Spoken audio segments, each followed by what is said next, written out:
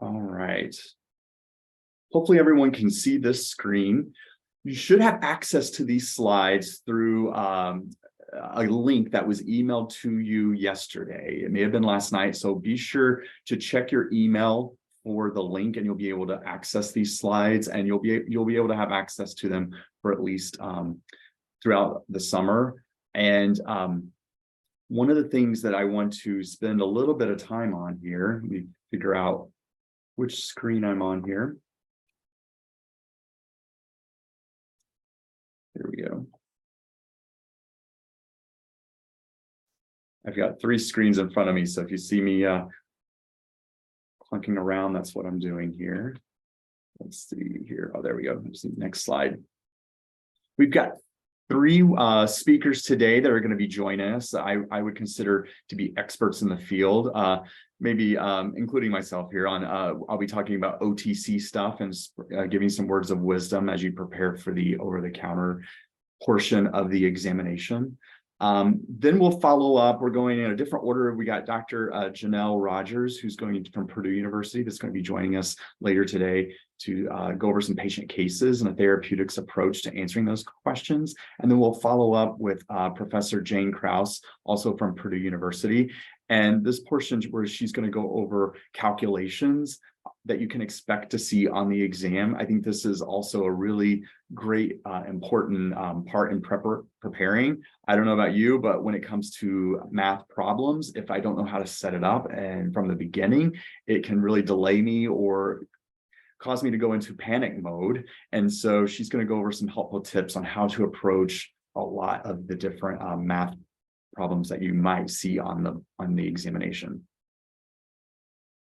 This is the agenda. We're going to do our best to stick to this closely, with throwing in a few breaks in there for you, as well as a lunch break. And then finally, at the end, we're going to have a program evaluation. I will say what this isn't intended to be is a crash course in all 4 years of the professional phase of pharmacy school. That would just be impossible to do and not a lot of time, enough time in a day to do that. But what we will be doing is going over some sample questions. Some of these are from prior board exams in the past. Some of these may be excerpts from review books or ones that we've talked to students over the years that have given us some insight as to what recent exams have included. And we've done our best to incorporate that in it. It's not going to be all inclusive, but it will be a snapshot of what you might see. All right. So tomorrow's the MPJE review, so I won't spend a lot of time going over that, but just a reminder, the NAPLEX is 225 questions, where 200 of those questions will actually be evaluated and graded for your performance. The other 25 are pre-test questions where they're testing the validity of the question to see how students are performing on those, or how well pharmacy schools are preparing students to respond to those types of questions. So those might show up on future exams, but you'll have no way of knowing which ones are those pre-test questions or which ones are actually the ones that are being graded. It is a total of 6 hours. You are given an option for breaks through there throughout that you can take. I would encourage you to do that, to go get a drink, use the restroom. I mean, that 6 hours is a long time for an exam. So you want to make sure that you are adequately rested and taking the breaks that are provided to you. The examination did switch from giving you a score to a pass-fail, with 75 being the minimum. And so you won't know other than pass or fail when you get your exams. But if you do fail, it will give you, not that that's going to happen to anyone here today, but you will get a printout of what areas that you need to study and review. Now, the format is patient profiles, medical records that you'll be able to go back to and look at that will show up on your screen. Some of these questions will be related to that. Some of them will also be standalone questions. And so throughout my portion this morning, I try to give an example of some of those to better prepare you for that. This is a fixed examination, meaning that you can't skip a question. You have to answer it and move on. That's where it's going to be really important for you to, if you don't know something, to go with your instinct. because you'll have to answer something to move on to the next question. But unfortunately, you're not able to return back to a previous question once you've answered. And I know a lot of examinations in pharmacy schools have set up that format to prepare students for that. I was always the person that always second guessed myself. I'm not going to lie. And so a lot of times on exams, I would pick an answer and then realize, talk myself out of it, and might even go back and select a wrong answer. So that's one of the reasons they've gone to this format. So once you've selected your answer, you can't go back to change it. So no backwards navigation. This is an example of what the competency areas, the 6 competency areas, and how it's weighted as far as approximately percentage of questions related to that competency area. I would encourage you to go to NABP's website if you want to dive in deeper into what is broken down into each of these specific 6 areas. As you can see, developing and managing treatment plans is one of the largest portions of this exam, but that doesn't mean that you only want to focus on that. You want to make sure that you're well-rounded in all of these different areas to increase your chances of scoring high. This is just a sampling example of the format. This is probably I don't want to say the easiest, but the one that we're most used to, which is the multiple choice ABCD format. And I think this is the one that students feel most comfortable with. A majority of exams throughout pharmacy school probably follow this format. But then there's also the select all that apply. And I know students don't like these because it's all or nothing, right? And that makes it very tricky. So what I want you to do, though, is pay attention to the word STEM and notice after this one, it says select all that apply. So that is your hint that there's going to be more than one answer. The issue is you're not going to know how many responses are correct. But if you see select all that apply, that means there's going to be more than one answer. And so you'll need to think about what your responses are going to be. Again, I don't want to scare anyone because the exam doesn't have a lot of these. Again, the ABCDE format is the most common, but there will be several of these sprinkled throughout. So just pay attention to that STEM when you're looking. There's also going to be some constructed response format questions. Again, not a lot, but these are mostly, when you see these, will be math. So pay attention to what they want you to round to the nearest whole number or the nearest decimal. So just be aware of that when you're reading it and do the best that you can. So I think this is where calculations will be really helpful to get a refresher in that today. And then also ordered response questions. So these are the types that you're going to click and drag from high to low or low to high. So be sure that you read the question carefully and see how they want you to rank these different, in this case, different steroids from potency. And so I could see a variety of different questions that might fit this. Again, the majority that you're going to see are going to be multiple choice, like the first one we saw, but I want you to be prepared for these when you do see them. And then finally, hotspot questions as well. Again, these aren't going to be a lot, but it's going to have you click on an area within a specific diagram to show where something may work. So for example, in this one, it's going to have you show where in the HIV life cycle, the medication is specifically exerting its mechanism of action. So these are some other ones that you may see. Okay, so this is just to get you familiar with the different types of questions that you might see. Now, before we dive into some sample OTC questions, I do want to guide you towards some available resources that I think will be helpful to you as you start to study. Obviously, being here today is one of the steps. Studying on your own, but also studying in an environment where you're given questions on the spot and asked to respond and see how you do. I think today's speakers have very engaging ways of showcasing questions. So answer the best you can. That's the only way you really know what you know and what you may need a little bit more help on. But I'm going to go over some that I think are very helpful and hopefully affordable. NABP does have a pre-NAPLEX practice exam. I've talked to several students over the years that have done this, and they enjoy it. What NABP does is they collate together a mock NAPLEX test. There's also one for MPJE as well. And this does come with a cost. But for some, that's okay because, when you think about the cost to take the exam, or unfortunately to retake the exam, that can be pretty costly. So taking a practice exam where it's been previous questions that have been used on NAPLEX before can really help you prepare for that. And so that's something on their website I would encourage you to look at and see if that's something you want to do, maybe the week prior to taking your board exam. And then there's also other resources that may be a little bit more pricier. I guess RX Prep, which is now merged with UWorld, is probably one of the ones that I hear a lot of students now talking about for a variety of different reasons. They do have a robust area of resources, textbook, quizzes, examination questions, videos, all in their online portal. The unfortunate thing is it can be very expensive. So if you're going this route, choose the one that's going to be more cost conscious for you.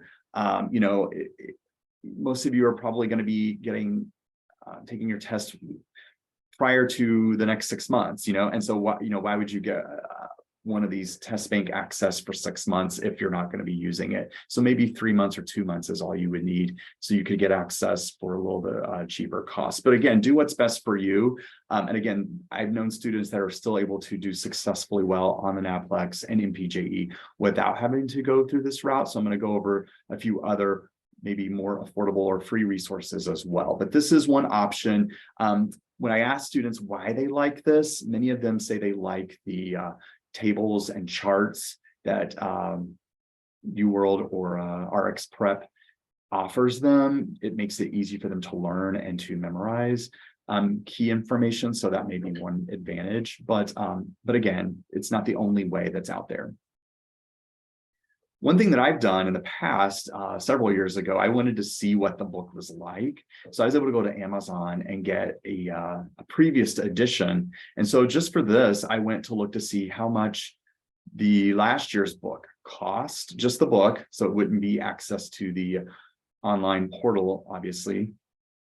But you can get a used copy or even new versions available that are considered now out of date for less than $100. This one was $77. So that might be something, or if you know a former graduate that graduated last year that has a book that they're not using, they may be nice and kind to let you borrow it. But so that's another option that you can look into.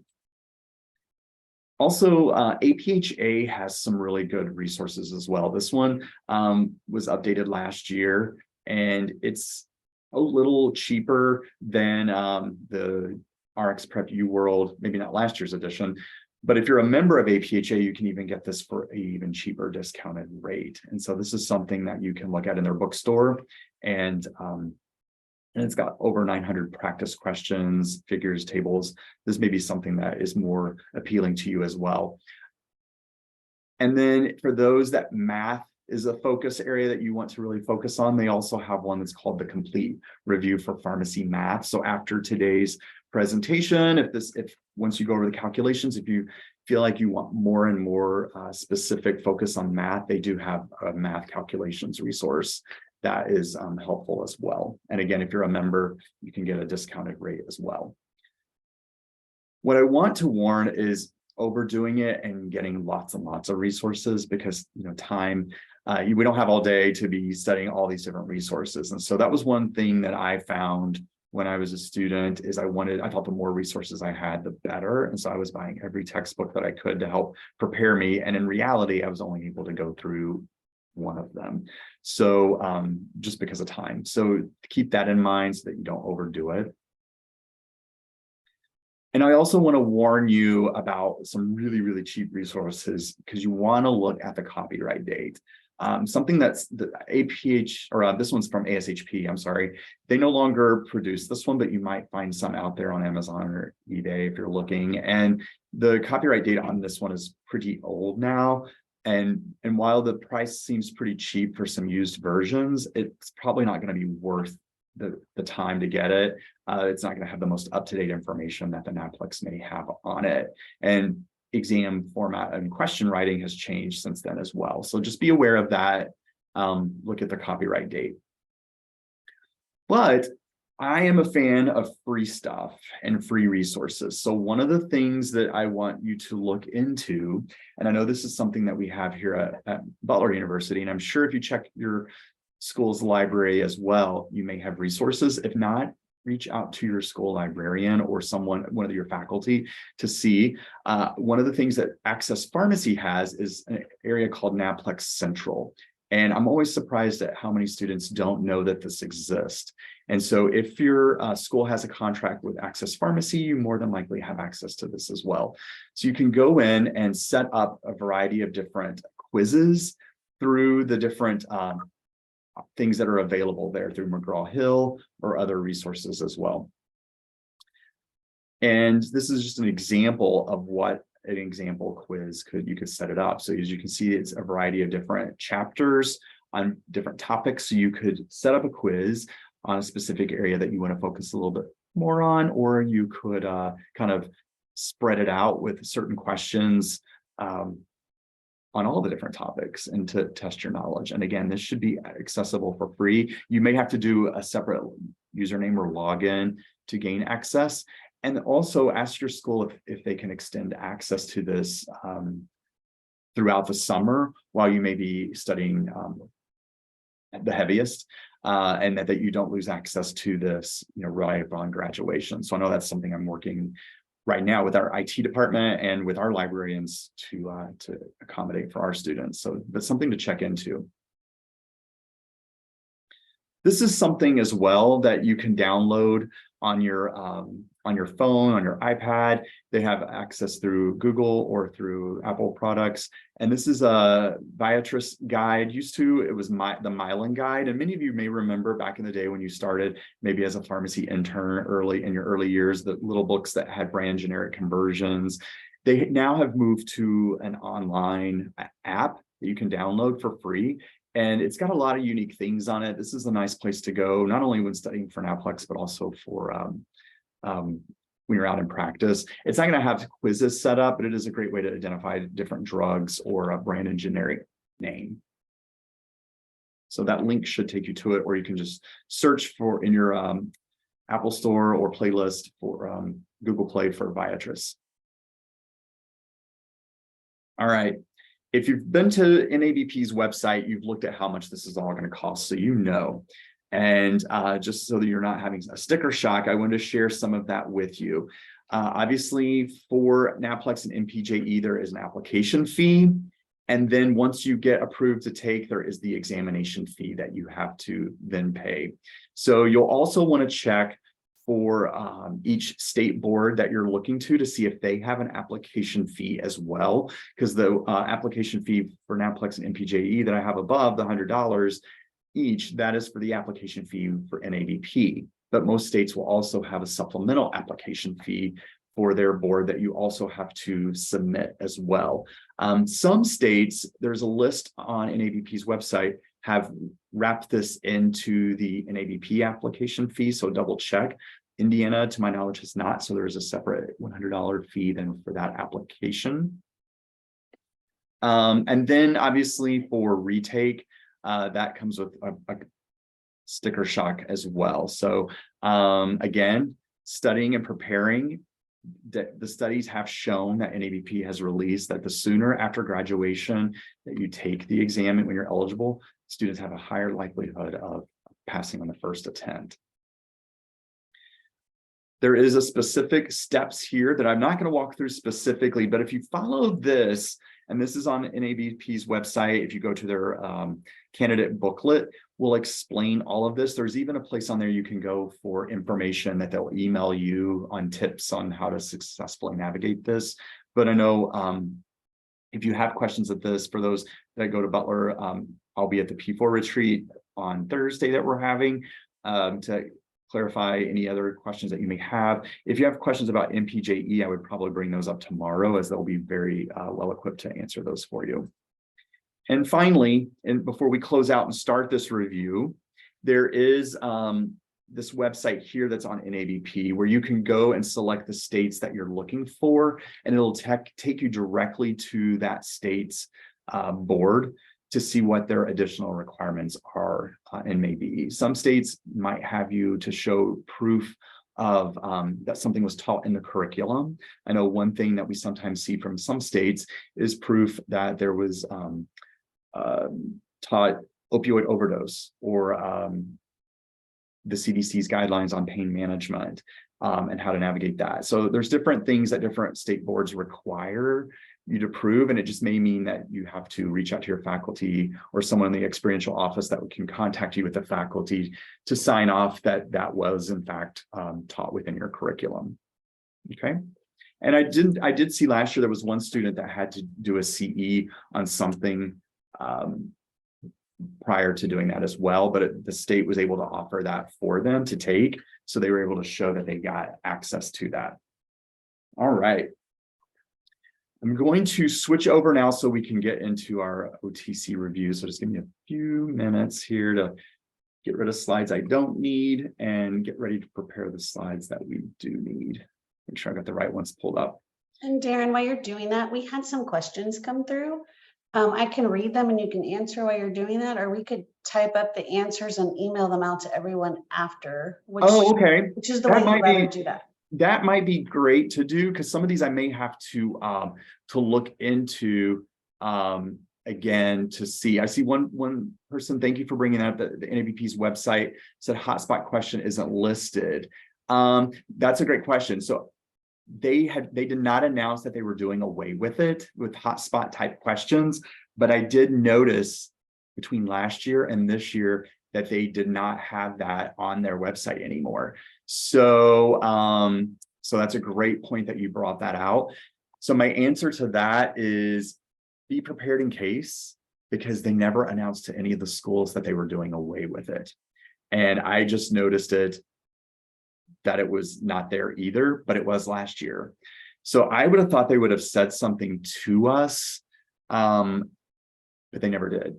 And that's not the first time NAPP's made changes like that without notifying anyone. But I guess my answer to that would be prepared in case, but it is, I did notice it wasn't listed on their website anymore either. And that was something new, probably within the last 6 months, because it was there in January when I did a little talk for some of our Butler students. Okay.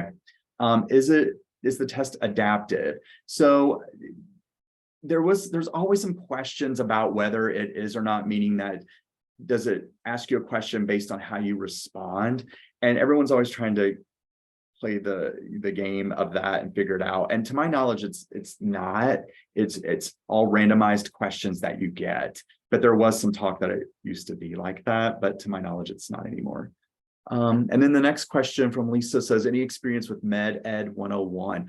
I do not have any experience with Med Ed 101, so I can't speak to that. It sounds like that might be a prep for NAPLEX as well. And there's a lot of others out there that I obviously didn't touch upon. So if it seems legitimate, I think it would be okay. If you know of anyone that's done it before, I think that's obviously a great place to ask. There's always places I see that I wonder if they're trying to scam for money, but I'd like to think that there are people out there not doing that. So just do some research and see what you find out there on it before you sink a lot of money into something. Okay. All right. Great questions, though. I will try to get to all of these as we go. I want to be cognizant of the time, and I'm going to share my screen. So let's see here.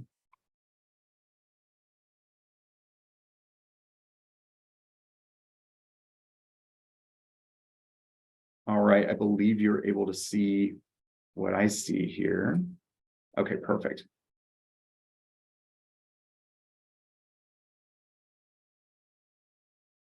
One of the things I want to make sure I can do is launch the polls when that time comes. So let me see where I can access that.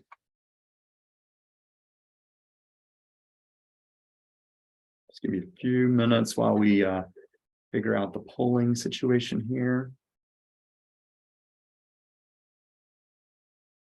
Stacy, are you able to see the polling on your end? I am. I can just watch for you to put the question up and launch it. Okay, that might be the easiest. I'm not seeing when I share my screen, my polling goes away. So Not a problem. You want to give everybody like 15 seconds? Is this kind of yeah, that sounds good. Okay. Yep. And I'll make sure so thank you for that. Again, if you access the slides, they are available. Oh wait, actually there's my polling. It's there. So I may be able to do it. It showed up all of a sudden. Okay, let's see if it goes away, I'll let you know. So remember, these slides are all available on the Google Drive that was sent out yesterday. So you can follow along, take these as well. I'm going to be popping up the polling response so you can, on the whim, see how you're going to do. And like I said, these slides will be available throughout the summer. And again, it's not going to be a full comprehensive review of everything OTC. There's just too much to cover in the allotted time, but we're going to do the best we can and cover some high, heavy points that I have heard about and have seen as a focus of emphasis. This is just an overview of some of the questions. There's a lot of GI, yes, but there's a lot of GI products. And then we'll kind of walk our way through these. I'll do my best to explain some of these throughout. But again, if you're unsure, you can dig in deeper on your own after the fact. So are we ready to dive in? So let's get going. First off, we've got this patient case. As we can see their medication profile there, this is an example of what a case may look like. A couple things that I would always look for is patient's age, and then look at the allergies. If allergies are listed, it's usually for a reason. And so they are wanting you to pick up on something. And you may not know it until you see the question, okay? So it's just something to look at. All right. I'll do my best to, if I don't get any questions answered as I'm doing this, I will stick around and answer those and respond back at the end, okay? All right, so now, this patient is using Protonics once daily, which of the following would be an appropriate substitution. When they ask questions like this, they're looking for what is the brand generic. Sounds like an easy question on the surface, right? But I have also seen students get in the moment and then they freeze up and forget. So let's see how you all do. Let's do a poll. All right. Is the poll shown yet? It is not. I can launch it here. Oh, there it goes. No, it's going. Oh, is it going? Okay. All right. So let's go ahead and get your answer in.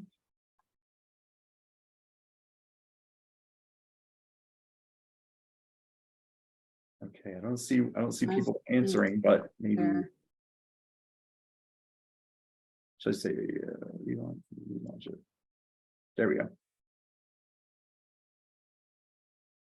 Oh, there we go. There we go. We just had to launch it, right? Zoom is just temperamental today. It is, and that's the thing is Zoom does these periodic updates, and when you got 3 screens going on, that doesn't help either. So no, they're not very good about sending out notices either. So, all right, we'll get 30 seconds and then we'll end it.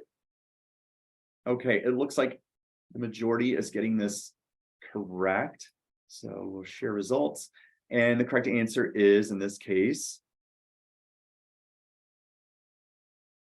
C, Parenteral. So again, it's meant to be an easy brand generic question. And keep in mind on this one, notice you didn't need the case to answer this question technically, right? So sometimes that's why I would tell you when you have a case like that, don't spend a lot of time trying to memorize the case because you will be able to see that case still. Unfortunately, on this slide, you were not. But for this question, you didn't need to go back to the case. So skimming the case is always good, but then reading the question because knowing you can always go back to that, okay? All right.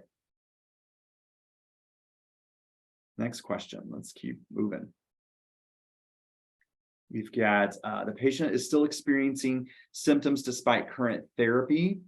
The physician decided that meclopramide to initiate that for control of reflux symptoms. What would a better option be? So what would be a better option? We're going to relaunch the poll. Okay, 30 seconds.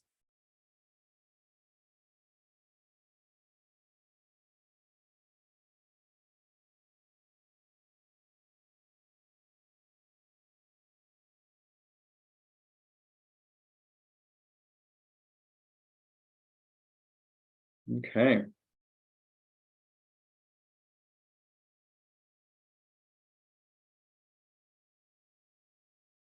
So 30 seconds is up. We'll end the poll, share the results. Best response in this case would be, majority went with B. In that case, adding an H2 blocker would be the best option to help control symptoms. Obviously, H2 blockers work faster, and so we could use that in conjunction. So that would be the best. Okay, let's keep moving.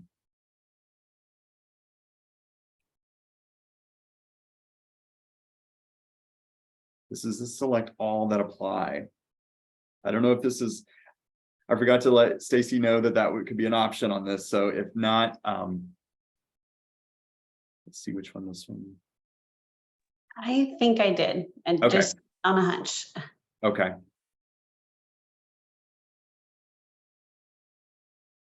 Which of the following is available over the counter?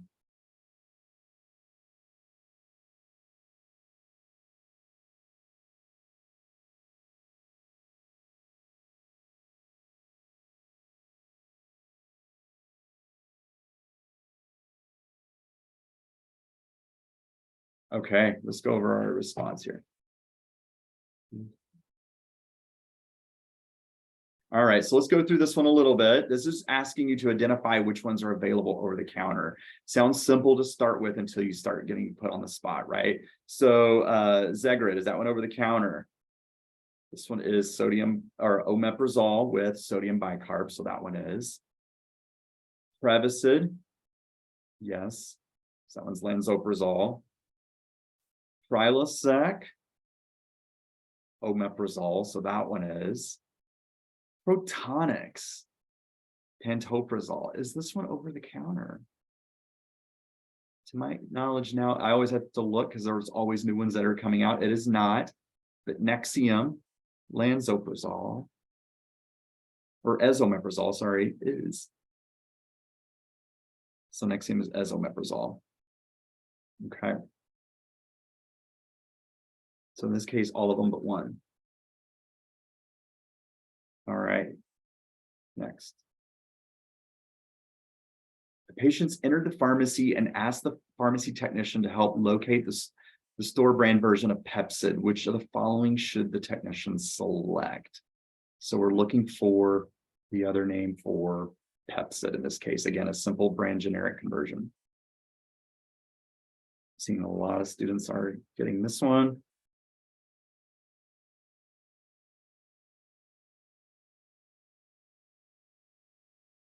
Okay, I'm gonna stop. And you are be correct for those that said A, famotidine. This is just an example of reviewing brand and generics. Nice work. Okay, this next one requires a little bit more thought. And you're going to find that when you're taking these questions on the board exams, there's going to be some that you can guess right away and move on, and you're going to feel very confident with. And there's going to be others that you're like going to have to think about a little bit deeper. This might be one of those. All right. Notice this says select all that apply.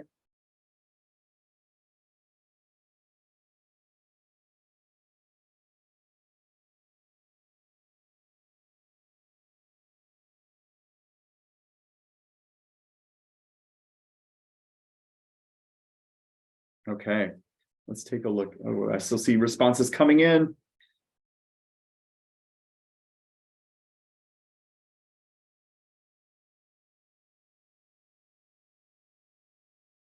Okay. Let's go ahead and spin the poll and share our results. Okay, so we've got A, B, and D being heavily selected. Some say E, So let's see what the results are here. So A, yes, bone fractures. We do know that. There's data to support that. C, difficile infection. Yes, that is also. And then hypomag. I'll leave it there. Okay. A couple others too to be mindful of is pneumonia, vitamin B12 deficiency, and chronic kidney disease are others, but let's get on to E with dementia. This one is a little more controversial. I had to do some research on this one myself, and I modified this one from a prior board exam question that I saw in a review book, and I thought it was a good question. The dementia part was throwing me off because it was so controversial. After doing the research and looking, it is associated with that. Chronic PPI use had a 44% increased risk of dementia compared to those that did not. So that's kind of a trick question in a way. I don't think that they're going to ask you something that controversial, but it wasn't a prep book that I saw, and so I wanted to use that as a teaching moment there. There's going to be things that you're 100% sure, so just go with your gut on that one, and it could be one of those questions that they're testing.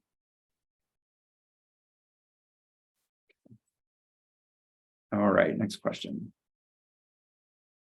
Okay, this one I've got set up a little bit differently. Which of the following is true regarding OTC H2 receptor antagonist? So let's go ahead and put the poll up now.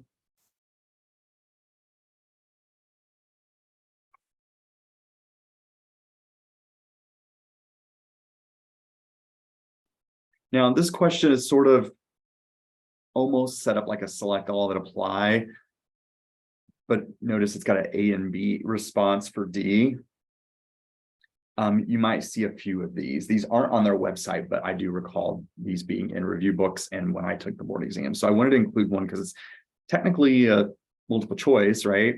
But D has got multiple answers as a potential. And if you, we had someone say E, that's not even an option. So be careful of that. If some questions may be A through D, some may be A through E, be careful that you're not, you know, obviously it won't have a selection there for that one.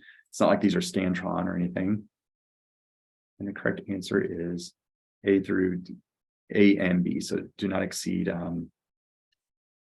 2 doses in 24 hours, and they are approved in use in children 12 and older. So one thing to keep in mind here is that H2 receptor antagonists can be used in 12 and older. What about if the question asked you about proton pump inhibitors? What would be, think about what would be the cutoff on those. And so proton pump inhibitors would be 18 and older. So 12 and older for H2 receptor antagonists, for 12 and older, 18 and older. What about antacids, such as calcium carbonate? Those can be used in 2 and older. So keep in mind, these do have a long duration, your H2 receptor antagonists. They're not as long as, let's say, PPI, but they are great at relieving and but not so much for the prevention part for H2 receptor antagonists. So okay.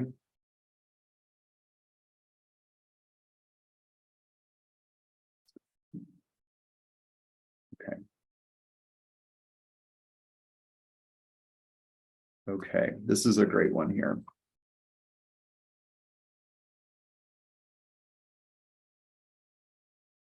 This one's asking about antacids. So asking questions about aluminum or magnesium.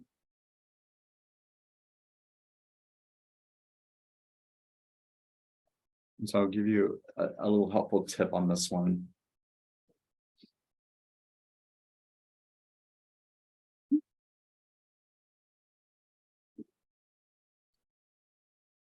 Okay, that's in the poll. Oh, wait, there's still responses coming in.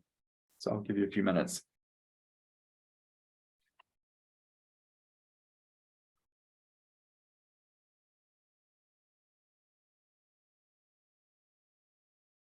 Okay, wow, lots of responses coming in. Thanks for taking these, by the way. Let's go ahead and end it and share our results. All right, so most people said C in this case, and in this case, it is C. Now, here's something I want you to, I remember getting questions like this on the board exams. And then when I'm in the moment, I'm confused. I'm like, wait, which one does magnesium cause? Which one does aluminum cause? So magnesium is associated, think of it with diarrhea, more likely to cause diarrhea. And aluminum is going to be the opposite. So it's going to be constipation. So if you kind of remember those, you should be able to navigate some of these antacid questions: magnesium, diarrhea, aluminum, constipation. So that's just a tip that I would remember for those. And I don't have a helpful mnemonic to help you remember those. I just had to flat out memorize them. But maybe you'll come up with one as you're studying. Okay. Okay. Next. Okay. Which of the following medications is not recommended in patients that are breastfeeding?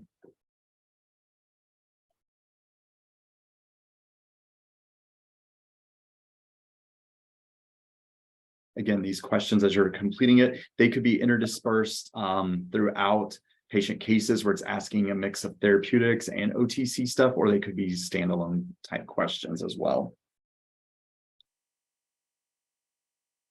Okay.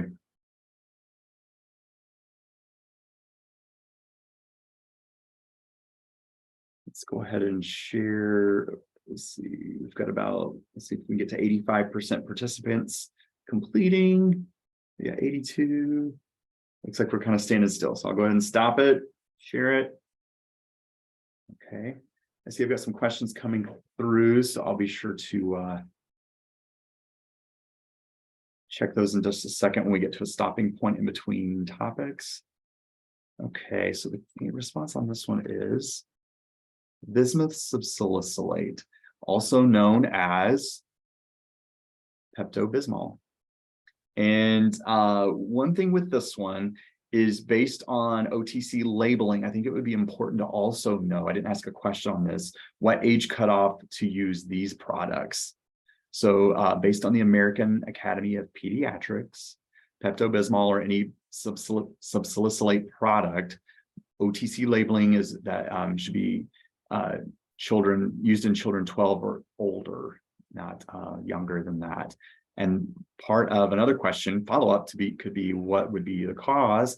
And so remember, Reye's syndrome or Reyes syndrome is a concern. So that would be something with any of the OTC or prescription salicylate products that you see, but Pepto-Bismol being an example of that. Okay, so it should be 12 and older. Otherwise, increased risk of Reye's or Reyes syndrome. Okay. Hopefully this is a great review to jog your memory of things that you probably knew, but maybe forgot or just had put back in the back of your mind and didn't think you would need until now. Okay.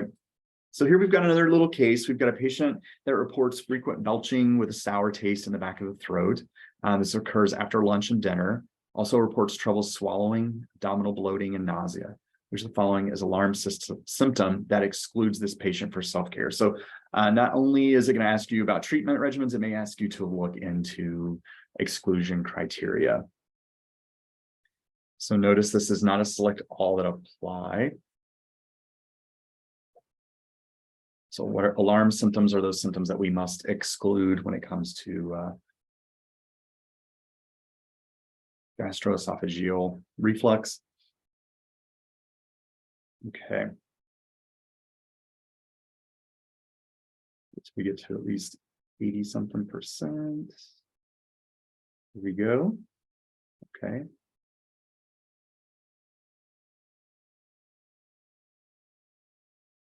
And if you said dysphagia, you would be correct. So think about what are some other ones that are not included on this. So dysphagia is being one.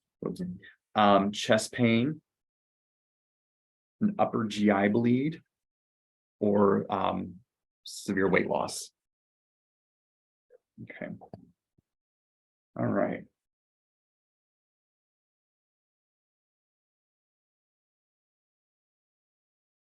Moving on. This is a simple, what is the active ingredient that's in this product? What is the active ingredient that is found in an X-Lax pill?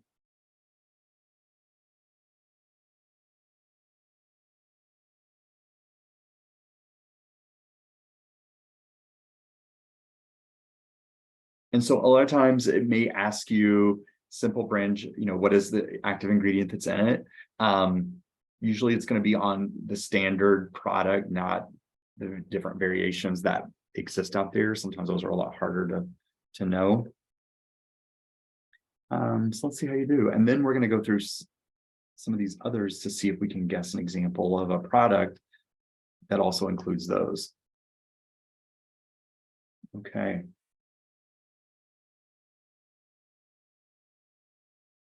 This is one of those, for those that are unsure, this is one of those that you're like, I know this, and I'm just blanking on the moment. So this would be cinicides. So cinicides, also an example of this would be Cinecot as well, has cinicides in it as well. But bisacodyl, what would be the name of a laxative? That would be Dulcolax. What about Docusate? That would be Colace. And then methylcellulose, an example there would be like Citrasil. Okay, in fiber. Okay, there we go. Let's keep going here.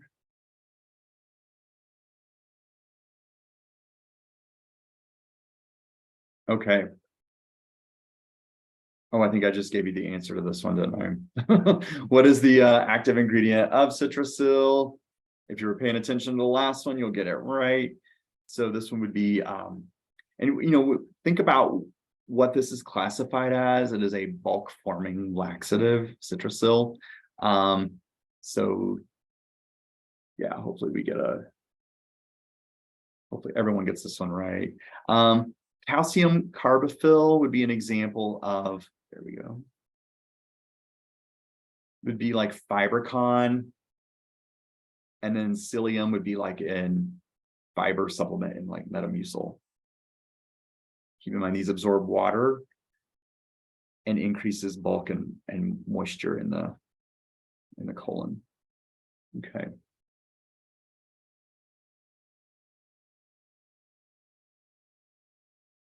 Which the following is the fastest onset of action for the treatment of constipation? We actually just had a lab final for our students where we had a constipation case. And so this was something that the students had to know. So I could see this being a rank order question as well. Speaking of that, on when we talked about the hotspots, I didn't see the rank order listed as well on the NABP's website any longer, but again, they didn't announce that. So it's one of those things where I would be prepared if you see it and know how to answer those questions, but it could be that NABP is doing away or has done away with those, where you have to rank. Okay, let's see how we did on this one. Which one works the fastest? So if you're thinking about it,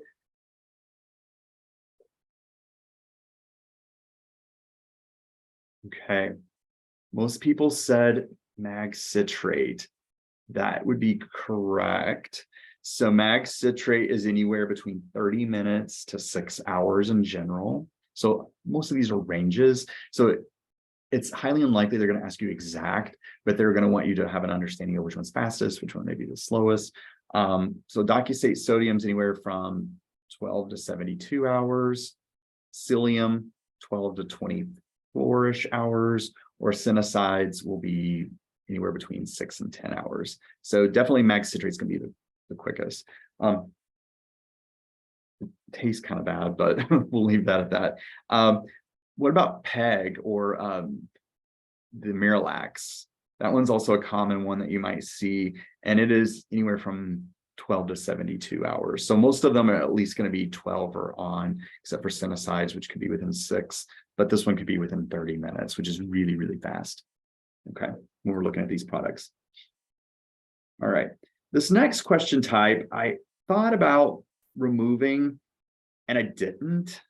It's one of those things where this is a question type that many, I know at least in our pharmacy program, we're getting away from, we're supposed to be getting away from these K-type questions where you have 1, 2, and 3, and then your responses are listed below. This used to be the normal before select all that apply. And personally, I liked them better than select all that apply, because if you knew one, you could probably deduce the answer, but they realized it wasn't really assessing what students know. Students could guess sometimes and get them right. I've included a few on here, even though NAPLEX phased them out, and so they weren't going to include them anymore, but then they phased them out, which then meant they sometimes would still show up.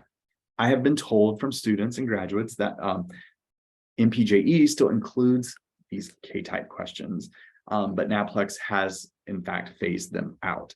But I wanted to have a few on here just in case, and also you kind of get into the mindset of how you approach these questions if you were to get one. If not on the NAPLEX, then maybe on MPJE. So, all right, let's get some more responses coming through. They usually do take a while to answer, because you have to, usually 2 out of the 3 you know, and the third one you don't. So you're having to guess if it's which 2 it is, and if it's, or if it's all the above, which would be E in this case. So which is bulk forming laxative. So we're thinking that would be things like Metamucil, Citrasil, those types of things. So let's share our results. Okay, so we're going with C, which is 1 and 2. Side effects may include bloating and flatulence. That sounds right. And then should be taken with at least 8 ounces of fluid. That sounds right too. So yeah, C is the correct answer. Indicated for acute treatment. These are not fast acting, these bulk forming, so they're not going to help relieve constipation quickly. And sometimes it can worsen acute constipation because of the excess fiber that you're getting, but it is supposed to add bulk and form to a stool. Okay, all right. Overall, you all didn't do too bad on this section. I'm going to look over at my Q&A here real quick just to see. Okay, one is, aren't I aware of any NAPLEX review podcast? Bailey, that's a great question. I am not aware of any. I do know that, and again, I'm not trying to plug them, but RX Prep and with UWorld does have some quick videos to review that is new that they're using. So that might be something that is an option as well. And then, but I'm not aware of any others to my knowledge. And then the other one is MD and AC. Okay, I'm not sure. I'll have to look at it to see what the context of that one is. So I'm unsure. Okay, let's keep moving to the next phase of the review.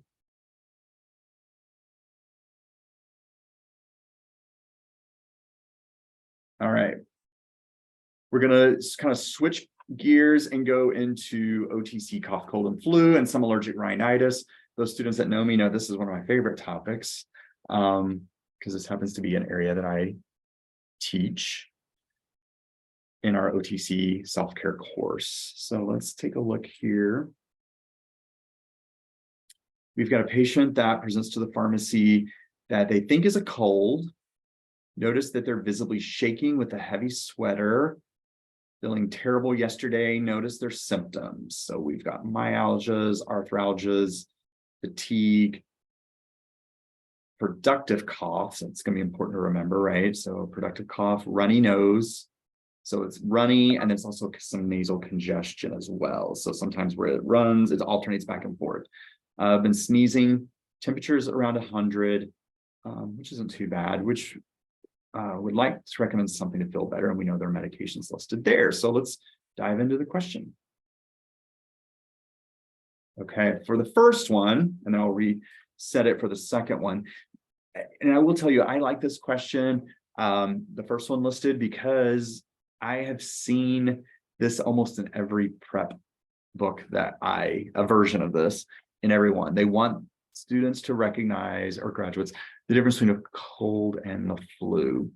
And so which of the following indicates the patient is suffering from influenza rather than rhinovirus? So rhinovirus, think of common cold, and influenza obviously is going to be the flu. So let's see here what we've got here. So think about some of the differences, the key differences. What was that patient experiencing? And this question is asking in general, which tells you that they're suffering from flu and not the cold. So typically, yeah, the question's still coming in, so I'll give you a few moments. Notice it is a select all that applies, so that's going to tell you there's more than one answer.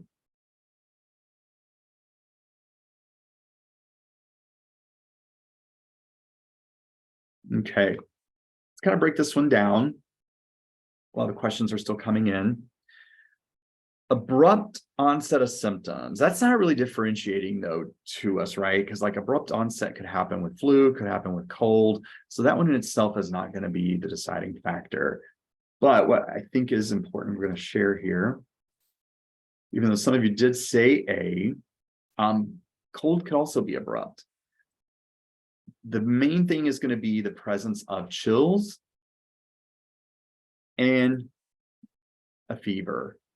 Sinus congestion could be associated. You may have that with the influenza, but you could also have that with a cold as well. So the chills and the fever are the main indicators. Now, before I give away anything else, I'm going to relaunch the poll. We're going to ask part 2. Okay, which one primarily indicates they're suffering from the flu rather than allergic rhinitis?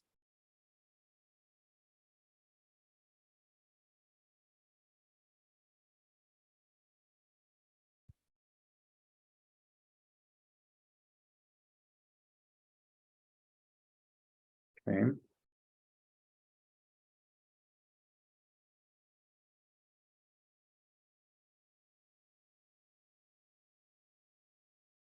Okay, with this one, that they're suffering from flu rather than allergic rhinitis. So which one is this one? Let's go ahead and share. Yes, so with the fever is one thing. Allergic rhinitis, we typically don't see that. Myalgias is the other one. So anytime you have muscle aches, arthralgias, that's going to be flu-like symptoms. Runny nose, that certainly could happen with either one, but it doesn't help to differentiate one from the other, right? And then presence of cough as well, that could happen with either one as well. It's not going to be the deciding thing. So the main thing is knowing that fever, chills, arthralgias, myalgias, those are going to be your big indicators. Okay. Okay. See how you do on this next one. So select all that apply.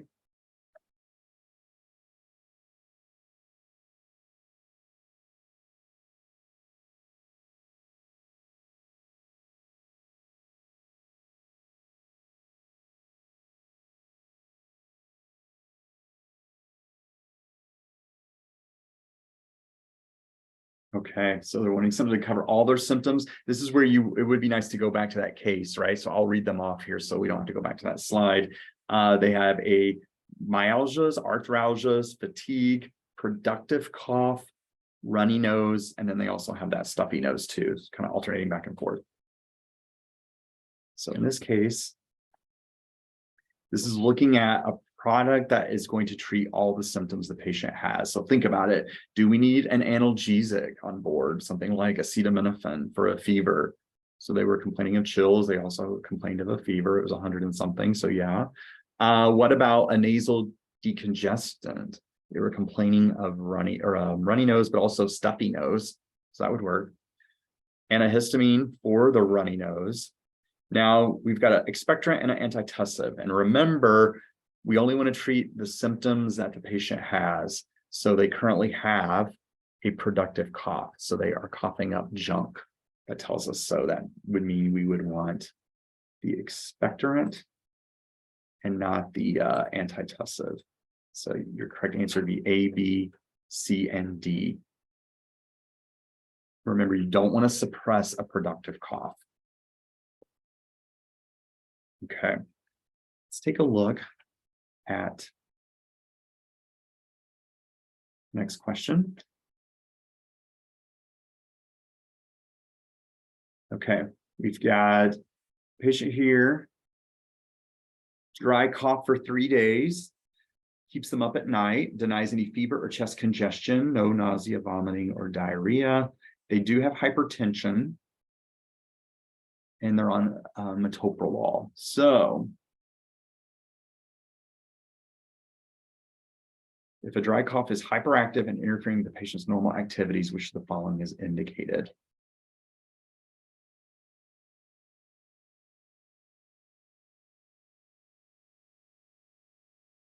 Okay.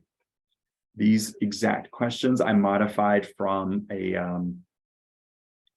prep books for NAPLEX, and it looks like based on responses here, many of you have also been reviewing this material because you're all getting it right so far, which is good to see.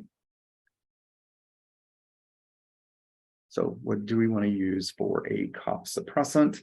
Let's end it. Share results. Everyone got this one right. I'm so proud to see that. So yes, if we have something that is a dry cough, we can use a cough suppressant. Now, this patient had hypertension. Does cough suppressants like dextromethorphan, do they cause an increase in blood pressure? Ask yourself that. See if you can get it right. Dextromethorphan does not cause an increase in blood pressure at normal doses when used. Now, when used with an MAOI, which you're not supposed to do, that you might see some hypertension there. So I'm so glad that you're getting this one right and that it does not cause hypertension. Now if I could tell my P2 class that, or P1 class that just took self-care, that concept. But think about what does, what could, and obviously you should be thinking about anything that is a decongestant. Think about the decongestants. Those are the ones where you're going to be more concerned. Okay. All right. Stop sharing. Let's look at the second question. So this one is one that is your textbook from APHA, the OTC handbook, as well as many review books include for NAPLEX include this in it. Diphenhydramine, I know I teach this, it's one of those things you think of traditionally as an antihistamine, but it does have some cough suppressant activities to it, and is classified sometimes, specifically diphenhydramine, as an antitussive and an antihistamine. Obviously, our normal go-to is thinking antihistamine, Benadryl, right? But it is available in a lot of cough and cold combination products. And it's because of its antitussive effects that it has as well. So this one, how does it do that? And I see some responses coming through.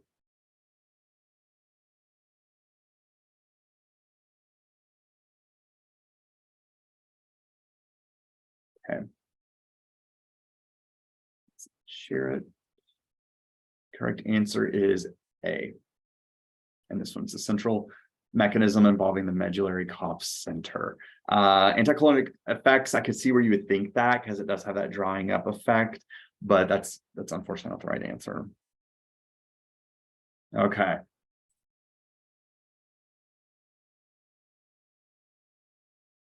Here we go. See how you do on this one.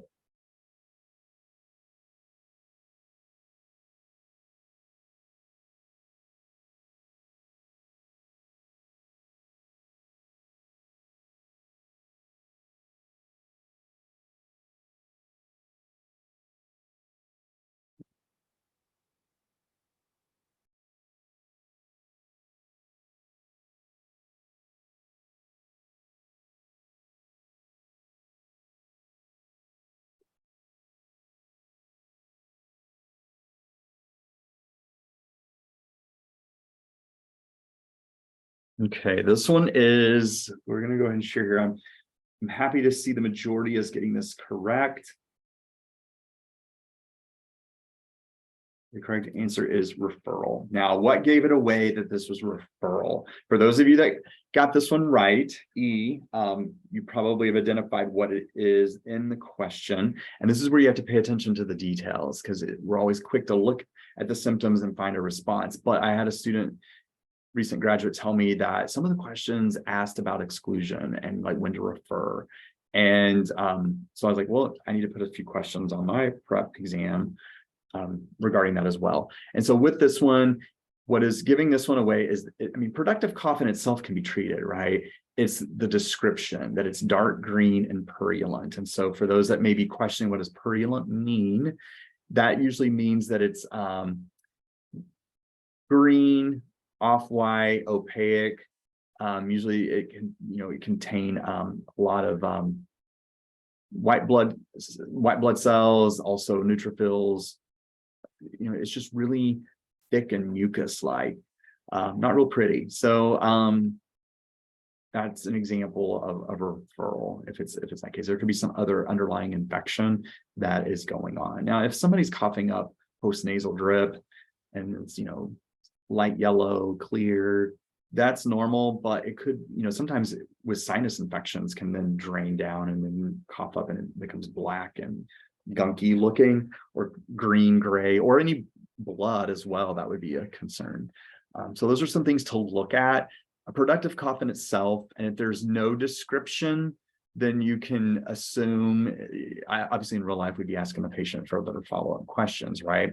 But on an exam where you don't, hopefully they wouldn't trick you into having refer and not give you the full description. So just pay attention to some of the descriptors, especially if you see patient should be referred as an option. I'm not saying that's always going to be the option when it's listed on a question, but it should prompt you to think before you answer about, wait a second, let me read again and see if there's anything up there that is telling me to refer. Now, if I had E not even as an option, then obviously, yes, they should be referred based on the description. But for those that said a productive cough, many of you were going with guaifenesin B. That is true. I mean, you would do that if you were a productive cough and it wasn't severe enough to be referred. So use this as an example to look at this question answers and then ask yourself again, because you're probably narrowed it down to B or E, and to just see, is there anything above that would tell me that I shouldn't treat this OTC and refer them? Okay. So we got a patient coming in, no fever. Okay, so read the stem carefully in this one. I put this one in here as a teaching point. These are what I call trick questions. We are actually encouraged to not write questions like this as faculty, but sometimes people do. And sometimes exam questions on boards or CE, even I've seen, will write these kinds of questions. And notice it's got not, so which is not acceptable. When you do this quickly, you're probably looking at which is acceptable, and you find yourself going, well, I guess a couple of these would be. I'm not sure. Am I sure it's not a select all that applies? So this one is a not. So think about that as you're answering this question. So they've got a clear, productive cough. If I'm looking at a clear, productive cough, this means that I am going to want to stay away from anything that is going to suppress it. So I'm looking for anything that's got a cough suppressant in it.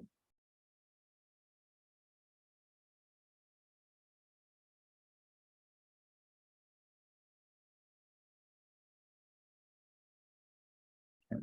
So in this case, let's share our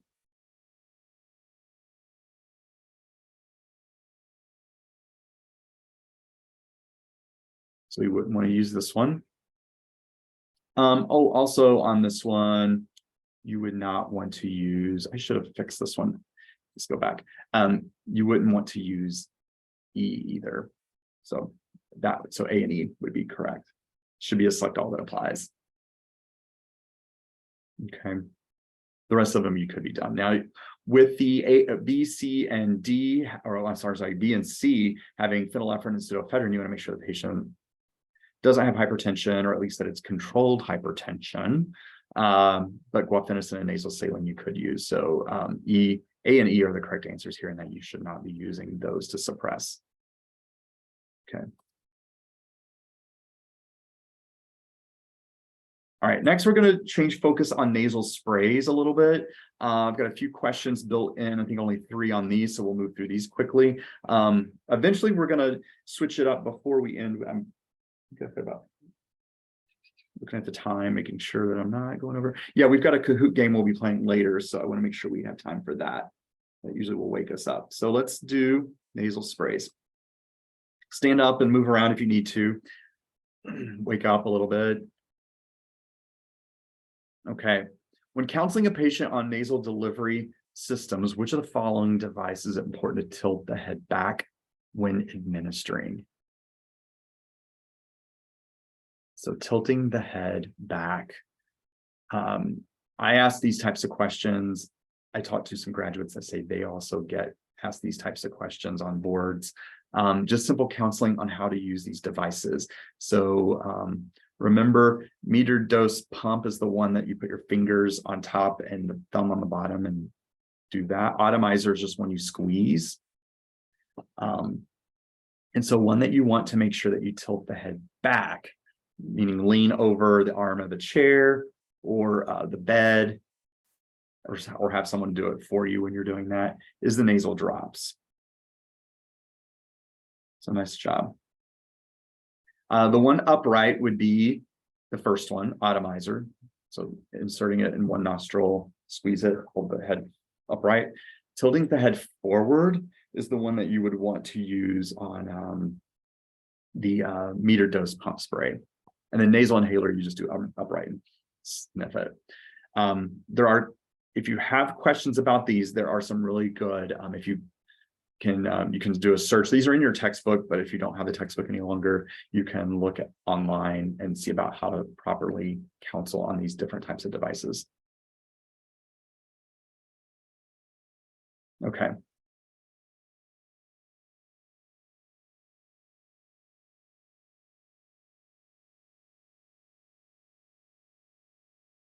Rhinitis medicamentosa. What does that mean?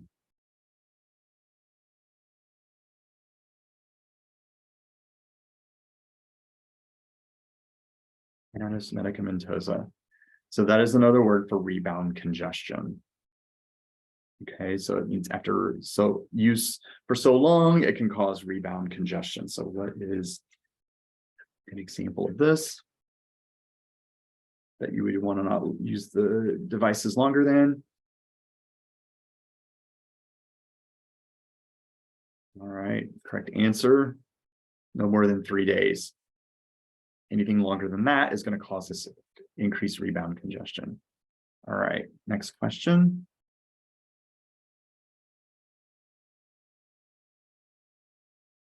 Okay, we've got a patient with hypertension wanting a product to relieve congestion. Of the following, which would be the best for this patient?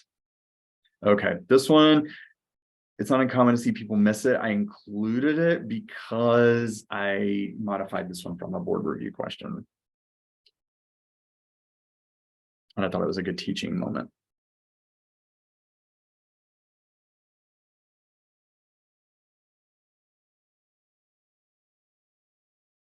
Now, I don't want to give anything away, but we're going to go over this one a little bit because I see people missing it. So there's always the concern about hypertension and these decongestants increasing blood pressure, right? Then there's also the school of thought that if it's controlled blood pressure, we could probably safely use something as long as the patient's monitoring it, and that they're not going to probably be using these products any longer than, just till the congestion's dealt with. If it's a nasal, maybe 3 days. If it's an oral, less than that. But when you've got a question like this, it doesn't really give us much about the patient's blood pressure. And so we don't know. And on the surface, any of these could theoretically, based on labeling, increase blood pressure, right? But there are some that might be less likely to than others. And so one thing to think about is which ones are systemically absorbed versus not, or less likely to. So oral is always going to be more systemic absorption. So it's going to have more of a likelihood of impacting a patient's blood pressure, whether it's controlled or not controlled. So I would want to probably rule those out right away, because those are probably going to increase it the most. So it's almost like which one of these is going to cause the least amount of harm. And you're going to get some questions where you're going to feel like everything's wrong, but you got to pick something. And so just logically think it through like that.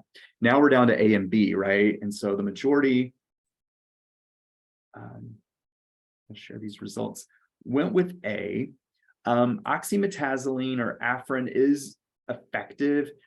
Really with this, what it comes down to is duration. And so obviously something that's every 4 hours, while it's less convenient for the patient, the idea is that it's going to be in the system not as long as every 12 hours. And so by then it's going to be out of the system. And if they don't need it, they don't have to take it every 4 hours. And so that's the shortest duration is the reason this one is correct. Now, I always wonder why students are saying oxymetazoline, and the only thing I can think of is it is one of the drugs of choice in pregnancy if a nasal decongestant is needed. Now, nasal saline would obviously be first, but it is one of the next options that is endorsed that can be used that would not cause harm. That's the only reason I can think of is why people always go with oxymetazoline, because they know it's good in something, but they can't remember what. And then, but in this case, when it's hypertension, go with the one that's the shortest duration of length. Okay. All right. Which then segues us into some OTC pregnancy questions to ask. Okay. So we'll go through these pretty quickly, and then we'll get to our Kahoot game in the next 15 minutes. Okay. Relaunch. Okay. Next question. Here we go.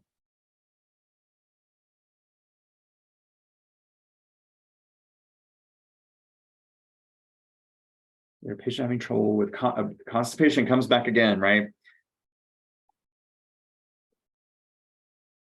Okay. So when it comes to answering these types of questions, when you're getting questions about any disease state, think about what is going to be, obviously constipation can be treated in pregnancy. It's not that we have to have the patient follow up, but we want to do something that's safe and effective, right? So in this case, what we would want to do is, if non-pharm is an option, that is always going to be your best response. It is non-pharmacologic if it's there, okay?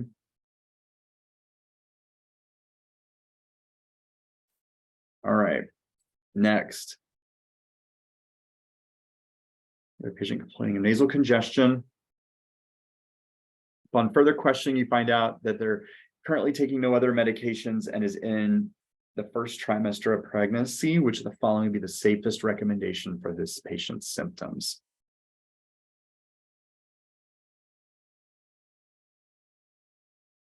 Now, a lot of these questions, or, a lot of these,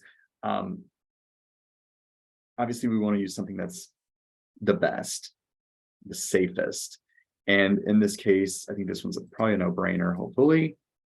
Nasal saline is going to be the best option. Oxymetazoline, like I said, was the decongestant of choice if you had to use one, but this one's asking you the safest. And so in this case, nasal saline is always going to be the safest.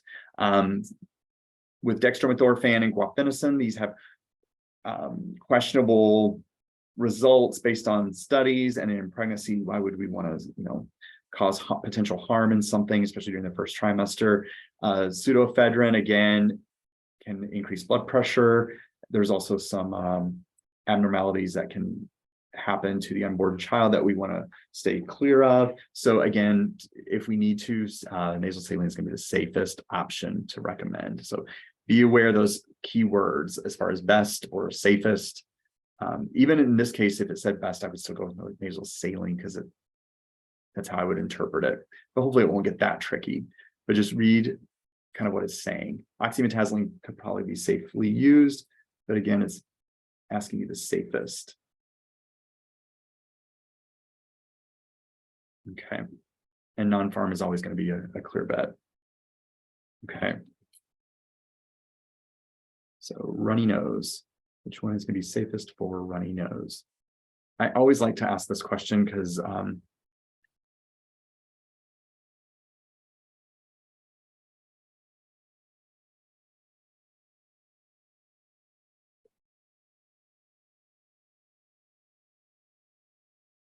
this question always tricks students up. And I think it's because we, oftentimes think that the newer generation antihistamines are the way to go. The majority here are saying cetirizine, and that I can see why you might think that based on pregnancy category of the medication. But which one is endorsed by the American College of Gynecology and Obstetricians? And this one is going to be chlorpheniramine. Again, it's a first generation antihistamine, chlortrimeton. It's an oldie but goodie. It's going to be very sedating, but it's the one that's got the most data. I am waiting for a time when cetirizine or some of these newer second generations get that approval. But as of right now, chlorpheniramine is still the one that is endorsed and recommended because it's been the most used, because it's been around longer. But a lot of times students trip up because like, isn't that one cause the most a lot of anticholinergic side effects and sedation? And yeah, you're not wrong, but it is the one that has been shown to be safer and endorsed, and the second generation ones have not been yet. All right. Let's move on to OTC in some pediatrics and children. Okay.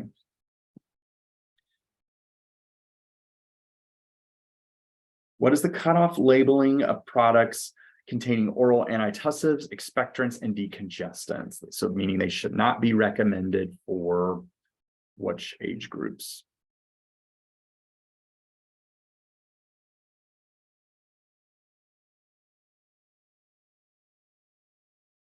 So based on the labeling, this could be a law question too, I guess, theoretically.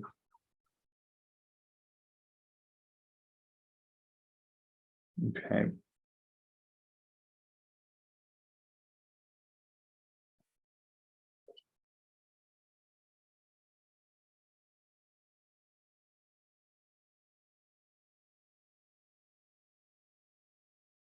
All right, let's go ahead and share these results. Children less than 4 years of age. Okay. So the labeling will say if it has an antitussive, expectorant, or decongestant, the labeling is going to say do not use in children less than 4 years of age. Which then would include A and C, obviously, and B.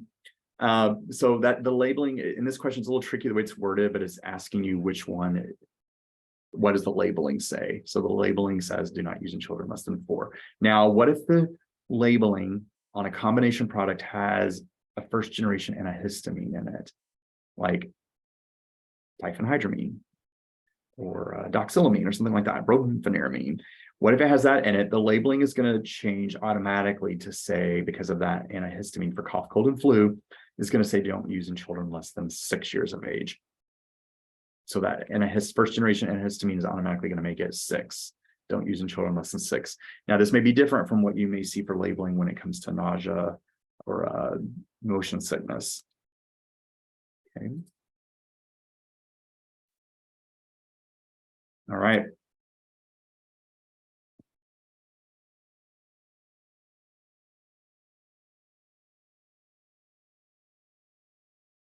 See how you do on this next one. Again, asking it in a K-type fashion.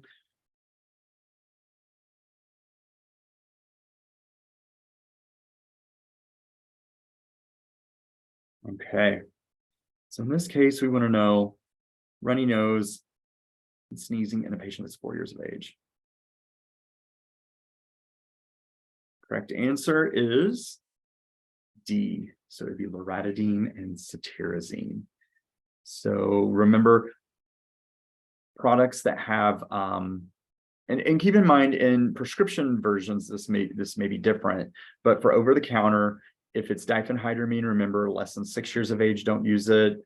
Loratadine can be used in 2 and older, and cetirizine must be 2 and older. So that is the nice thing about the second generation antihistamines, is they can be used in younger. And before we move on to a different topic, just remember non-pharmacologic stuff is great when it comes to treating children. Camphor containing products should not be used in children less than 2 years of age. So that would be something, an example of like the Vicks Vapo Rubs. Some have camphor, some do not. So keep that in mind. I think that's a good point to remember. Camphor shouldn't be used in children less than 2. And then also frequent hand washing and so forth is always good to recommend to prevent. All right. We're getting close to our Kahoot game. I think we've got OTC and some tobacco, some pain and analgesia. So let's move on quickly to, because I want to make sure we have time to get to the game. All right.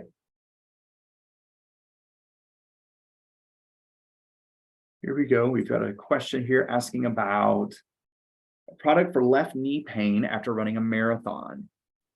Notice some key things in this case before you answer.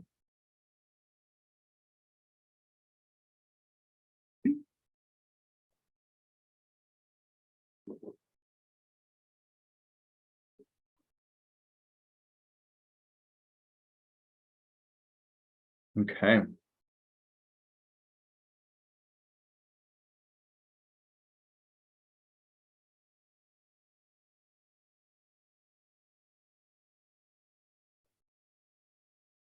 Okay, let's end the poll. So for this one, the majority got it right in this case. So we're going to be going with acetaminophen only. And now why is that? Well, again, always pay attention to allergies. So in this case, there's an aspirin allergy. There is the potential for cross-reactivity with aspirin allergy and NSAIDs. So they're, because of that, they're wanting you to pick up on that potential and to avoid. Okay. Now, we don't know how severe the allergy is, but even still, there is that potential when you have an allergy to aspirin. So, okay. So that would be avoiding the NSAIDs and going with acetaminophen. All right. Next question.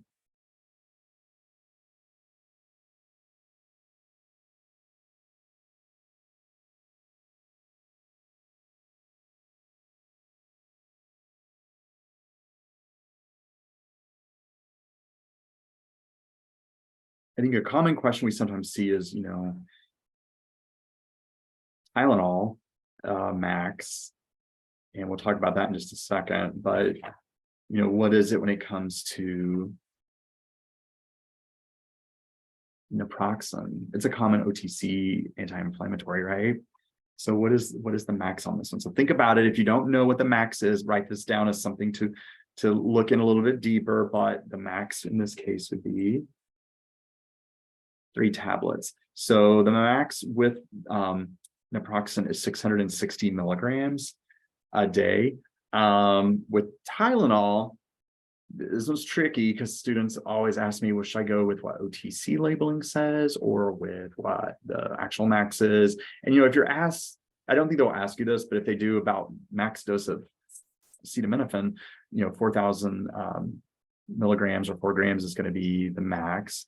And then OTC labeling does suggest using lower on the 3,000 end of things. So it would specifically say OTC or prescription. It wouldn't just make you guess and say acetaminophen. If they were going to ask you that, they would want you to be, they would be a little more specific in their question.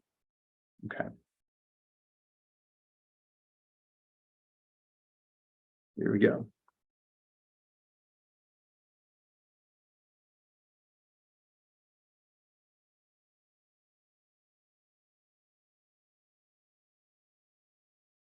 Okay.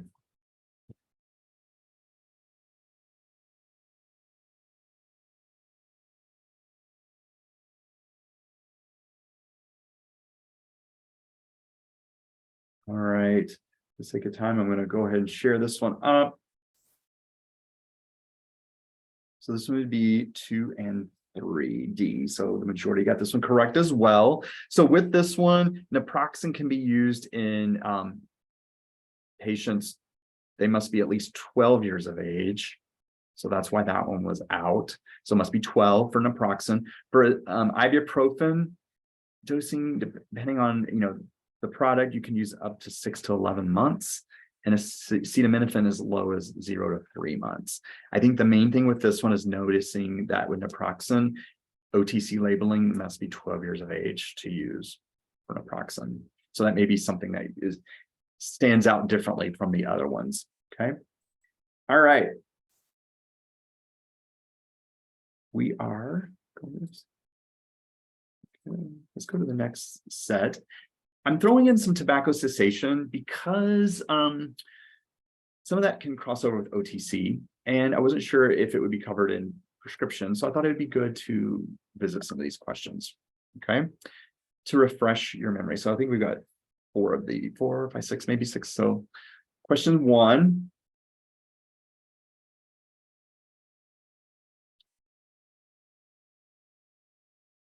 Okay.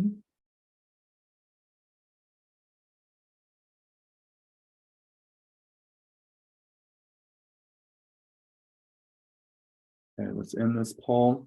Share it.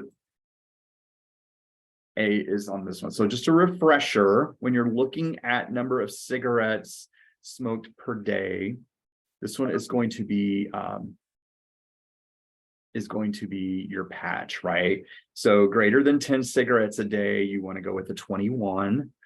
Less than or equal to 10, you would start with 14, then step down to 7. So that greater than 10 is something to remember. Less than or equal to 10, you could start with the 14. Okay. Now, this next one here, which one is based on time to first cigarette?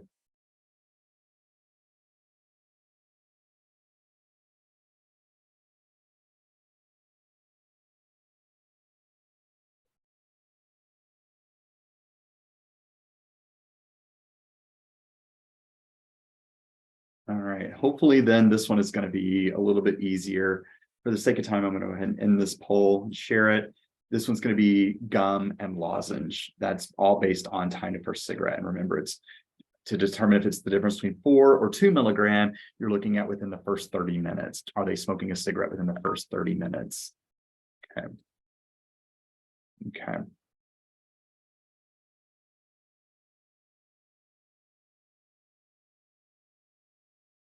Okay.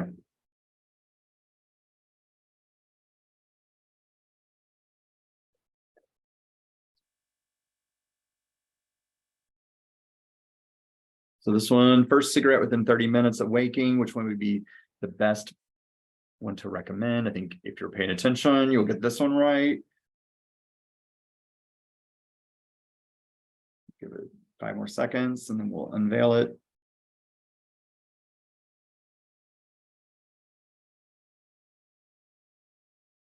Okay, so this one is going to be the lozenge 4. So it's the first 30 minutes. You're going to go with and again, lozenge and gum dosing would be the same. It's all within the first, if it's within the first 30 minutes, and it's not based on number of pack in a cigarette that they're smoking a day either. It's just based on time to first. Okay, so that's key things to remember there. Okay, it's got 2 more on this, and then we're going to break it up with a fun game to end my section with. Do not eat, drink 15 minutes before or during the use of this product.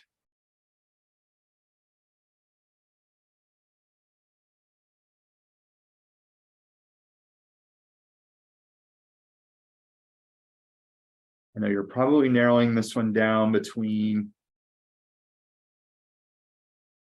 C and E, probably, right? Remember, the nicotine inhaler is a prescription product, though, or the other ones you can get over the counter.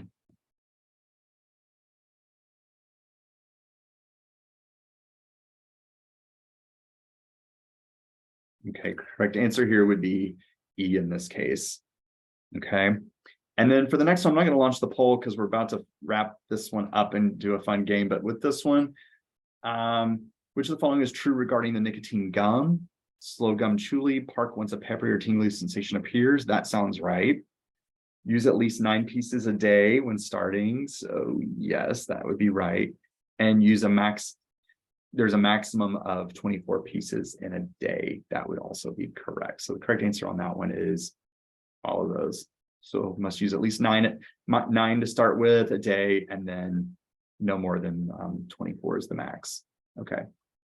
All right. I'm gonna clear up these results.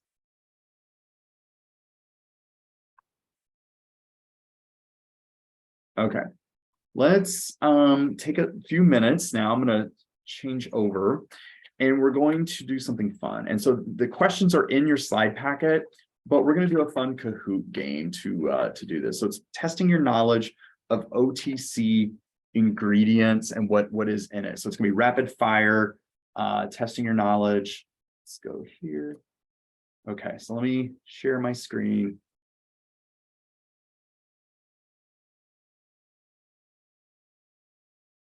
Make sure I've got the OTC game pulled up. Okay.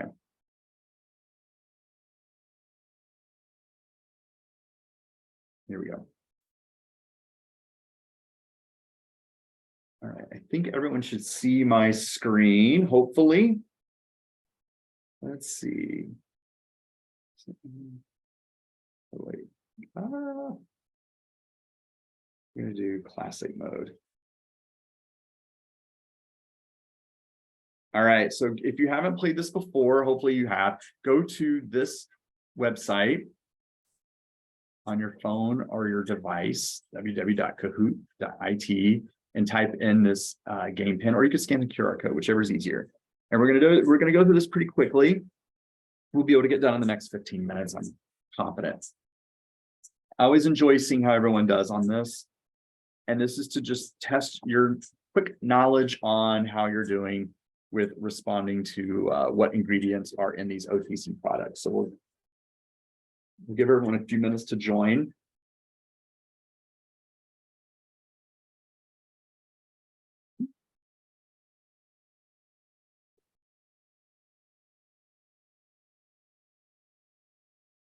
I see a lot of familiar names in the audience. Okay, we'll give another minute.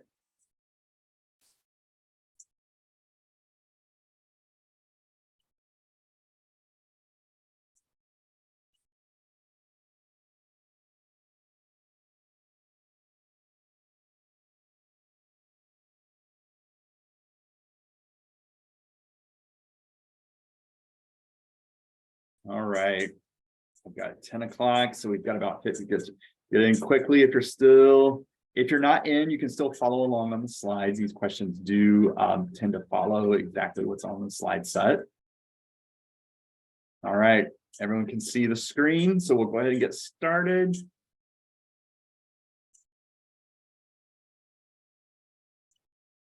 Okay, here we go.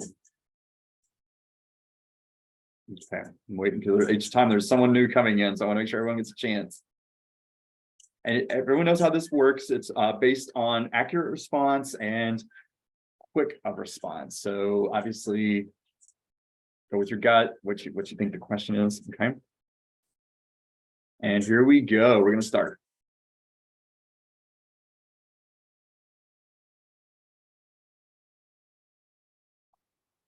Okay, here we go. 1, go.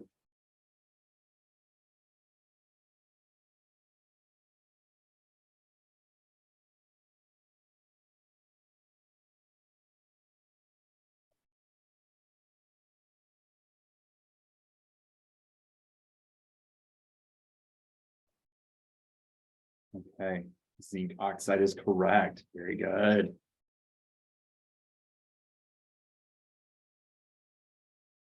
Okay, there's our leaderboard right there. Luke, KDW, and NAPLEX in the top 3 spots. Okay, keep going.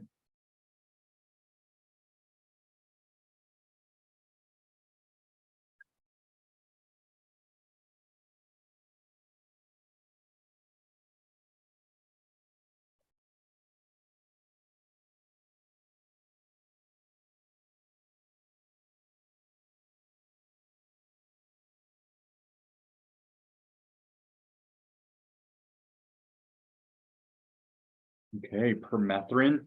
RID is pyrethrin, so that's another thing to note. So Nix is permethrin. Okay, let's see how we did. See if the leaderboard changed.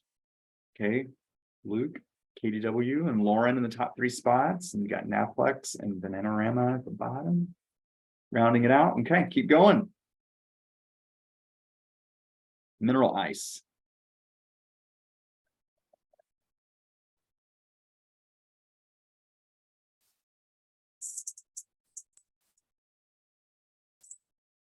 Remember, this is used for temporary relief of aches and pains due to arthritis and back pain. Let's see how much it contains. Okay, 90% said menthol. That is correct. It contains 2% menthol. All right, very good. Got some good players here. All right, next. Modium AD. What does the AD stand for?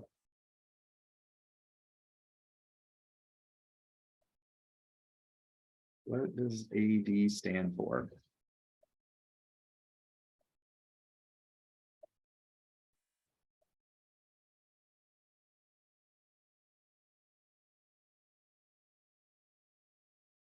It stands for antidiarrheal.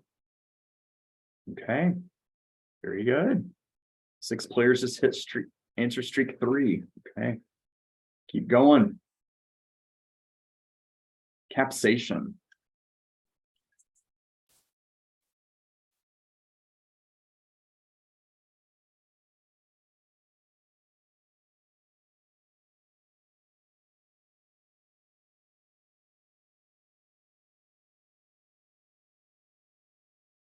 So fun fact about this one, it is the active component in the chili pepper plant. And it works, does it deplete or increase substance P? It actually depletes. So it works by depleting substance P, and this then decreases the transmission of pain impulse to the brain. So that's how it works. Okay, very good. Looks like we haven't seen any changes in our leaders for a while. Let's keep going. Preparation H, hemorrhoidal ointment. What is the active ingredient?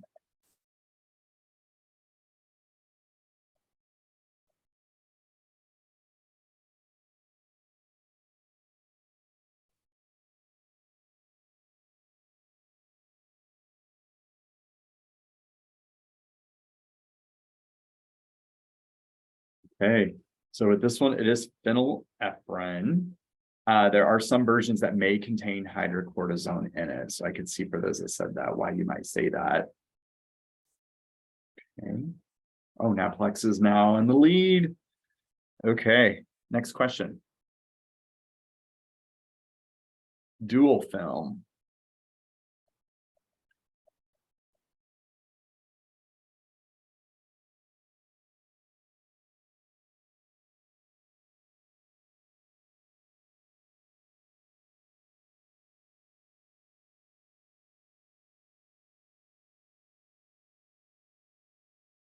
Okay.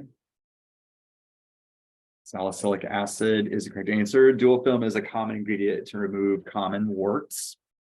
Okay. Next. 10-actin cream. Remember the commercials back in the day? Tufactin, tenactin. Might be before your all's time.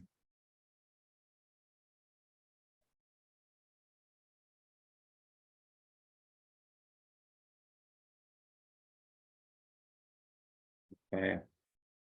Tolnaftate is the correct answer on that one. Okay. Wow. NAPLEX is going to take it. It looks like getting closer. All right. Let's keep going. We've got about 10 minutes on this section before our first break of the day, and I'm sure everyone's excited for that. So let's keep going. Get through these. Visine Max Redness Relief.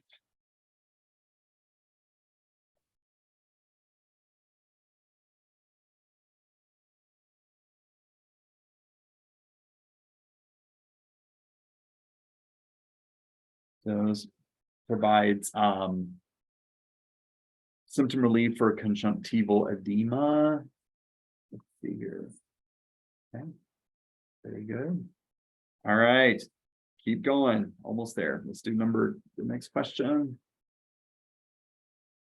Home pregnancy test detect which of the following hormones in the urine.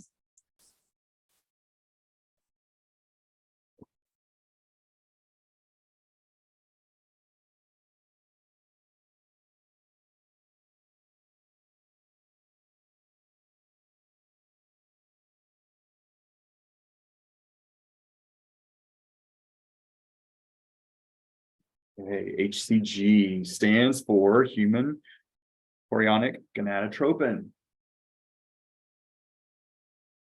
Okay, very close, very close. Keep going. Don't give up yet. Here we go. Following antihistamine would you recommend for patient operating motor vehicle and heavy machinery? If they needed an antihistamine, which one are you going to go with?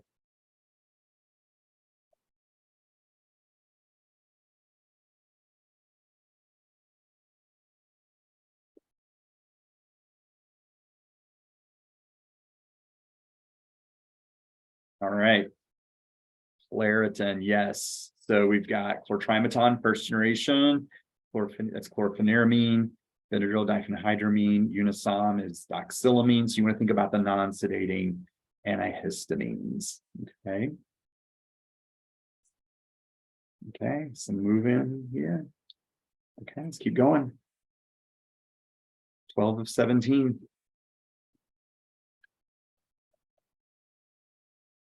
I'm glad I didn't say this one. I was about to give this one away earlier.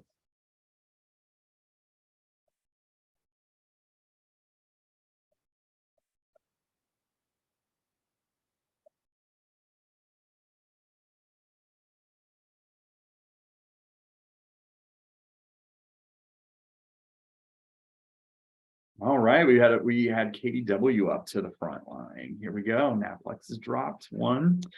Okay, let's see if it can continue. Those were all, notice that question was all non-sedating antihistamines. So we've got, your loratadine, desloratadine, fexofenadine, cetirizine, all those. Okay, 13 of 17. Here we go. Transdermal non-steroidal anti-inflammatory patch.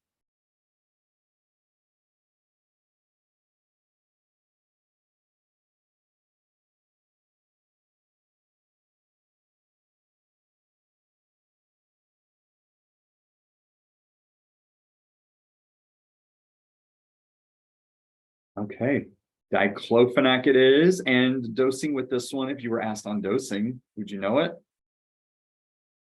So be sure to familiarize yourself with dosing. I've got one patch twice a day. So might want to just kind of review that as well. Okay, Captain Raccoon, hadn't seen them on the board. Welcome. Okay, here we go. Next question. Ally. So I don't know if this is still over. I didn't change this one from last year, so this one's a repeat. I should have probably taken it out. I don't know if it still exists on the counter. But which was the active drug? Remember, for weight loss, there's a OTC version of Ally, and it is Orlistat. Very good. I mean, you're still getting it, so I meant to look to see if it was still on the shelves. Okay, Lauren is third place now. Kate, Captain Raccoon, KDW, congrats, still in the #1 spot. Let's keep going. Orlistat, reversible inhibitor of which of the following?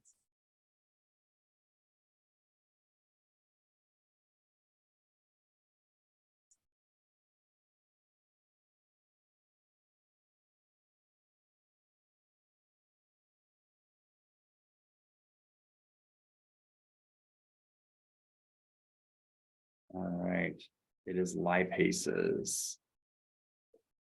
All right, works in the lumen and small intestine. Everyone kind of stayed where they're at. Let's keep going. So we've got, no more questions we got left. Oh, is this the next to last one? All right, let's see. Common effective ally.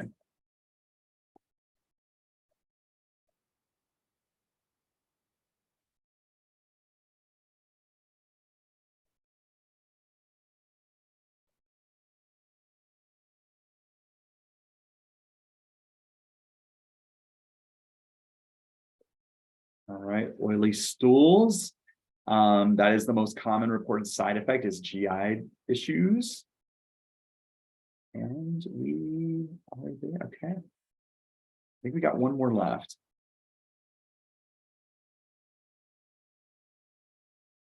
Dramamine children's syrup. What is the active component?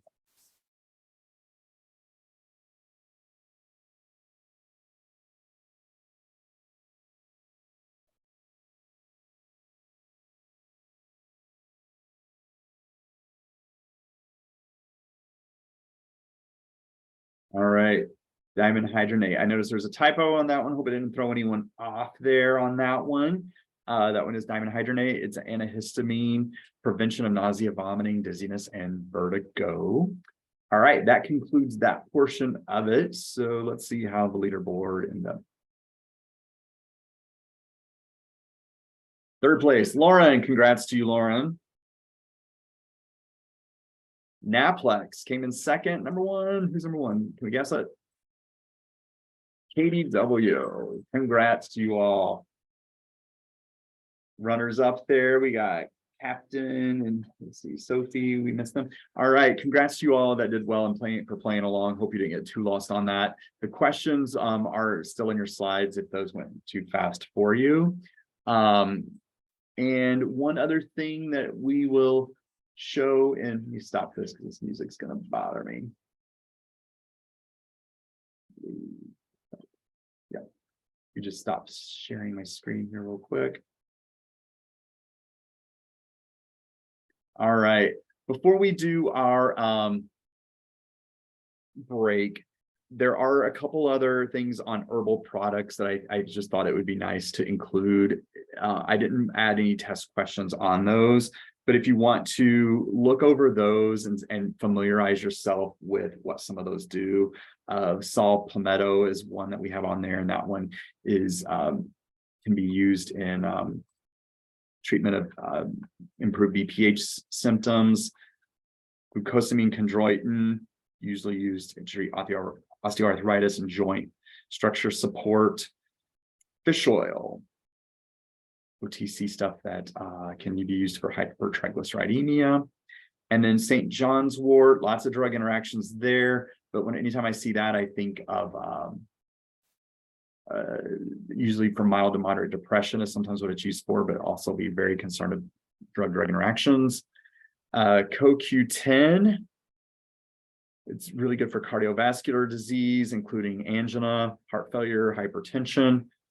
Melatonin for insomnia or adjusting to shift work cycle or jet lag.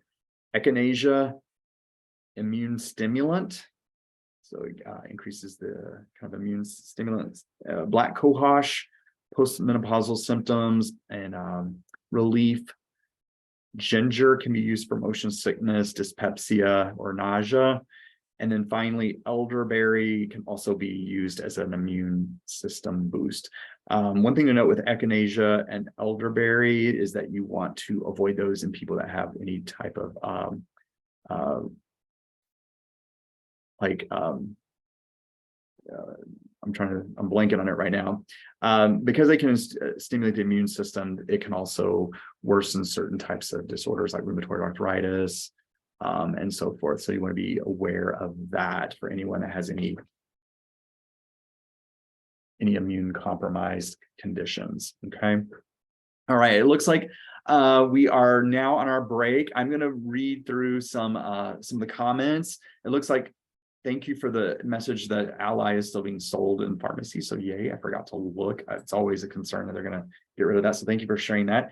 Right now we are at time. So I want to really thank you for your participation. Again, this wasn't meant to be a rehash of what you learned in school, but to kind of test your knowledge on that.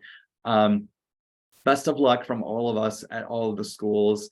I hope to see each of you and interact in some form when you're out and licensed, and look me up on social media if you want to stay in touch.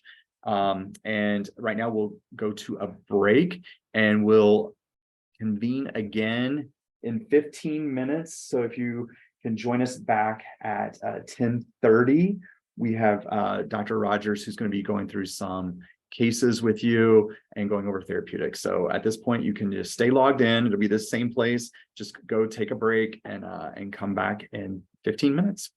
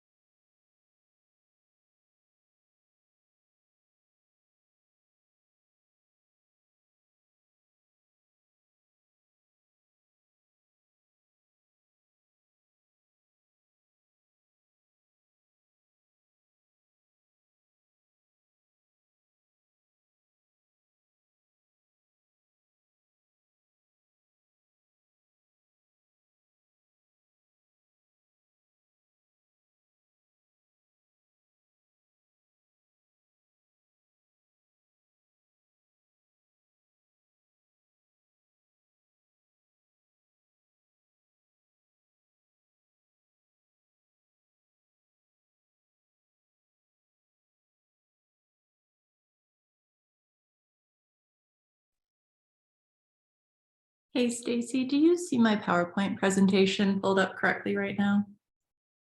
I do, Janelle. It's on the right mode. It looks good. Okay, perfect. Thank you. You're welcome.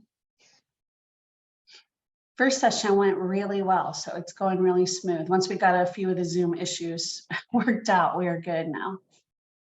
Awesome. Is there anything that I should be aware of, or like any issues that? No, I think we're good. We couldn't get the polling at first to launch, and then now it's launching easy. So you may just want to go down and see if you can find the polls and launch it, just to be sure. Okay. It's like Zoom did like a little tiny update or something on me that I wasn't aware of, because it's just been little tiny things where you just can't find them like we used to.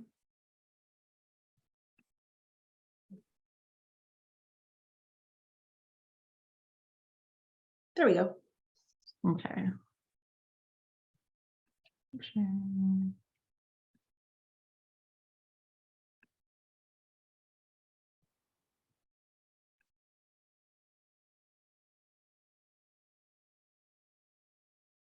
How do I relaunch the poll? So we have to share it first. Share results, share results. There we go. And then that lets them know the Okay. finals, and then stop share. And if you just click out of it, it disappears. And then just to relaunch it, you just go back to poll and launch.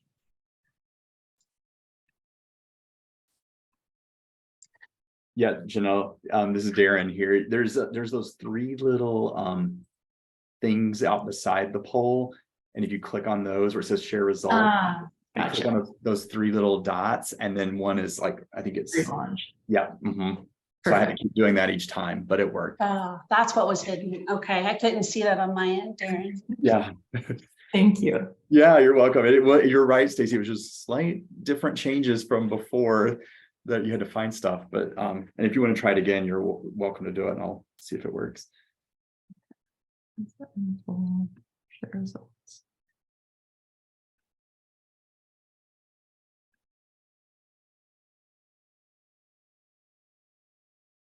And then did it just relaunch?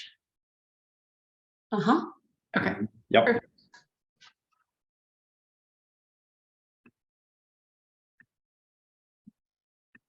And I usually gave it about 30 seconds to have people respond, and then cleared, shared it and then cleared it. That sounds good.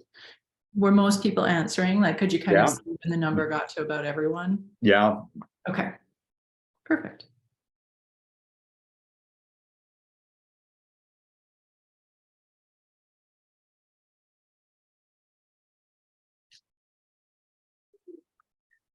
Stacy, the one thing I can't really see is like the chat easily in my mode. They're putting most things in questions. I will monitor the chatting questions for you. Okay. Darren pulled them up easily and just kind of answered them, and I would type his answer as he went. Because one thing I learned last year, Veronica Vernon showed me where you can go back and grab the chat and the Q&A, and we can send those answers back out to them afterwards. Okay. Yeah, and that was very helpful, you doing that. I would probably, Janelle, recommend doing it when you're at a stopping point, because if you do it every time you see a question, it'll distract. So I found out I just did it when I got to like a point that was a transitionary point. I was going to ask them because every year I ask, and every year they overwhelmingly say that they don't want people to ask questions until we finish. Like they don't want the questions as we go, which I'm fine with either way, but I was going to pull them at the start and that's smart. That's smart. Just because I think some people found it like slowed it down, and then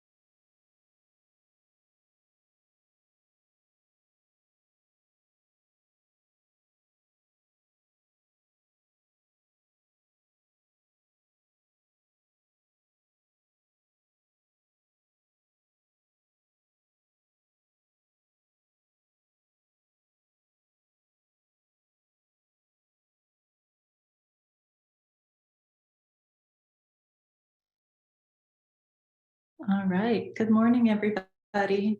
I have the time at 10:30, so we'll go ahead and get started. First of all, I'll introduce myself. So my name is Janelle Rogers. Oops, one of the questions just popped in. I'm going to close that. I am clinical faculty at Purdue University. And then for my practice site, I work as an internal medicine pharmacist and residency program director at IU Arnett Hospital in Lafayette. I actually, before I moved to Indiana, I was practicing as a pharmacist in Vancouver, Canada for a number of years. And so the reason that I bring that up is when I moved here about 7 years ago, I had to take all of the licensing tests as well. So it hasn't been too long since I had to take the tests. The NAPLEX, I'll say, is not the worst of the 2 tests that you have to take. I found the law test a lot harder. But today I want to go through some approaches for you guys, really thinking mostly about prescription medications. And we're going to talk about approaches to problem solving and case-based scenarios. Oops. Okay, so just for an overview, we're just going to be doing practice problems. Every year we ask for feedback, and I love getting the feedback, and it's really helpful. So please do give us feedback at the end. At least 1 or 2 people say, I wish we didn't do practice problems. I wish you just kind of went through everything that we need to know. 2 hours is not enough time to go through, all of the important information from the last 4 years. So really that's going to take weeks to months of kind of reviewing all of the material. This will just kind of help you gain confidence, get used to looking at these types of questions, and maybe highlighting different areas. And you might notice certain ones that you're maybe a little weaker in and want to spend a little bit more time studying. I'm going to try to focus on the top 200 medications, although I have pulled in some questions that have medications that don't fall into those as well. And I'm really going to focus on case-based questions. So they might have different aspects to them: brand to generic, drug-drug interactions, side effects, contraindications, clinical decision-making, but kind of in the setting of, predominantly case-based questions. A couple of tips when you're solving case-based questions. So if there is a really long case, I would highly suggest skipping down and reading the question first. Sometimes the question, you really don't need the majority or sometimes any of the information within the case. So I would read the question and then focus it as you're, looking through the case about what you actually need to solve, right? Sometimes it's easy to kind of get lost in thought and you're thinking through all of these very complex aspects. And then it's disappointing if it's like a brand to generic question, because you really didn't need all of that for that piece of it. Always read the question carefully, right? Look for those absolute words like every, never, always, rare, common. Those can sometimes rule out some of your answers for you. And one suggestion that I have is, before you read through the answers, I would think about, what you think the answer should be. Because sometimes people, when they see an answer and they don't really know if it's true or not, they get a little bit sidetracked and might want to pick it because they're not sure. But if you already have your answer in mind, it'll give you more confidence when you see it to be like, yeah, that probably is the one that I want to go with. The other thing, just kind of from personal tips about the NAPLEX exam that I would suggest are that, I'm going to be talking about all of the medications and the case-based questions. But later today, you guys are going to talk about calculations. And I would say you definitely want to be familiar with all of the calculations and the statistics, because those are questions that you can kind of guarantee yourself. If you know how to work through all of the calculations and you know how to calculate, absolute risk reduction, relative risk reduction, odds ratio, hazard ratio, kind of all those things that are going to be on the exam, then you can kind of guarantee yourself those points. Medications are harder because there are so many that, of course, you can't know everything, so try to know as much as you can and be prepared as you can. If one question comes up and you don't know the answer, that's okay, just move on, and then, focus on all of the ones that you do know. Okay, so before we get started, I have a question for you guys. I'm going to do it as a poll. So the first time that I've been doing this session for a few years now, The first time I did it, I let people ask questions at any point that they wanted to, and I would stop and answer them. And I was surprised because the students didn't like that. And they actually requested in the chat kind of midway that we change it. And they wanted to have all questions saved for the end. The reason was that it was getting kind of slowed down. A lot of the questions were about repeating things that I had already said. Maybe people weren't listening.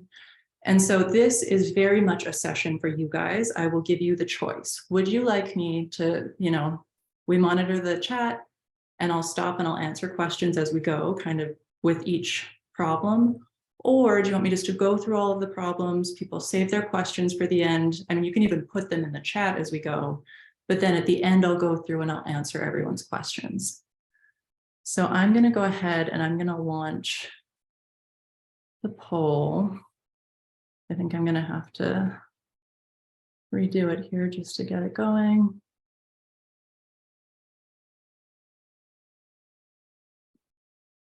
Okay, so I have relaunched it. If you guys want me to stop and answer questions as we go, pick A. If you want to save questions for the end, pick B.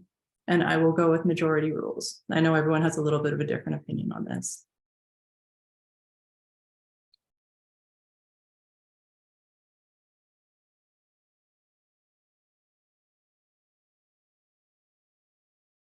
Okay, I see most of you have kind of put your answers in here. I'm going to share the results. So overwhelmingly, people want to save questions for the end. So please, if you have questions, I am more than happy to answer them for you. I'm going to close that down. Just put them in the chat and we'll make sure that we get to them at the end. Oops. Okay, so we're going to go through, there's 30 questions that I have today. What I'm going to do is I'm going to put up the question. I'm not going to read it out because I feel like that will change the amount of time that you spend on it or kind of the way that I emphasize certain parts of the question. I'll just open up the poll and I'll leave it open for probably about 30 seconds or until I see that most people have put in an answer. And then I will go through the correct answer and why the other ones were not correct. So I'm going to go ahead. And you guys can start reading this first one and I will open up the poll for whenever you're ready to start answering.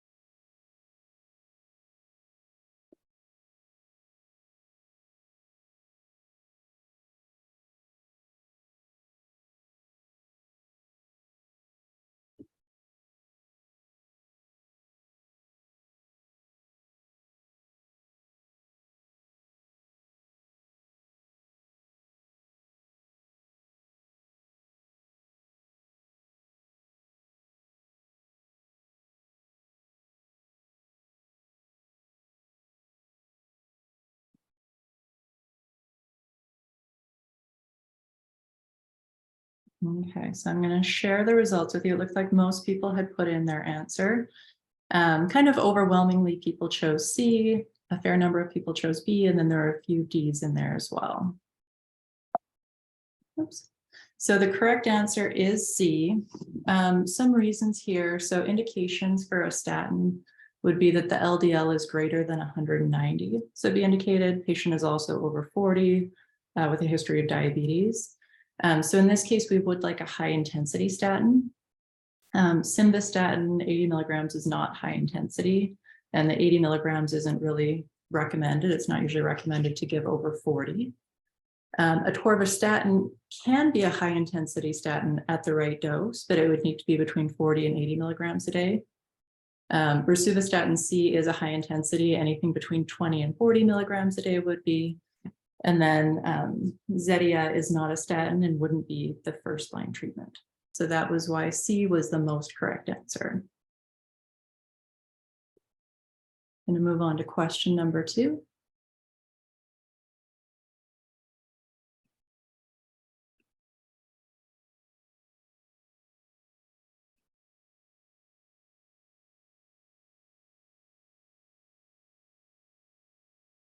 And I will say this one is select all that apply. I don't think with this type of poll you guys were able to. So I guess I would say on the poll, select one that applies, but think about which ones you would select for all that apply.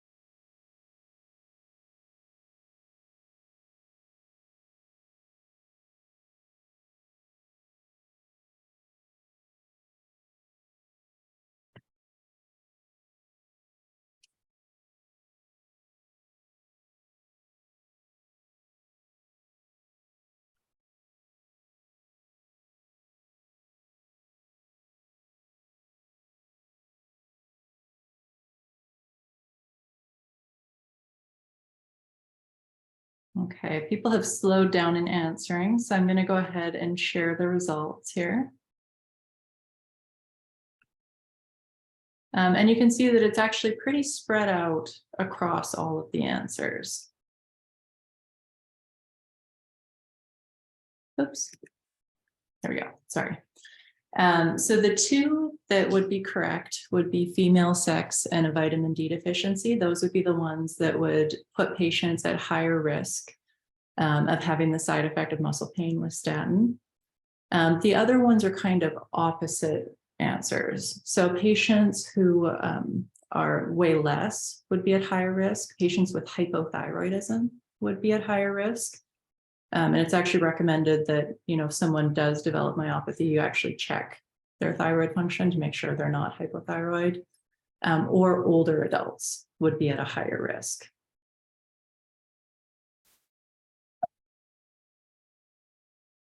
Okay, question number 3.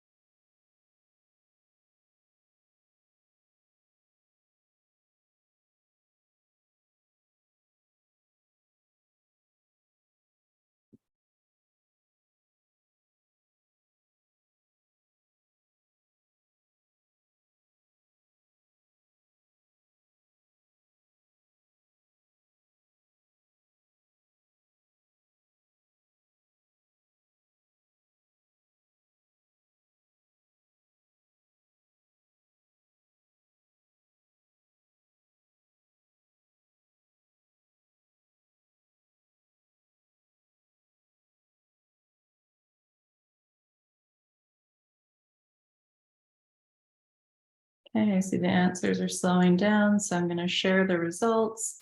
And you'll see on this one, it is very split between A and B. So that's perfect. Let's talk about why. Let me stop sharing here. Okay, so the best answer for this one would be A. Right, in our question, we have a patient, A1C is 8.7, so diabetes is uncontrolled, currently on metformin. And we're wanting to add something else on. So our choices are dapagliflozin, which is an SGLT2 inhibitor, dulaglutide, which is a GLP-1, a long-acting insulin, glargine, or a short-acting insulin, Lispro. And so I'm not surprised that A and B were the ones that had the majority of results, because those are both really considered great first-line options. One of the things that I think would have made B look desirable is that GLP-1s can help more with weight loss, right? And this patient is 210 pounds. So if you ever have two answers and both look like really good choices, then I would try to think, is there a contraindication to one of them, or is there a reason that's pushing you one way or the other? And here it would have been in the past medical history. So the pancreatitis would have made a GLP-1 not a good choice to use. And that's why the SGLT2 would be the drug of choice here. Had the A1C been higher, greater than 9 or especially greater than 10, we could have considered insulin, but I certainly would have used either A or B in this case with an A1C of 8.7. Okay, question number 4.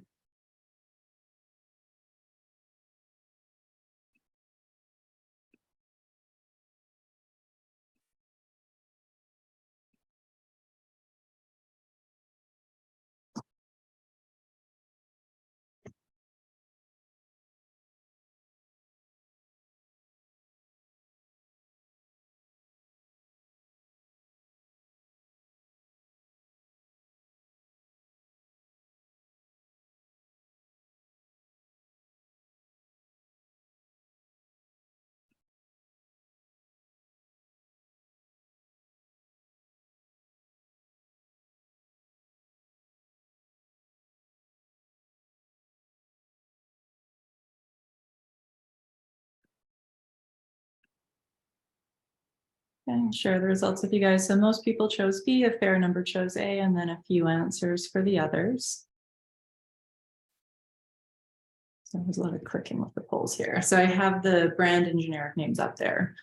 Brand and generic ones, I know it's a case-based question, but really, there's nothing to do with the case for this question. So it's a good example of just kind of jumping down to the question itself.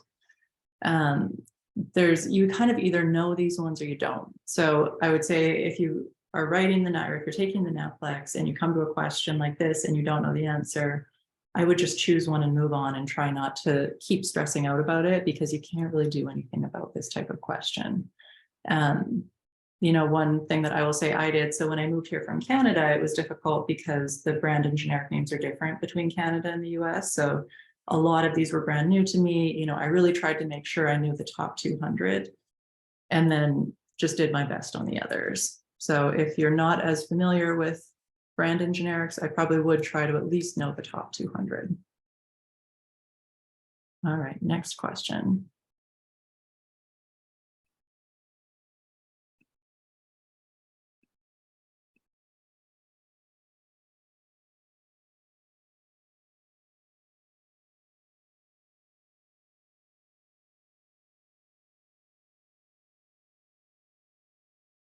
Again, it's select all that apply. So think about all of the ones that you would select, but you can only choose one of them.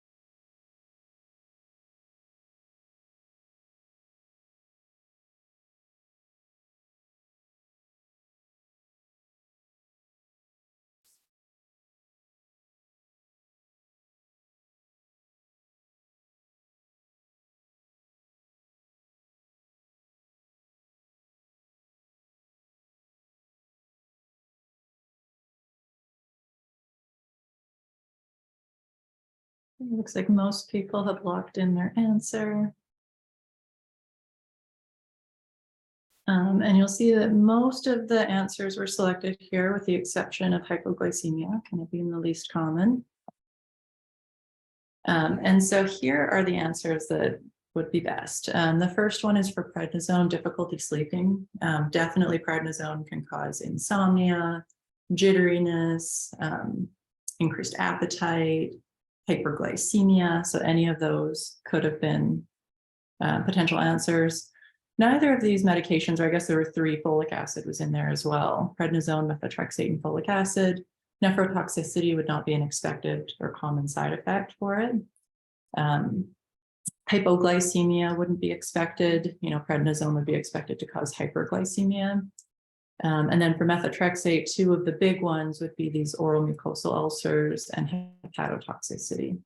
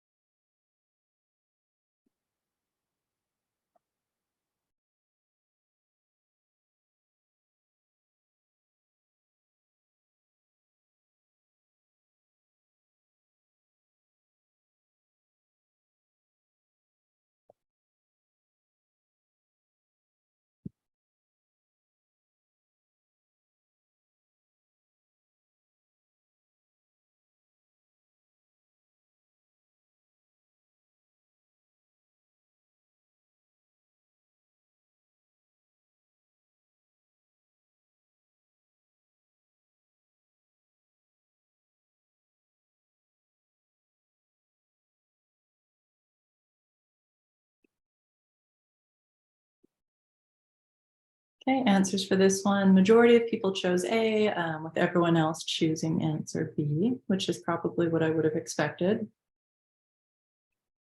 Best answer is answer A. So diphenhydramine is Benadryl and it's a first generation antihistamine, very likely to have anticholinergic side effects. Donepezil is acetylcholinesterase inhibitor, so it can actually have cholinergic effects, kind of on the opposite spectrum.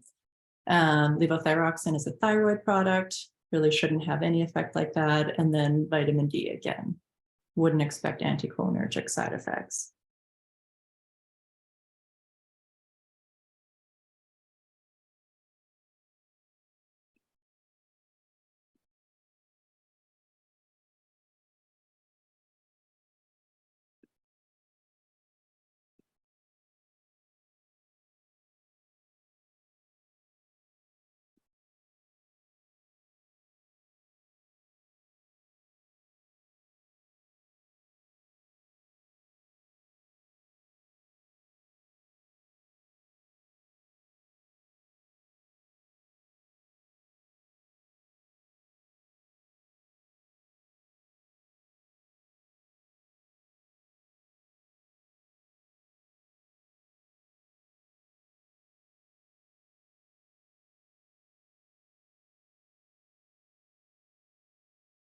And most people have locked in their answer.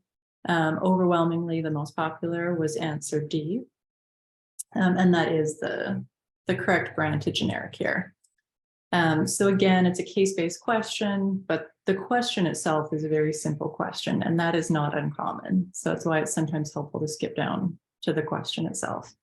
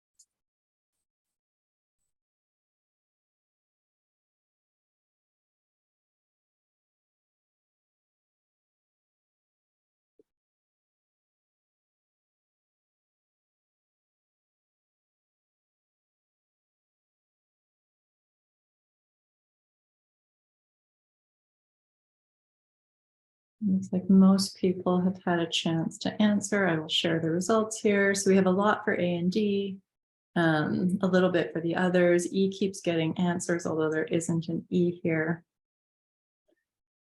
So the question is, which of these medications are available in an IV formation? And so again, it's one of those ones that you kind of either know it or you don't. It's hard to reason through a question like this.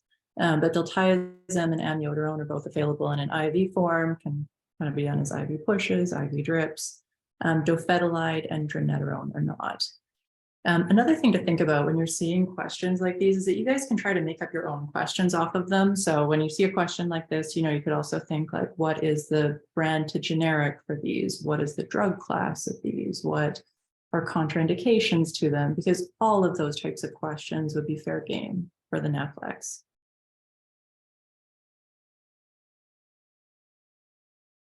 Okay, I'm going to put up the next question and let you guys read through it.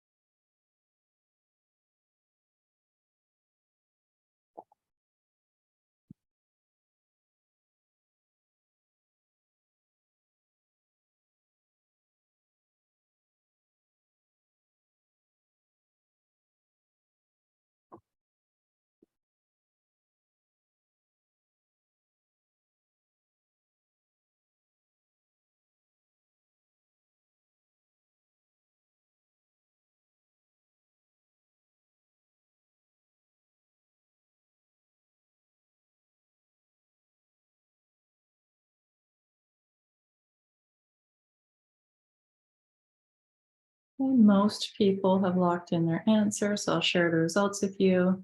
This one was very kind of split across all four. Again, it was a select all that apply. Those kinds of questions are by far the hardest because you have to know every single one if it is correct or not, right? Where if you only have to pick out one answer, then if you know that one's correct, you'd know that the others are not. So for this one, patient is started on diltiazem, and what would you want to counsel them about? So the first one is avoiding grapefruit juice. Grapefruit juice is an inhibitor of the CYP enzymes, and diltiazem is a substrate. It's also an inhibitor, but it's a substrate as well. So that would be a good counseling point. It can lower your blood pressure and heart rate. Absolutely. It's one of our non-dihydropyridine calcium channel blockers. It can cause lower leg edema as a relatively common side effect. The one that I don't have selected here is to avoid NSAIDs. So the patient has AFib, doesn't say that they're on a blood thinner, which would be a reason to avoid, or that they have, CKD, liver disease, heart disease. Atrial fibrillation itself is not really a contraindication to NSAIDs. You could argue, I guess, about the hypertension, but not necessarily every patient with hypertension doesn't take NSAIDs. So that one I did not have selected as an answer.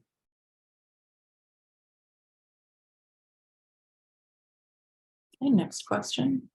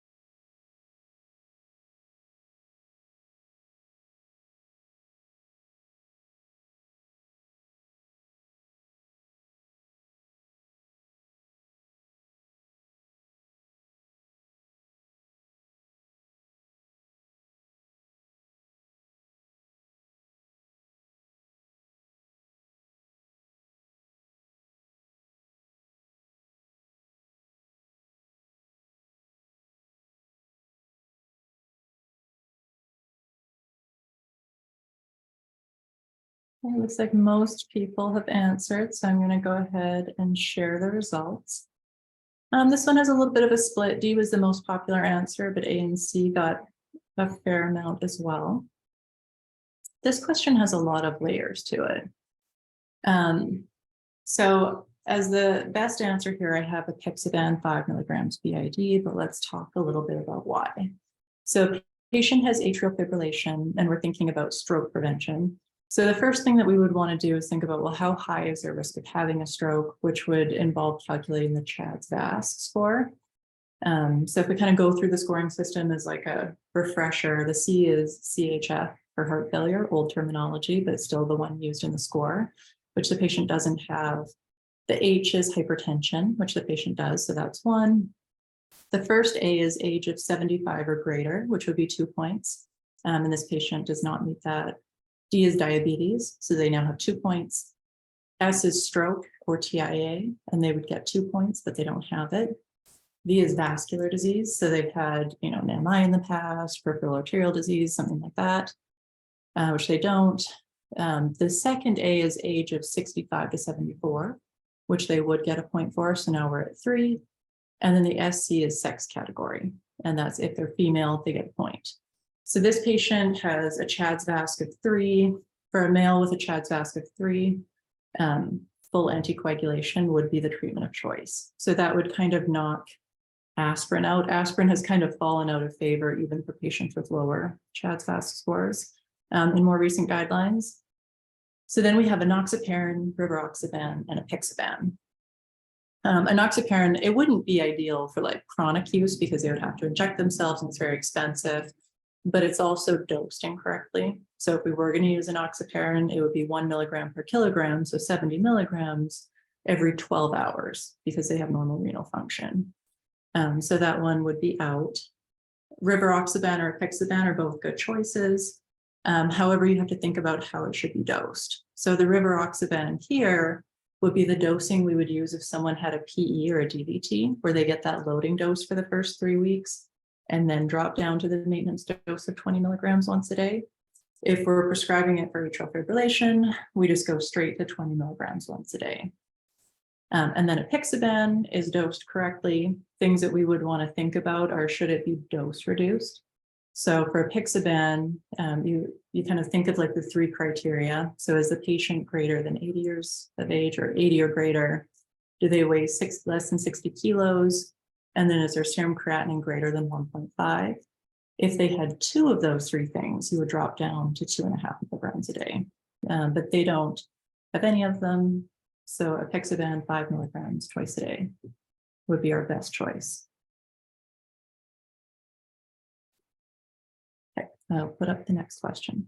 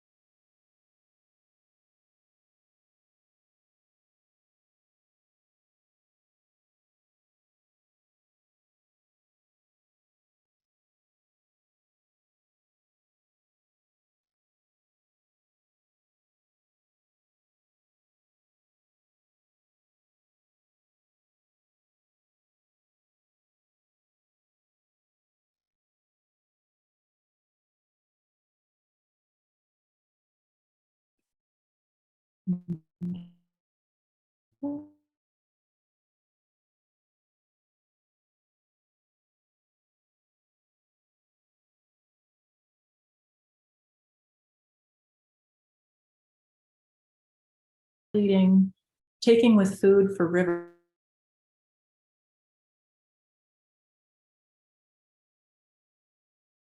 rivaroxaban is better if it's taken with food. Should be taken with your largest meal of the day. For most people, that's going to be dinner, but if your largest meal is breakfast, take it every day. Than 10 milligrams. If you're doing 10 milligrams or less, like a DVT prophylaxis dosing, that's not required. But for these doses, it would be. The 2 that weren't selected were to space it out from calcium containing products. You know, it's not one that you would have to worry about, or you don't have to worry about taking it like at the same time as dairy, things like that. And then it also would not make your skin more sensitive to sunlight.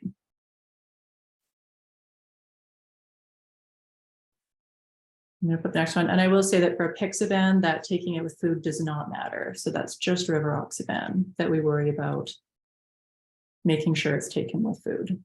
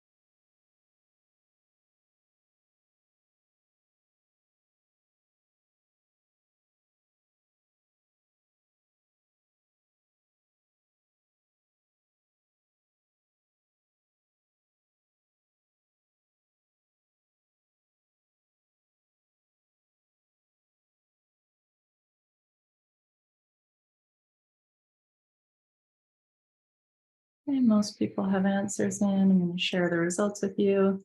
This one, you see people have kind of chosen all of the choices, which is perfect.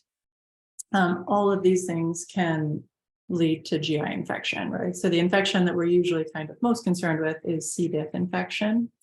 Lansoprazole and pantoprazole are both proton pump inhibitors. Those ones alter the pH, which is why they can lead to infection. And then clindamycin and levofloxacin are antibiotics. And they're two of the antibiotics with the highest risk of causing C. diff. So all of these ones would be appropriate.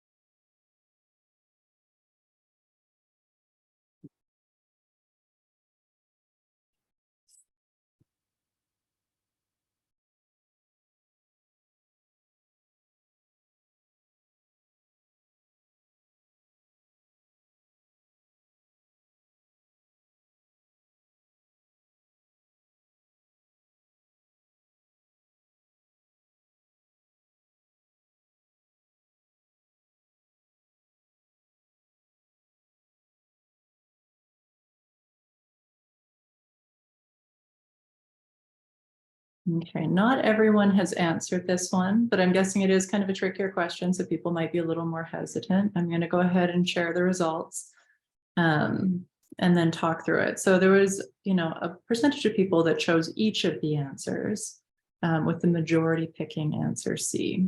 So let's go through and talk about why. The best answer here selected was C, clindamycin. So we're thinking about a skin and soft tissue infection. So first thing you want to think about is what kind of bugs would cause that. Usually gram-positive things live on the skin and will cause infections. Here we'd be thinking like a group A strep we'd want to make sure that we cover for. So in this case, in certain formulations, any of these antibiotics could cover that. Vancomycin, it specifically says oral antibiotic. And oral vancomycin is not absorbed systemically, so it would not be helpful. It only works in the GI tract locally. So that one would get crossed out. If it was IV vancomycin, then it would cover it. And then with the rest of them, it really comes down to the allergies. So this patient has an allergy to penicillin and sulfa-drugs. Sulfa-drugs isn't going to cause us any problem here, but penicillins will. So the reaction was angioedema and hives. So a pretty serious reaction. Amoxicillin is going to be out for that reason. It would cover the bugs, but you'd worry about an allergy. Cephalosporins is kind of a gray area clinically because the cross reaction is low. It's probably somewhere between like 1 to 5%. However, if it's a really serious reaction, you still would worry about that 1 to 5%. And on a test like the NAPLEX, if they're giving you an option that would not cause that, then I would think that the question they're really asking is, do you know that there's a cross reaction between penicillins and cephalosporins? And the best answer, the safest one here, would be clindamycin. Although if you guys have been out on rotation and kind of seen in practice, had the reaction been something like a mild rash, potentially you can still use cephalosporins, but I would not in this type of setting, especially on an exam like this.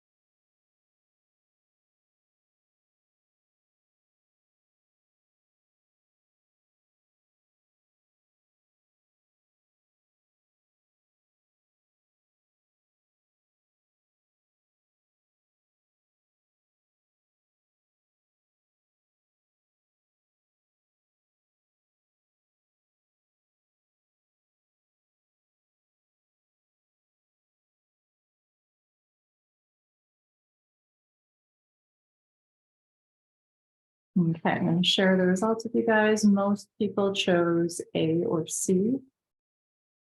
Again, these ones are all that apply. And so that was also what I had.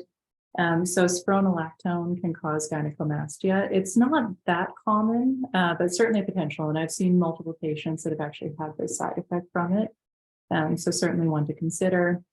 Hypertension, I would not expect. So they're diuretics. They should, take fluid out of the blood vessels and cause hypotension, not hypertension. Increased serum creatinine can be a side effect, again, because they're diuretics. They're decreasing the intravascular volume. And edema, you should get diuresis, so I would not expect it to cause either of them to cause peripheral edema.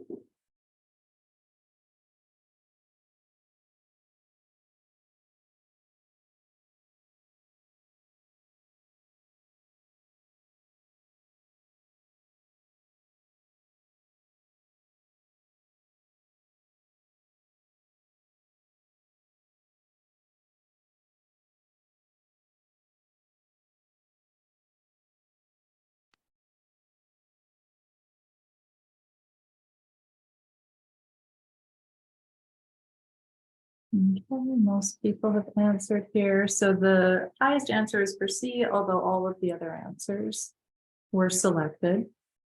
The best answer here would be ciprofloxacin. So this patient has spontaneous bacterial peritonitis. When we think about what kinds of bugs would most commonly cause that, we would think about like E. coli, Klebsiella, Streptococcus. Typically, the drugs of choice are either a third-generation cephalosporin like ceftriaxone or ciprofloxacin to get all of the things that might be causing it. So although ciprofloxacin is not my favorite drug for a lot of reasons, in this case, it would be the best choice. The reason I say it's not my favorite, always thinking about side effects, high rate of C. diff, QT prolongation, it can cause, confusion in elderly patients. It does have a lot of side effects, but it would be the best choice in this case.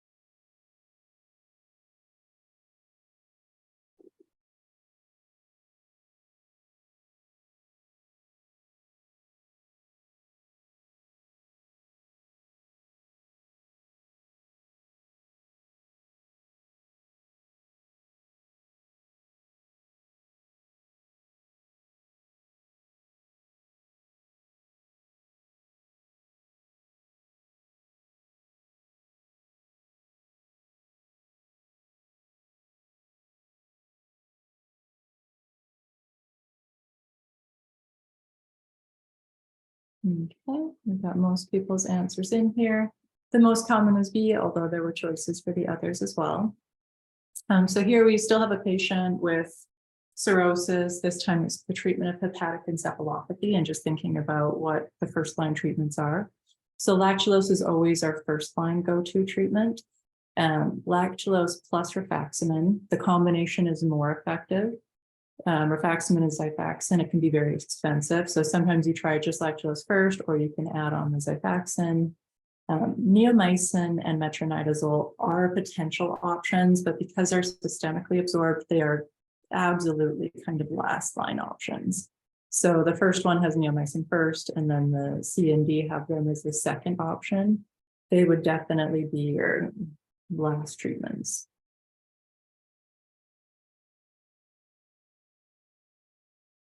Okay, next question.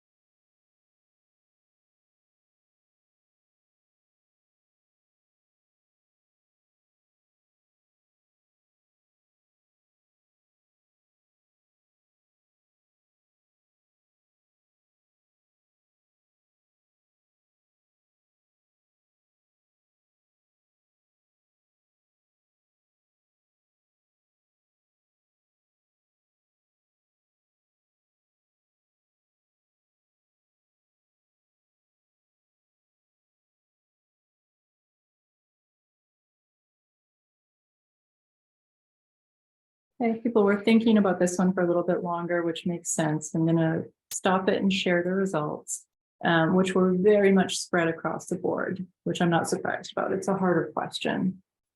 So there's a lot of layers to this question again. So the first one is that there's a lot of brand to generics on here. So you have to know, I'm just giving you brand names for half of them. What is the generic of that? I have them all listed. And the next part is really about thinking through CYP inhibitors and CYP inducers, right, to look for interactions.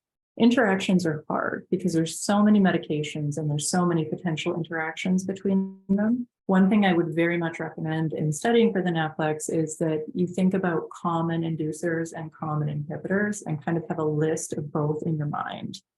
And then the harder part is knowing what is a substrate for that enzyme as well.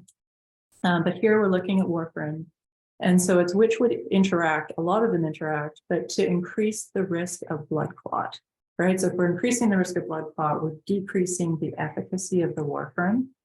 So that's going to be the inducers because they're going to clear that warfarin out faster. So carbamazepine and St. John's wort are CYP inducers that would interact. Cimetidine and amiodarone would still interact, but they're inhibitors, so they would increase the risk of bleeding. And then simvastatin is not an inhibitor or an inducer.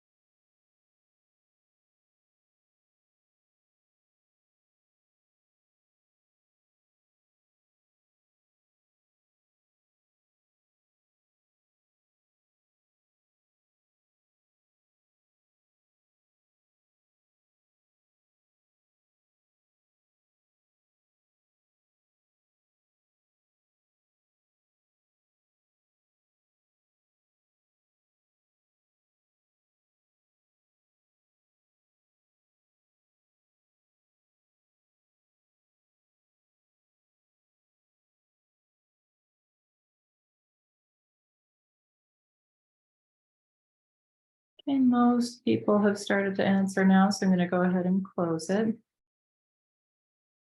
Share the results. So lots for A, C, and E in particular. And then again, it's one of those ones that you kind of either know it or you don't, but the two that are available in the IV formation are amiodarone and phenytoin.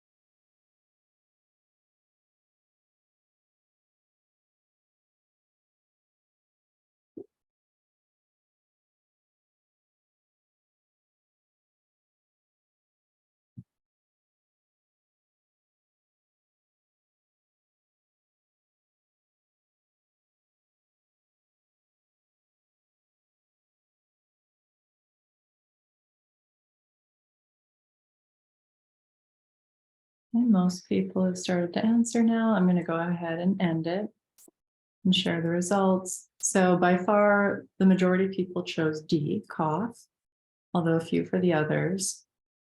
So here the question is, if you have someone who's on an ACE inhibitor, what would be a good reason to change over to an ARB? So both of those medications cause hypotension. Both can cause renal dysfunction, usually like a transient increase or an acute kidney injury in someone who's more at risk. They're actually nephroprotective in the long run. Both can cause hyperkalemia, so you wouldn't get a lot of benefit from switching from one class to the other, although you will have less incidence of cough with ARBs than you would with ACE inhibitors. And that's just because the ACE inhibitors are going to have more effect on bradykinin and can increase that, which can increase the incidence of cough. So usually if you have someone who's not tolerating an ACE due to cough, you just switch them over to an ARB.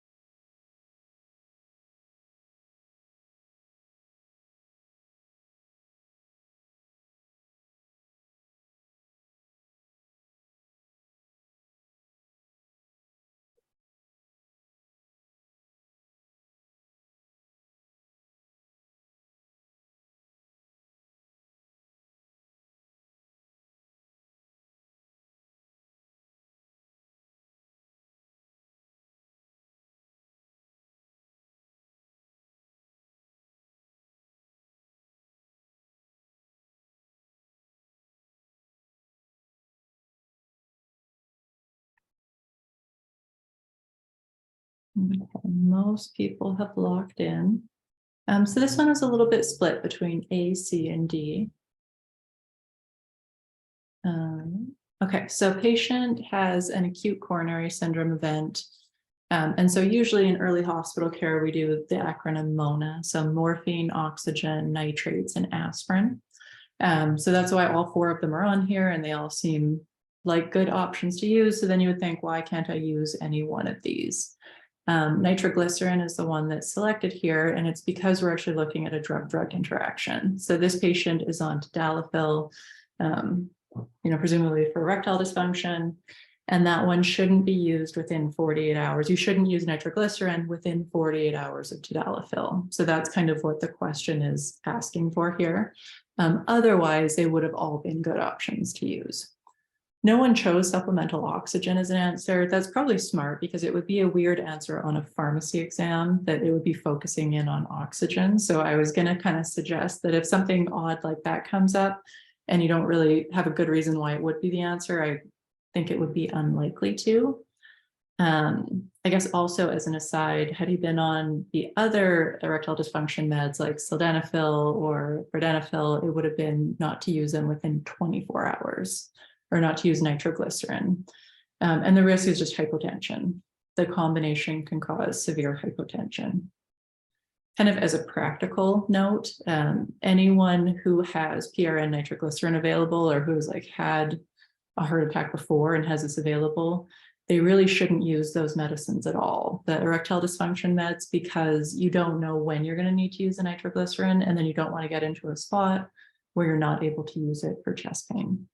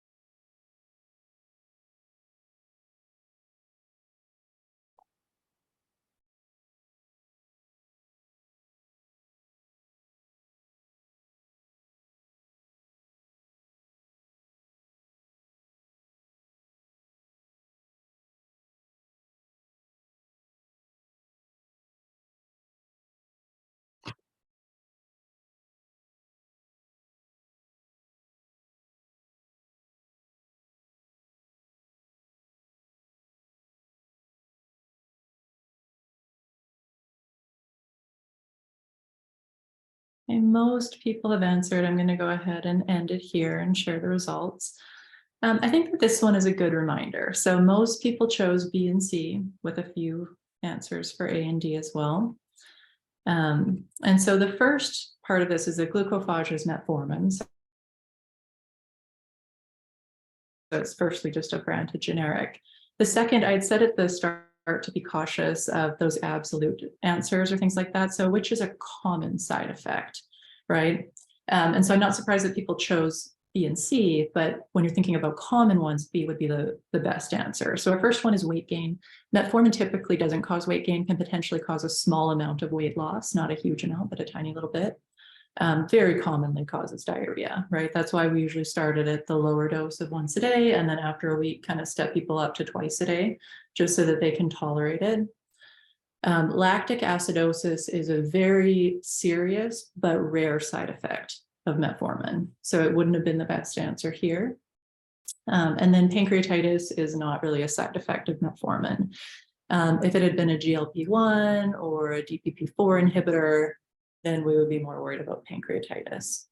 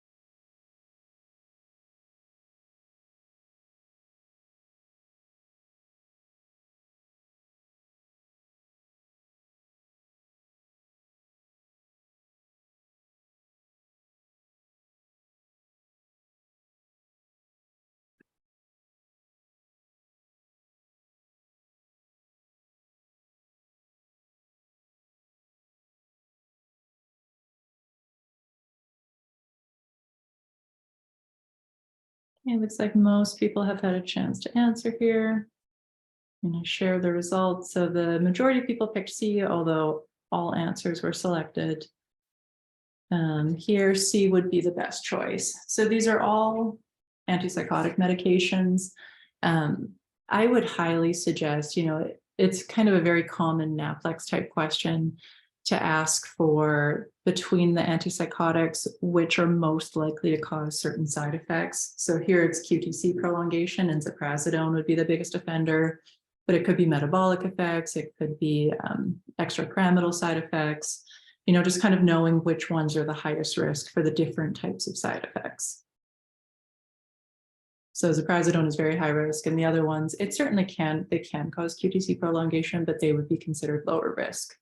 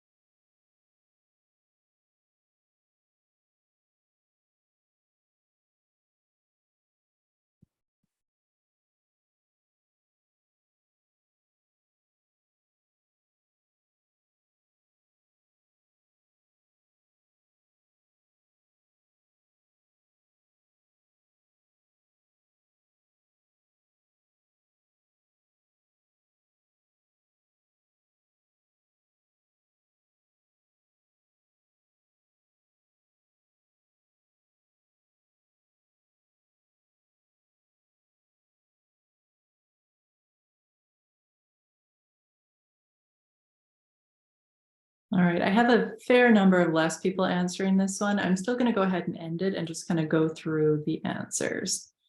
So I'll share results. They're split very evenly kind of between the different answers. I think it's a harder one because it's a little bit more of like a specialty product or medications that people are less familiar with. So the question is, of these agents, when they're started, which ones need an anti-androgen as well to prevent the occurrence of tumor flare? So first, let's think about what kind of drug each of these is. The bicalutamide is an anti-androgen, so that one you wouldn't want to select. The daguerreolex is an LHRH antagonist, so it's not going to have that like initial agonism that's going to cause the tumor flare, so you don't have to start the anti-androgen together with it.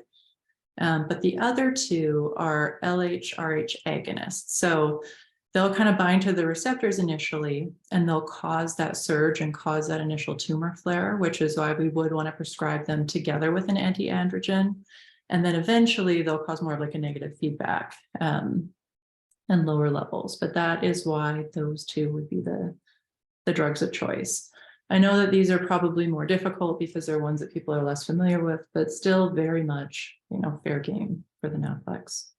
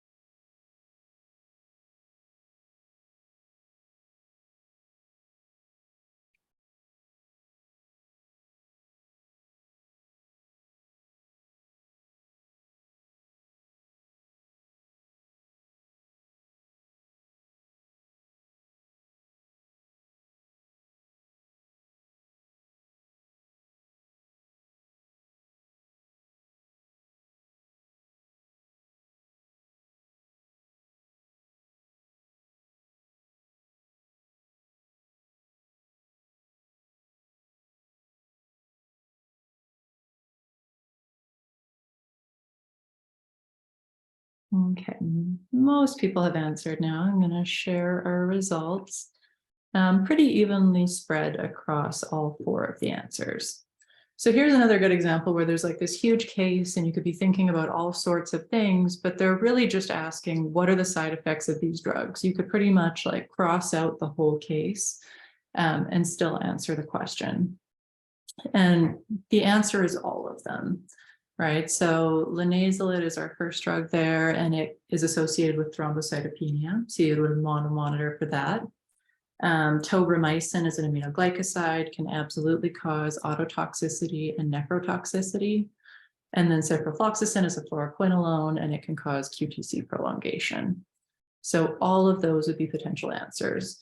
And this is where I'm often guilty when I see a question like this. I start thinking about all sorts of other things that I really don't need to focus on for the question, right? Why are they on tobramycin and ciprofloxacin and double covering for Pseudomonas? You could kind of go down all of these paths, but it doesn't matter. You really just need to answer the very straightforward question that they're asking you.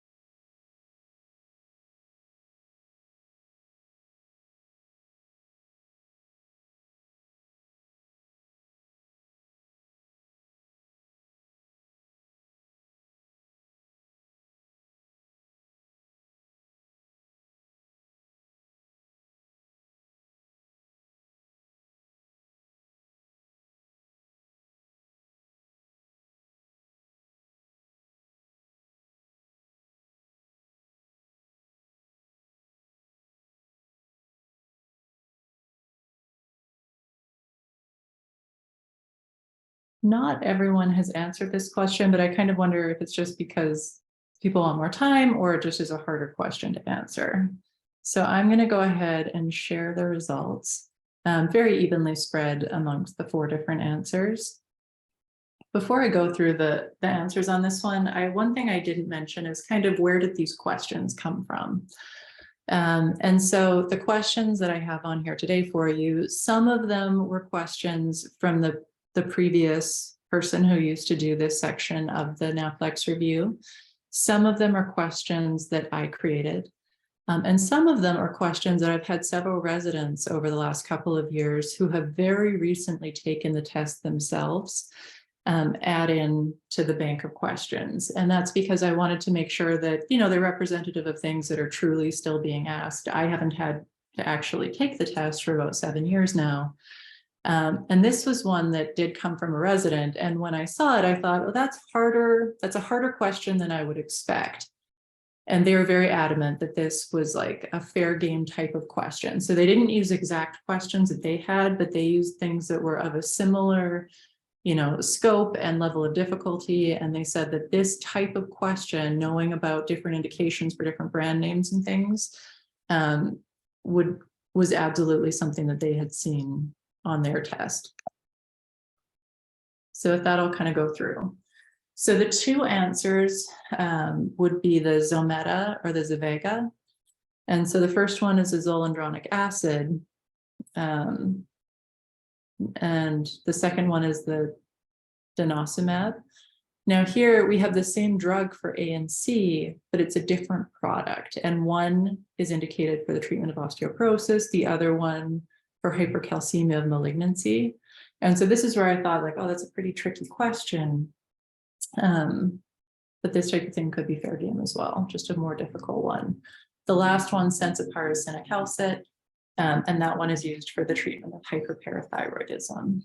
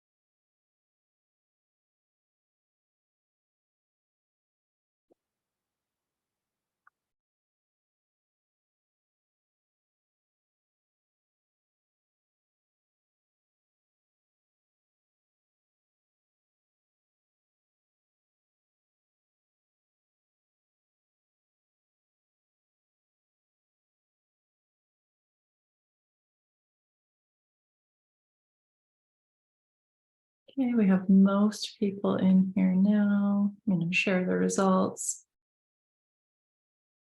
So this question is asking about, burning eye pain after using medication. And so most people answered capsaicin cream, which is absolutely true, right? That one is made from like hot chili peppers. And if you get it in your eyes or on any really sensitive skin, it will absolutely burn. Other ones that could have been a distractor, I mean, Tylenol takes away pain. It shouldn't be causing pain. Interactions, these medications don't interact, but sometimes it can be distracting if you see them and you're not really sure, right? And then you might want to pick it just because you're like, oh, I don't know if it interacts. So again, at any point, if you think about the answer you're expecting to see before you choose it, then it will hopefully guide you in the right point if there's just distracting answers on there.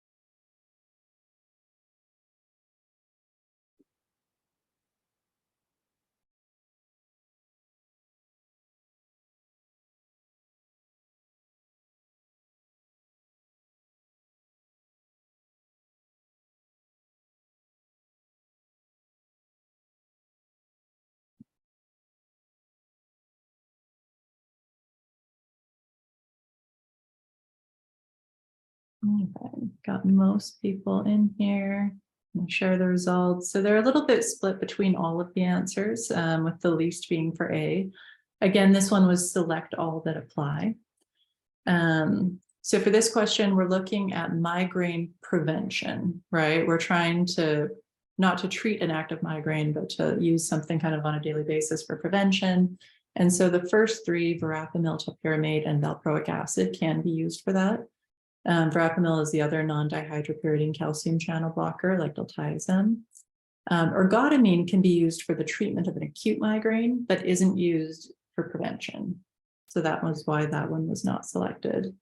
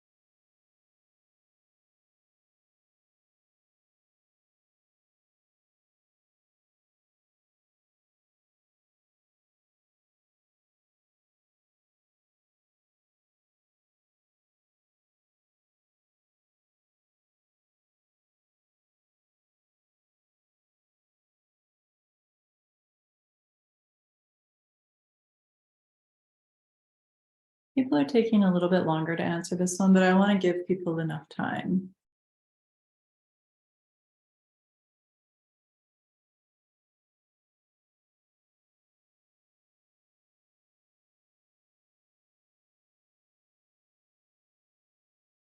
Okay, it's kind of dropped off, so I'll go ahead and share the results with you guys.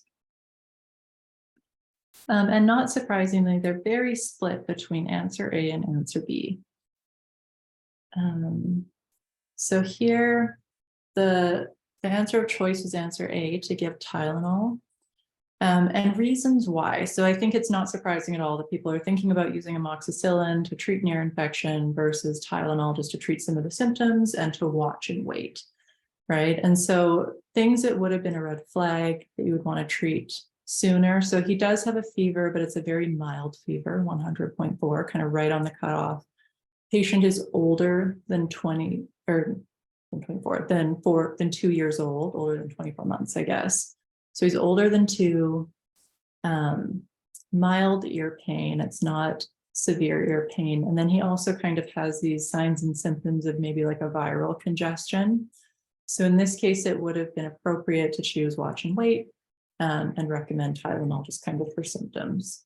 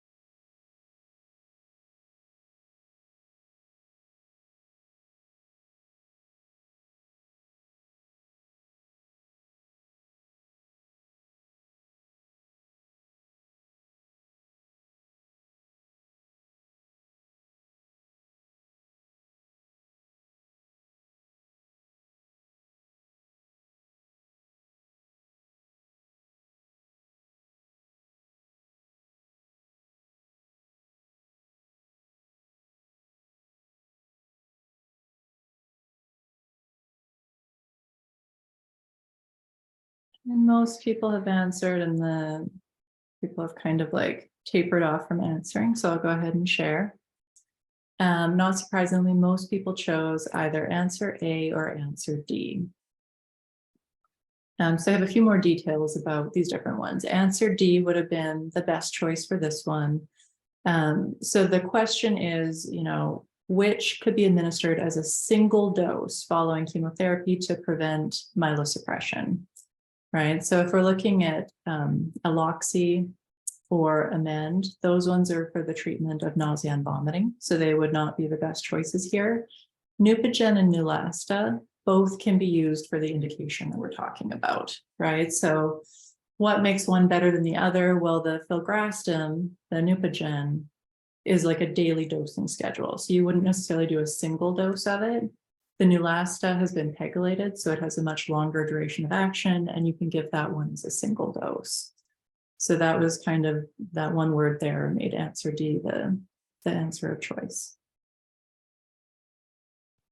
All right, we're at our last question.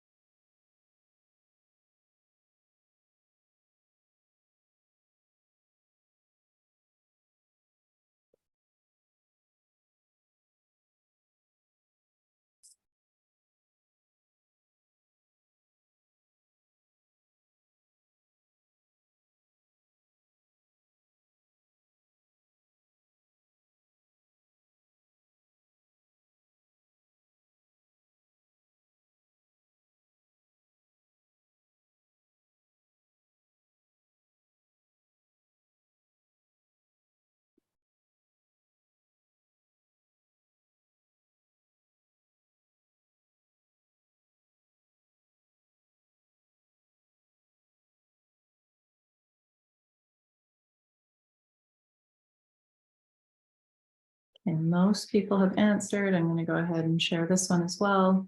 By far, the most popular answer was answer D, which I would agree with, but let's talk a little bit about why. So this patient had a STEMI. And so post-STEMI, you'd like to use dual antiplatelet therapy for 1 year. So that would be why, aspirin alone wouldn't be ideal. Ticagrelor alone, the dosing is wrong, but still wouldn't be ideal. It should be 90 milligrams twice a day if we use it. So then we're left with B and D.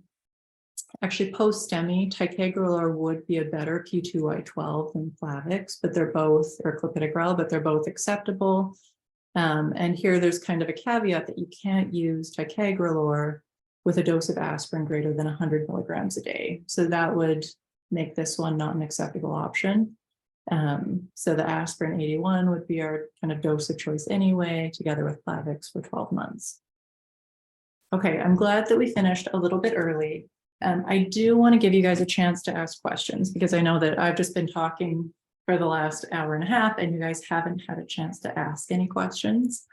I see there are a few in the chat up here. I'm going to start with those, but please feel free to put more into the chat, or if you want me to go back to certain questions and elaborate more, just let me know. So I'm going to come into the Q&A here and see. Okay, so the first one is, does the NAPLEX provide some formulas and normal lab values? I don't know which formulas or lab values it does or does not offer. I'm trying to think if they would share that information. I feel like that's something that they should share if they're planning to give it to you. But I can't remember from seeing it myself, and I don't know what they do or do not give to you, to be perfectly honest. I would probably check, on the website and see if they have anything about that. I apologize. The second one is the CHADS VAS score something that we should know how to calculate? It's a good question. They never publish the questions that are asked on the test. So I would say that it's something that I would suggest knowing. Atrial fibrillation and anticoagulants are kind of a very common set of medications now. I would suggest knowing how to calculate the CHADS VAS just to be able to answer a question properly, but I don't know for certain. I don't think that they would directly ask you, what is the CHADS VAS, but it might help you in a case-based question. The next one, okay, so for gynecomastia, we need to pay attention to the gender of the patient. I apologize. You know what? I saw that as I had my questions up and I had meant to change. I'm going to go back to the question because I'm trying to think of which question it was. Actually, wait, I probably have it here a little bit faster, but it was our patient with ascites. It was question 14. And I meant before today to change this to say 65-year-old male. It would have changed nothing else about the question other than the fact that yes, gynecomastia would be a side effect that we would worry about for male patients. So thank you very much for that. The next question is, will there be questions that state select all that apply and only one answer be correct? There certainly can be. That's why select all that apply are trickier, because you have to know for each and every answer which ones are or are not correct. They're much harder. I tried to put a lot of those in here. I would think that they would not use as many of those on the NAPLEX, but because they're harder and you actually have to think about every single answer, that's why for today's purposes, I thought it was better to make you guys think about every answer. Oh, someone answered in here. The RX Prep book says that they share the normal range values. Excellent. Thank you.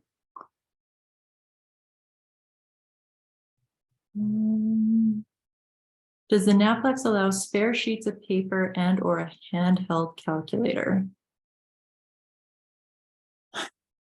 Good question. I'm certain that Dr. Krause would know this answer because she is going to talk about calculations, and I'm sure that she has a better recollection of this. I don't think that they do, just from thinking back to myself taking it. I thought it was the online calculator. Oh, someone said no handheld calculator, no extra paper. Yeah, so you have places online that you can like take notes and do things. That's another thing I would think about. You know, I'm not the one talking about calculations, but think about the calculator that they give you, because the ones that they give you don't do all of the functions with different types of exponents and things. And so they can only ask you questions that you're actually able to solve with the calculator you're given. So it does kind of cut out certain types of questions because you wouldn't be able to do certain types with the calculator that they give you. They provide you with a basic calculator in addition. Oh, someone said they do provide you with a basic calculator. So I guess I don't know for certain. But I do remember it was not like a scientific calculator.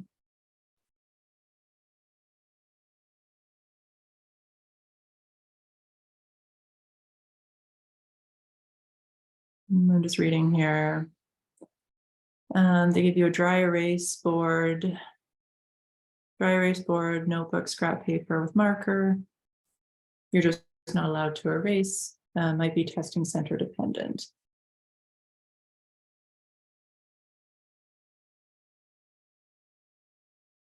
Oh, and then someone asked for question 20, is the aspirin dose of 244 milligrams normal to give? No, not really. So I'm going to come back to question 20 here for a second. Oops.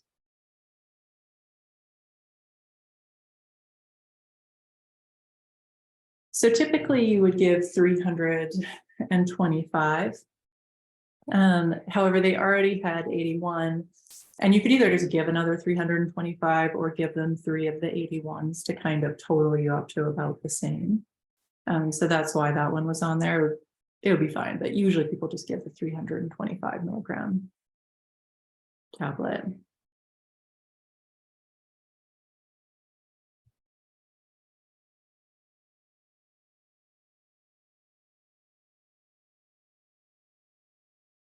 Someone asked, with the ACE inhibitor induced cough, why would you switch to an ARB instead of choosing a different drug for hypertension? I thought a cough could be developed with an ARB.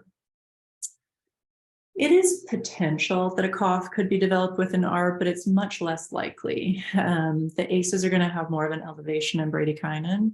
And so for the most part, if patients have a cough on an ACE and you switch them to an ARB, it's unlikely that they'll have it again. They could, but it's not as common. So that was why that one was the best choice on there.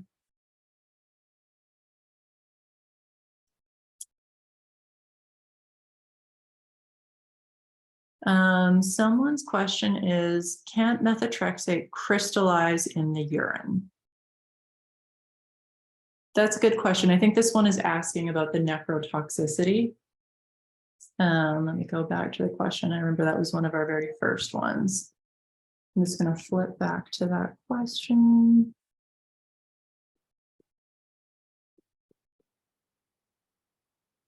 Yeah, this one. So I think the question is, does it cause nephrotoxicity? You know, I'm trying to think, even if it can crystallize in the urine, I don't think that it is associated with nephrotoxicity. And we could look this up. I could look it up right now for you guys just to double check to see if that is something that we would want to be like counseling patients on or monitoring for.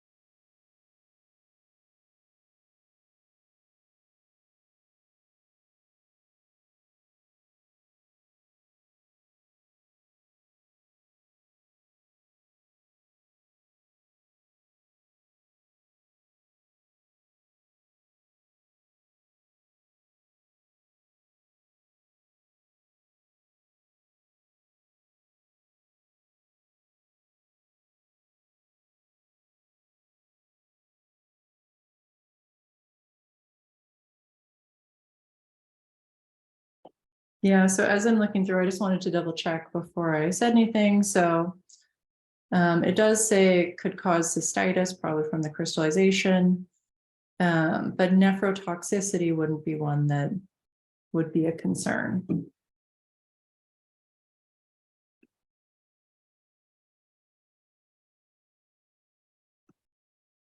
Someone said on lexicon it does have nephrotoxicity.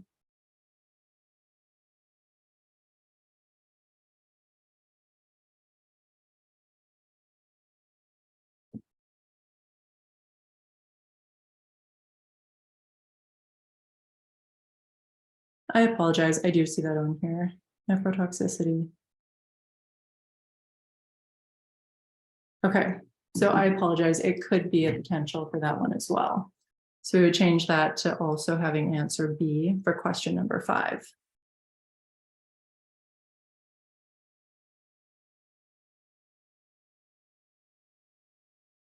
And someone had a comment, the major risk factor is with the high dose, so it might not be as high of a risk factor with the rheumatoid arthritis doses. Typically, I will say for the NAPLEX, I wouldn't expect them to make it gray like that. Like usually they're more clear about, you know, it is a risk factor, it's not, or if they were really wanting to tease out at different doses, I would think they would comment on that rather than trying to make it this very kind of vague question. But I appreciate the comment.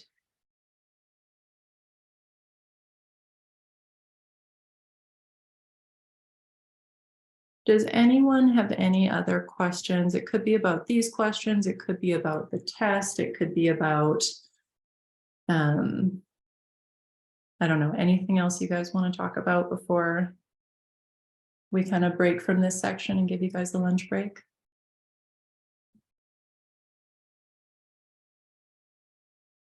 Okay, I'm not seeing anything popping in here. I know that you'll get reminded again at the end of the day, but we usually ask for feedback on the sessions, and I always really appreciate any feedback that you guys have. Things that you find either helpful or not helpful, or, you know, things that, you know, maybe didn't get addressed that you would like to see, or things like that, because that helps. The session is really meant to be for you guys to help you prepare for the test. So yeah, if you guys have a chance at the end of the day just to fill that out and give some feedback. Good luck to everyone on the NAPLEX. I hope it goes well. Again, it's not that bad of a test. So just, you know, prepare, absolutely prepare, but hopefully don't stress out too much about it. You guys have been doing this for years and years. You have a ton of information that you might not even realize you have. And hopefully it goes well for everybody. Thank you so much for joining today.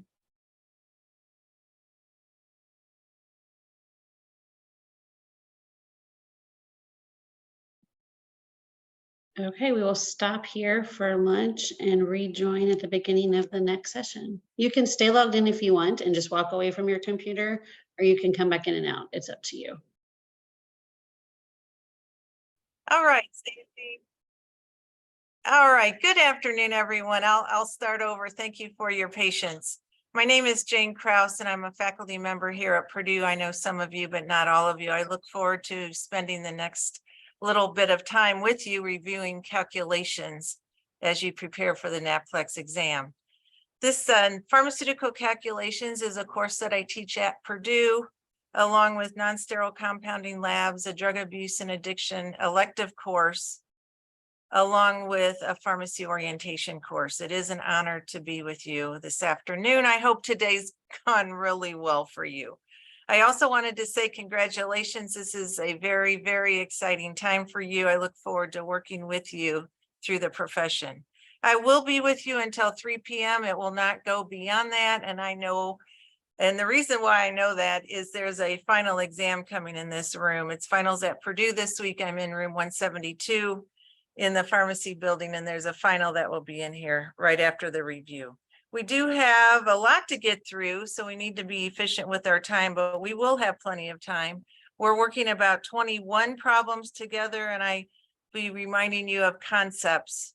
None of this will be new to you, but it's just a reminder. It's been a little while since you had pharmaceutical calculations, so I'm just going to remind you of concepts. And if you do have questions, if you could put those in the chat, and then we'll stop periodically and see what questions you do have. Also, yesterday, I believe you received a link for the slides, my slides, and you can download those slides. And I'd like you to do that and keep that as a review document. And but for what we're doing today, what I need you to do is have a tablet, iPad, or paper just to work the problems. We're going to be working problems together. Also, I wanted to mention something before I get started, since this is sponsored by the Indiana Pharmacist Association. I wanted to mention that wherever you end up, be sure to join the State Pharmacy Alliance or State Pharmacy Association and become active. And you can become active by going to meetings. You can become active by serving on committees. And I guarantee that you will enjoy it. And the more involved you become, the more rewarding it will become. So I highly recommend you doing that. After today's review, you can go back to your notes if you feel like there's a section or a type of problem that you'd like to review a bit more, or you can look for more review problems in certain areas. I have provided some extra review problems at the very end. I'll mention those to you for you to go through. If you have questions after today, if you have questions on any of the review problems, if you have questions on what we do today, please let me know. You have my email address. You're welcome to email me anytime. NAPLEX, and I think this was likely mentioned this morning by Darren, but you will have something to write on. And I've had pharmacists that have recently taken NAPLEX describe it as a laminated book, almost like a whiteboard, but more in a book format, and that you can work your problems on that. And then at the end of your time with NAPLEX, you just turn that in. So you will have plenty of room to write. And you can do that for all your problems, but for sure with the calculations. The majority, if not all of the calculation problems will be open-ended. That's how I've structured today's review as well. And but you will be told in each problem how to express the problem. So when you put in the answer, it will tell you what units to put it in, and to enter it as a whole number, or enter it as a going out to 1 unit to the right of the decimal or 1 decimal place, whatever it says, just do that. And so they're doing that because they're being specific with that, because that's easier for them then to assess or grade the problems. So let's just look at a couple slides here, and let me just see what we've got. So the topics, and all of these topics you'll be familiar with. So again, the conversion factors, we'll talk about that, and what you need to know and how to use those in the problems. Concentration, lots of different ways to express concentration. Probably the most common are percentage and ratio strength, but I'll also remind you about milligram percent and also parts per million. The importance of units, absolutely. Probably can't work a problem without units, so we'll talk about that and remind you of units, and then we'll be reviewing or practicing problems. The next slide, tips with pharmaceutical calculations. I think that you're all very familiar with these tips. Just a couple things. Calculations are as, and I know you know this, I'll just remind you, are as important as the right medication and the right dose. So be very respectful of your calculations. Think about, does my answer make sense? So always keep an active mind. Does my answer make sense? And again, like I just mentioned, you'll be told how to express your answer. They're going to have you round to a certain, to a whole number, to 1 units to the right, whatever it is. As you're working the problems, it is important that you do not round until the very end. Okay, so we don't want you to round until the very end. But I think otherwise you're very familiar with everything on this page. Metric system or international system of units, absolutely we'll be reviewing that. The apothecary system, there's just a few things from the apothecary system that still hang with us.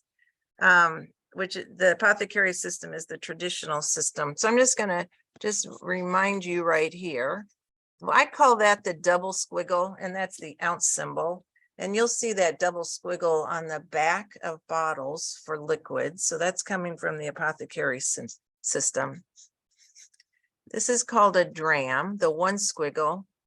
And that is how vials are actually sized. And then grain.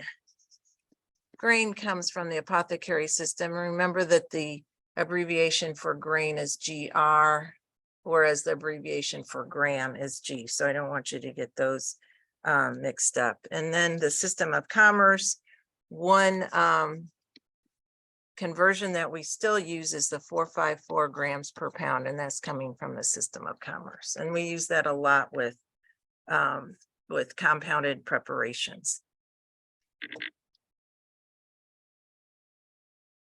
So I have on here the conversion factors, and you do need to know these. So these are the actual or the actual conversion factors that you'll be using. You will not be given those.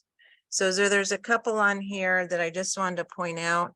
There's a couple from pounds to kilograms or grams to pound, and they're right here. And there's just a couple of uses, that specific uses for that. So the 2.2 pounds per kilogram is the conversion that we use with a patient's weight to convert it from pounds to kilograms, or vice versa, kilograms to pound.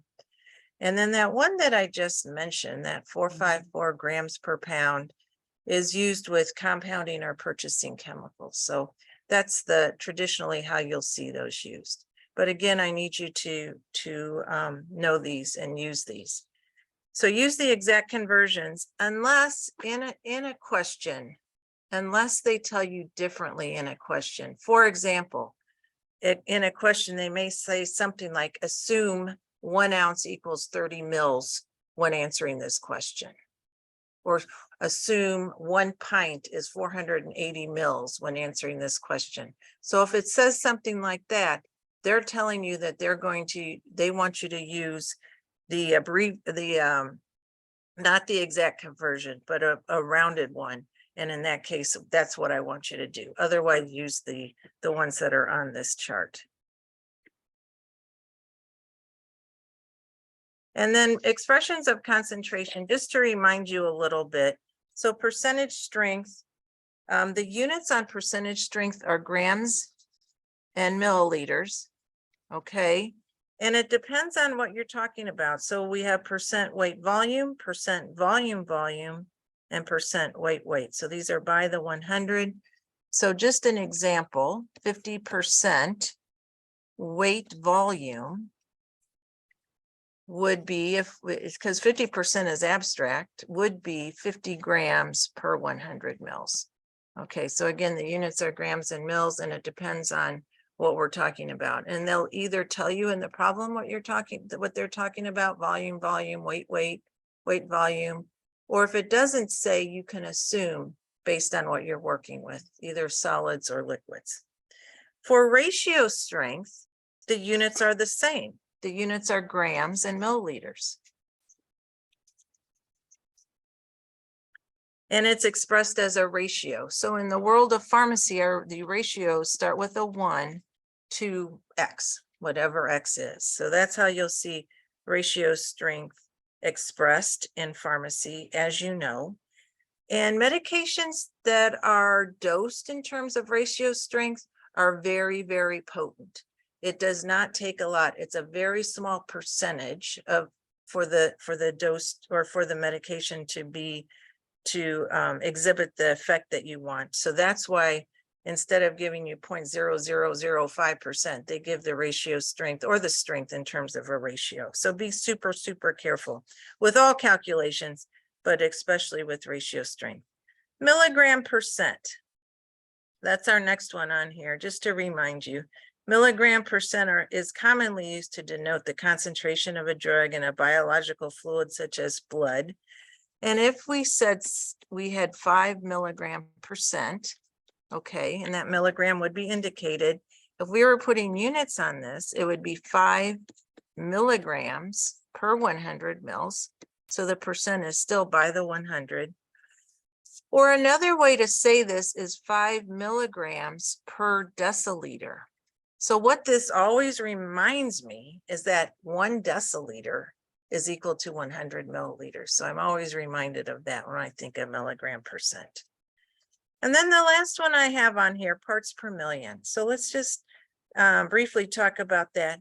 The units are the same as what we've been saying, grams and milliliters, okay? So let me give you an example. If we said something was 4 parts per million, and we wanted to, and that's weight volume, and we wanted to express that, it would be 4 grams per 1 million milliliters. Okay, so that's what that means. So it's 4 grams per 1 million milliliters. All right. The next slide has examples of calculations. You know how to do all of these and more. So these are the ones that I'm going to review today, including a few basic pharmacokinetics, but these are the ones we're reviewing. And again, none of this will be new to you, but it is a review since you've slept a few times since you had this. These are, again, if you need to, if you would like more problems to practice, let me know, or if you have access to your calculation textbook, you can go back to that and do additional problems in any of these categories. So we're just going to jump right in. And here we go with doing some problems. So this first one, and I've got it labeled as reducing and enlarging formulas. So in this case, we're given a formula. They expect us to remember how to read the formula. And then it says, okay, you're going to make a certain amount of this formula. How much do you need of a specific ingredient? So that's what we're doing. And the formulas or the preparations could be given in terms of parts, like this one is, or the next one, I believe we have a second one to do, that we are given milliliters and grams. So it can be indicated either way. So and in general, these problems are meant to be straightforward. I don't want you to read into the problems, make them more difficult than they are. They want you to, these are meant to be straightforward. Okay, so let's just look at a couple things with this. Let's talk about, because if you read the problem, it's saying that we're going to make 3.7 pounds of this powder. So we have 4 solids in this, 4 powders. And they want to know the quantity in grams of that very last ingredient, the bismuth subcarbonate powder. How many grams do we need if we're going to make 3.7 pounds? It says QSAD 12 parts. So that means there's a total of 12 parts for this preparation. But if I asked you how many parts just for the bismuth subcarbonate, you would tell me 4 parts. Okay. There's 4 parts of that one. So this formula could have been written just like it is, 2 parts, 2 parts, 4 parts, and then 4 parts would have been the exact same thing. Mathematically, how you calculated that 4 parts was 12 parts total minus everything else we know, the 2 parts plus the 2 parts plus the 4 parts. And that gives us 4. So that's how we calculated that. So first of all, we now know that we have 4 parts just of the bismuth subcarbonate. So we can set up proportions. So 4 parts of the bismuth, I'm just going to abbreviate this, subcarbonate powder over 12 parts total for the preparation. And set that equal to, and let's go ahead and just calculate it in pounds, and then we'll make sure we're answering the question in just a minute. X pounds of the bismuth subcarbonate over how much we're making total, which is 3.7 pounds. Okay, so then when you solve this, X equals 1.233 pounds. And then we look at the question and it's saying the quantity, they're asking for grams. How many grams of the bismuth subcarbonate? So let's convert this using that conversion that we just talked about, 454 grams per pound. So the pounds are canceling, and we come up with 559.93 grams is our answer. So now it will tell you exactly how to express the answer. It may say, give the answer as a whole number. Okay, that would be 560. It may say, take it to 1 decimal point, which would be 559.9. So I would just use the rounding that everyone's familiar with. If it's above 5, you would round up. If it's less than 5, you would not. Okay, so that's how then you would express that, and you would not put units, even though units are so important. You would not put units in. You would just put the number. So going to the next one, reducing and enlarging formulas. So we're still in that same category. You may have heard the term batch formula. If you're looking through review guides, that's another way that they call these, or another they call these batch formulas rather than reducing and enlarging formulas as well. Couple things that I want to remind you with this one, okay, is AA, what AA means, and that means of each in amount shown.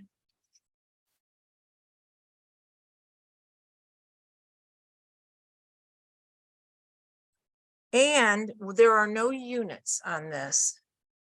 So we remember that if it's a solid, we can assume grams. And if it's a liquid, we assume milliliters. Okay, so just a few reminders in reading this formula. So it's zinc sulfate powder, nothing with that, no amount with that. However, with that sulfuretted potash powder, AA, of each in the amount shown, 35. It's very apparent that this is a solid because it's labeled a powder. So this is 35 grams. So that means of each in the amount shown refers to the sulfuretted potash, and then anything above it that does not have a quantity with it. So this refers to this, the zinc sulfate powder as well, and that's 35 grams. So anything above it, of each in the amount shown. So they're both 35 grams. Distilled water is a liquid, QSAD, 1,000 milliliters. So now we have units on this. It's saying that this is actually a formula for white lotion, and we are going to make 3.5 quarts. And the question is specific about the zinc sulfate powder and how many grams do we need of that for that 3.5 quarts of the lotion that we're going to make. So we could set up proportions as well, just like we did with the question that we just finished. So we have 35 grams. This is of the zinc sulfate. And 1,000 mils. That's coming directly, that proportion is coming directly from the formula. We can set that equal to X grams, that's what we're solving for. And we're making 3.5 quarts. So in that denominator, let's go ahead and convert quarts to milliliters. So we have grams in the denominator, milliliters in the numerator, and milliliters in the denominator. So 2 pints in a quart, and then 1 pint, the exact conversion, 473 mils. And if you solve for X, you come up with 115.89 grams of the zinc sulfate. And that answers the question. And then you would just go back to see how they would like you to express that answer on NAPLEX. Whole number, 1 unit to the right, or 1 decimal point, 2 units, whatever. So again, that will be very clear to you. All right, so that's 2 of the reducing and enlarging formulas. I'm reminding you with this next slide, we're going to switch gears and do a problem or two with specific gravity. So I'm just reminding you about specific gravity and the units. So a reminder that specific gravity has no units, but we can think grams per mil.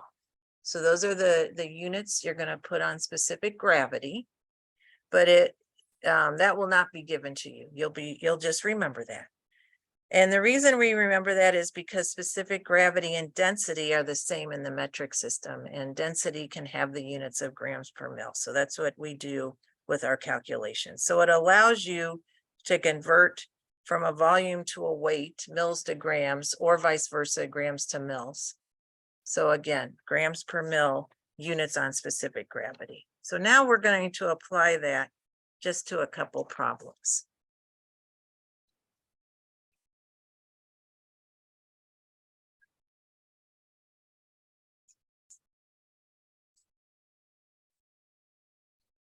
Okay, so I've got this label specific gravity, so we'll be using that information we just talked about. So we have 5,000 milligrams of a drug, and look how it's written, added to. Okay, combined with, mixed with, they're brought together. So 5,000 milligrams of a drug is added to 1 fluid ounce of glycerin, specific gravity 1.25, but it does not give units. But that's okay, because you know what the units are. You know that the units, and I'll just remind you, are grams and mils, grams over mils. What is the percentage strength, weight? So we're getting both the numerator and denominator in terms of grams of the drug in the mixture of the preparation. So one thing I think about is total active ingredient over total amount or total quantity equals our concentration. Okay, that is a very nice way to problem solve a lot of mixtures, especially you're mixing things together. Okay, the numerator needs to be the total of whatever active ingredient we're working with, and the denominator is the total of everything. And then we can set that equal to X over 100 if we're asked to calculate a percentage, or if you're asked to calculate a ratio strength, you would set it equal to 1 over X, and then you would just solve the problem. So let's think about that. And here we go with this one. So the active ingredient is the drug, and we have 5,000 milligrams. Well, 5,000 milligrams, right, is 5 grams. Okay, so that's our numerator, 5 grams of drug. Now let's look at the denominator. We have to think about this one. It's added to 1 fluid ounce of glycerin. So we have 29.57 mils of glycerin. That's the exact conversion for an ounce, 29.57 mils of glycerin. We want to convert this. We're shooting for weight. We need to convert this to grams using the specific gravity. 1.25 grams per mil. So the milliliters are canceling, and now we have grams. So we now have the weight of that glycerin. But the denominator again is everything. These two things are added together. Well, I meant to write grams. So now, so our numerator is that 5 grams of drug. Our denominator is the weight of the glycerin plus the weight of the drug, because that glycerin will expand or add to everything, the weight of the drug, and set that equal to X over 100. You solve for X, you get 11.92%, and that's weight. Okay, we have grams in the numerator, and we have grams in the denominator. Okay. All right. So continuing with another problem using specific gravity, we'll look at the next problem. And this is actually asking us to calculate its specific gravity. So we have 5 pints of hydrochloric acid, and that weighs 2.79 kilograms. And calculate its specific gravity. So again, the units, specific gravity is grams per mil. That's what we're solving for. Grams per over mil or specific gravity. So the that 2.79 kilograms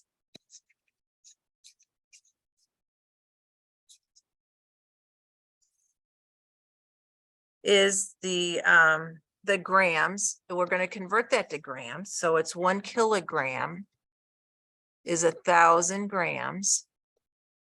So now we have the weight of the acid. And then we have 5 pints of that. So that's the denominator. 5 pints. Convert pints to milliliters. So if I asked you how many milliliters are in a pint, you would tell me 473 mils. And if you solve this, you get 1.1797. I'm taking this out to several units, grams per mil, which is the specific gravity. And then again, you would go back and make sure we're answering the question and then express your answer as they ask you to. So 1.1797 grams per mil, there's specific gravity. Most likely, I would guess that you would express this answer as 1.18. That's usually how I see specific gravity with 2 decimal points. So possibly that's how they would ask you to express that one. All right. Dosage calculations is how I have this next one labeled. So what it is it's a epinephrine. Epinephrine can be dosed in terms of ratio strength or has ratio strength associated with it. And it says how many milliliters of epinephrine injection are needed to provide the required dose, and the required dose is 400 micrograms. So this one is a dosage calculation, and I would solve this really just canceling units, starting with the 400 micrograms. I like to solve problems canceling units. And if you like to do that as well, sometimes students will say, I'm just not sure what to start with. Try starting with something that's by itself. That doesn't always work, but a lot of times it does. So let's start with the 400 micrograms of the epinephrine. And it's telling us that our source of epinephrine is 1 to 10,000 weight volume. So 1 gram in 10,000 mils. And how many milliliters of that do we need for this dose? So let's convert this to grams and I'm going to convert first micrograms to milligrams and then milligrams to grams.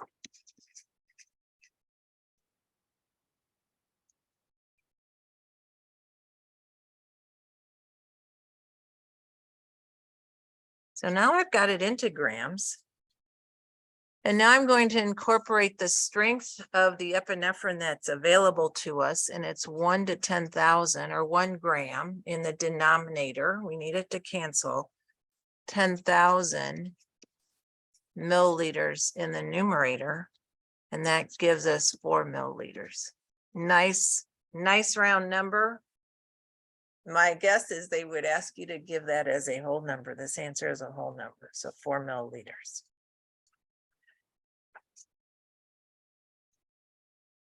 Always think, does your answer make sense? 4 milliliters makes sense. 40 milliliters, 400 milliliters would not make sense. So if you get an answer like that, then I want you to go back and relook at your work if you get something like that. Okay. I call this one application of conversions. I think that's probably true with all of these, but in this problem, we have a fluid ounce of cough syrup, and there's in that 1 fluid ounce, there's 10 grains of sodium citrate, 10 grains of the drug. How many milligrams would we have in 10 milliliters? Okay, so again, straightforward, and really just converting to the units we need.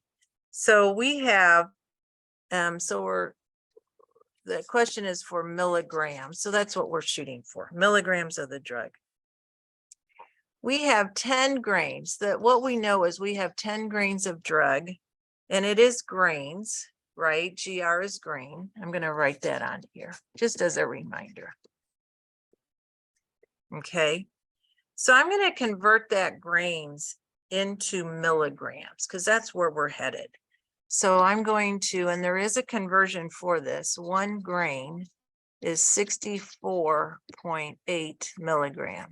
There's a couple other conversions for grains to the metric system, but I usually use the one that will get me there a little bit quicker. So in this case, the 64.8 milligrams per grain gets me right to milligrams. And that, they tell us, is in 1 fluid ounce. Okay, let's convert the 1 fluid ounce to milliliters, 29.57 mils. And I'm going to set this equal. So this is what we're told, and we have it in the units we want it in. How many milligrams are in 10 mils? X milligrams over 10 mils. So we have milligrams in the numerator and milliliters in the denominator on both sides. Then you solve for this, solve for that X, and you have 219.14 milligram.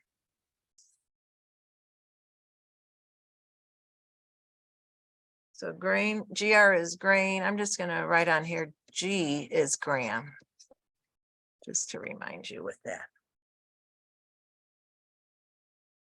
Again, problems are meant to be very straightforward. You just have that 4-function calculator plus the square root key. So I guess it's 5-function calculator. You will absolutely do fine on the calculations part, but what I want you to do is practice so that you'll go in confident. So what you're doing today will help with that as well. So dilution or concentration, altering product strength by dilution or concentration. If 400 mils of a 20% solution, and that's weight volume, were diluted to 2 liters, what would be the resulting percentage strength weight volume? There is an equation that we can use with this type of problem. Quantity times strength equals quantity times strength, or you may see it as quantity times concentration, same thing, equals quantity times concentration. Okay, so it may be Q times S equals Q times S, or Q times C equals Q times C. This is, you can use this equation if the active ingredient remains the same. The actual amount of active ingredient, the grams or milligrams or milliliters of active ingredient is not changing. What's changing is the volume that it's in. So you're adding something that does not have active ingredient in it. So you would not use this equation if you had a question, but you're adding active ingredient to it. Okay, so this is just a double check. Can we use this equation? Yes, we can, because we're not adding active ingredient. The only thing we're changing is that 400 mils to 2 liters or 2000 mils. So then it's just substituting in the information. So we have 400 mils as the first quantity. The strength of that is 20% for the concentration. Set that equal to the resulting quantity, 2 liters or 2000 milliliters times the strength. And that's what we're, strength or concentration. And that's what we are asked to actually express or solve for. The new strength is 4%. Okay, so that's a nice little equation to use. If we're not adding active ingredient, we're just changing the volume it's in. The other thing to think about is, does your answer make sense? It does, because there's an inverse relationship. If the quantity goes up, the strength will go down. I know this seems very straightforward to you. I just wanted to point this out. These are things you can think about when you're thinking, does my answer make sense? So the quantity went from 400 to 2000, it went up. The strength went from 20 to 4. Does that make sense? It sure does. So that is how I would approach a problem that I got like this. Okay, I do have another problem. The next problem will be dilution or concentration as well. So let's look at this one. I think what we'll do with this one though is let's just problem solve it. Let's just think about, let's just solve how much active ingredient, solve for the active ingredient, and then in what volume is it, and go from there. So altering product strength by dilution or concentration. Can you solve it by quantity times strength equals quantity times strength? Absolutely you can. But let's just solve it another way on this one. So how many milliliters of water? So we're solving for our, it's mils of water. Should be added to 300 mils of a 1 to 750 solution to make a solution that's 1 to 2,500. Okay. So we're adding water. The volume is going up, the concentration is going down. Okay, 1 to 2,500 is a smaller concentration than 1 to 750. So, but let's think about just problem solving it. So we have 300 mils. And that 300 mils is 1 to 750 or 1 gram per 750 mils. Okay, so if we solve this, this gives us the amount of active ingredient, 0.4 grams of active ingredient. Okay, we have 0.4 grams of active ingredient. That number is not changing. So in what volume does that need to be in to give us that 1 to 2,500? 1 gram over 2,500 mils, and X equals 1,000 mils. Okay, now we need to make sure we're answering the question. That's the volume that amount of active ingredient needs to be in to give that to us, that 1 to 2,500. When we go back and look at the problem, just to make sure we're answering the question, it's saying for how many milliliters should we add to 300 mils. So we have one more step. We'll do that 1,000 mils, subtract off what we already have, the 300 mils, and we get 700 mils of water. So we would add 700 mils of water to that 300 mils of 1 to 750 weight volume solution, and we would have a 1 to 2,500 weight volume solution.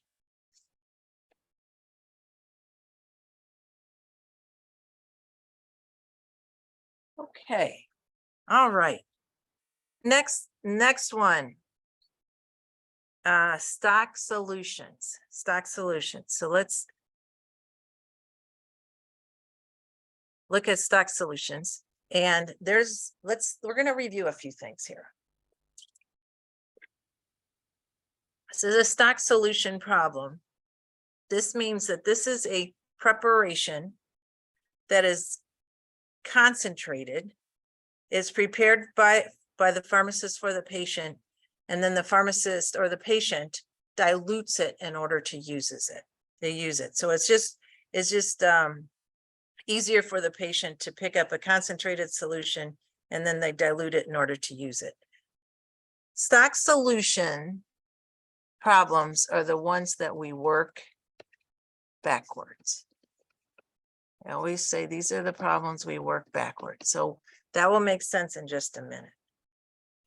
So first of all, we have our preparation for benzalkonium chloride solution, 240 mils. So we're dispensing to the patient 240 mils of a benzalkonium chloride solution, such that when 10 mils or it could have said 2 teaspoonfuls, same thing, 10 mils, diluted to 1 pint, because that's how the patient will use it, equals a 1 to 4,000 weight volume solution.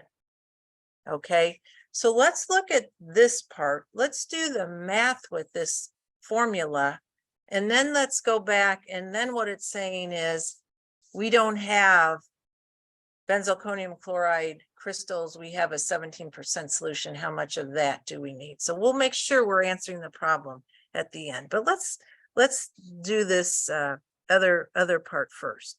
So make a solution such that 10 mils diluted to 1 pint equals 1 to 4,000. So 10 mils, or like I said, it could have said 2 teaspoonfuls, diluted to 1 pint or 473 mils gives us a 1 to 4,000 dilution. That's how I write it. I write that out so I can look at it and think about it. This right here, this 473 mils, and it's 1 to 4,000. That's where we start our calculation. So that's what I mean by we work these backwards. So let's calculate with that information. Let's calculate the grams of active ingredient. So it's 473 mils. And it's 1 gram, that's weight volume. 1 gram per 4,000 mils equals, I'm going to take this out to several units just because I do. 0.11825 grams. So there's 0.11825 grams of active ingredient of that benzalkonium chloride in that 473 mils, in that pint that the person's using. That amount of drug, I'm going to write down what we know. That 0.11825 grams, think about this with me. That's also the amount of drug that's in the 10 milliliters. Because when we diluted that 10 mils to a pint, we didn't add any active ingredient. The actual amount of active ingredient is the same.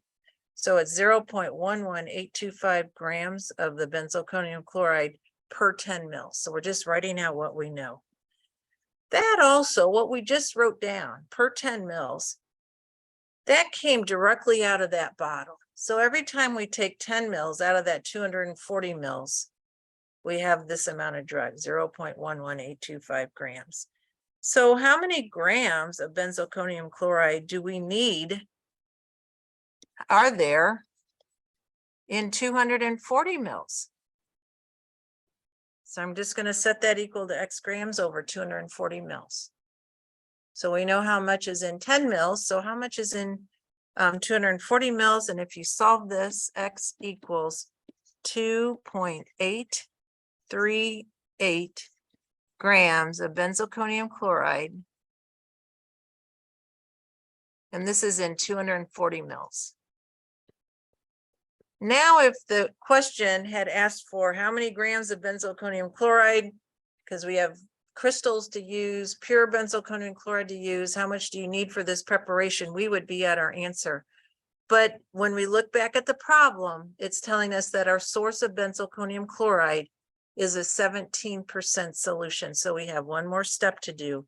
And the question is actually asking for mils of 17% solution. Okay, so that's what we're solving for. So we have one more calculation. We know that we need 2.838 grams of the benzalkonium chloride. I'm just going to abbreviate that.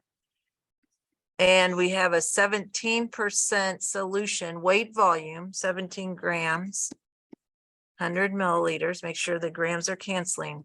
We come up with 16.69 mils. This is of the 17% solution. So that right there is your answer. Okay. So stock solution problems, the kind you work backwards, and you start by looking at the dilution, right? The 1 pint, in this case, the 1 pint and the 1 to 4,000, that's where we start our calculations.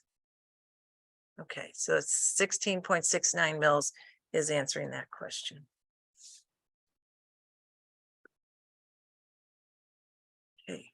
All right. We are moving on to allegation alternate.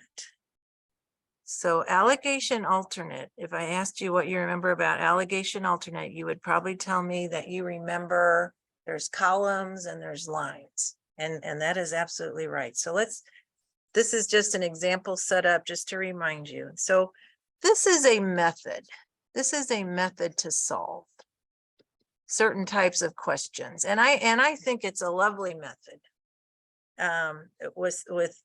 with certain questions. So we'll do one of those in just a minute. Basically, what this is saying is we need 10% of whatever, 10% zinc oxide, but we don't have it. Instead, we have 20% and 6%. In what proportions do I need to mix the 20% and 6% zinc oxide or whatever we're talking about to give us 10%? So we set it up in 3 columns. We're going to apply this in just a minute. So just hang with me just for a second. So the 3 columns, percent you have, the percent you desire, and parts. So you start setting it up with that first column, the percent you have. So in this case, we have 20% and 6%. And I list those high to low. The percent you desire is 10%. That will be given to us. This is what we want, and this is what we have. And then you take the numbers diagonally. So 20 minus 10 gives us 10. So I'm right down here now, 10 parts. And then 6 from 10 gives us 4. So you take the differences diagonally. 20 minus 10 is 10. 6 from 10 is 4. And then you read straight across. So 4 parts of the 20% mixed with 10 parts of the 6% will give us 10%. Sometimes the information they give you has to do with the amount that you're making, the amount that you want to end up with. In that case, you would use total parts, 14 in this case, and that refers to the 10%. Okay, so hang with me, and we're going to apply this. It will all be very familiar again. Couple things once you have your chart set up, make sure that the percents always refer to the same ingredient. Okay, so in this case they do, they all refer to zinc oxide, and I'm telling you that. And then I list the first column high to low, and then that middle column numerically has to fall between the numbers in the first column. So the 10% does, it falls between 6 and 20, absolutely.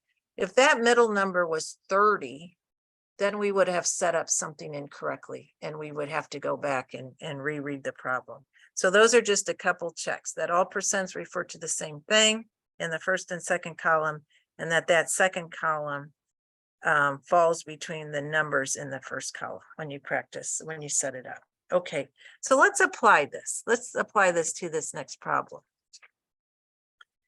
So with this one, it says how many grams, we're talking about salicylic acid. Okay, so that's our active ingredient, the percent that we'll be looking at. How many grams of salicylic acid should be added to 75 grams of a polyethylene glycol ointment? So an ointment that does not have salicylic acid in it. If it did, it would tell us. To prepare an ointment containing 6% salicylic acid. So if we were to solve this with allegation, that first column, percent that you have, second column, percent that you desire or want, and third column is parts. Let's set this up. How many grams of salicylic acid? That is pure salicylic acid. It would tell you differently if it wasn't. So we have pure salicylic acid. We have salicylic acid crystals. That's going to show up right here as 100% salicylic acid. We're mixing that with 75 grams of a polyethylene glycol ointment. No salicylic acid.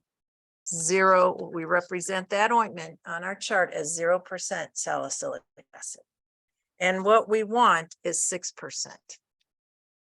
Okay, so our double checks are, do all the percents refer to salicylic acid? And they do. We have pure salicylic acid. We have an ointment with no salicylic acid, And what we want is 6% salicylic acid. And does the number 6 fall between 0 and 100? And it does. So now you take the differences diagonally. 100 minus 6 is 94. 0 from 6 is 6. Okay, then you read it straight across. So 6 parts of 100% mixed with 94 parts of the ointment base will give us 6%. What we need to do now, we're going to set up proportions to solve this in just a minute. What we want to do now is look at what information is given to us. Well, the question is about grams. We're solving for grams of salicylic acid. Okay, that's our, so this right here, I'm just going to put question mark grams right next to that, because that 6 refers straight across to that 100%. We have 75 grams of the ointment base that does not have salicylic acid in it. So that corresponds to that 94 parts and that 0%. Now we can go ahead and set up our proportions. 94 parts is to 75 grams, as 6 parts is to X grams. X equals 4.79 grams of salicylic acid.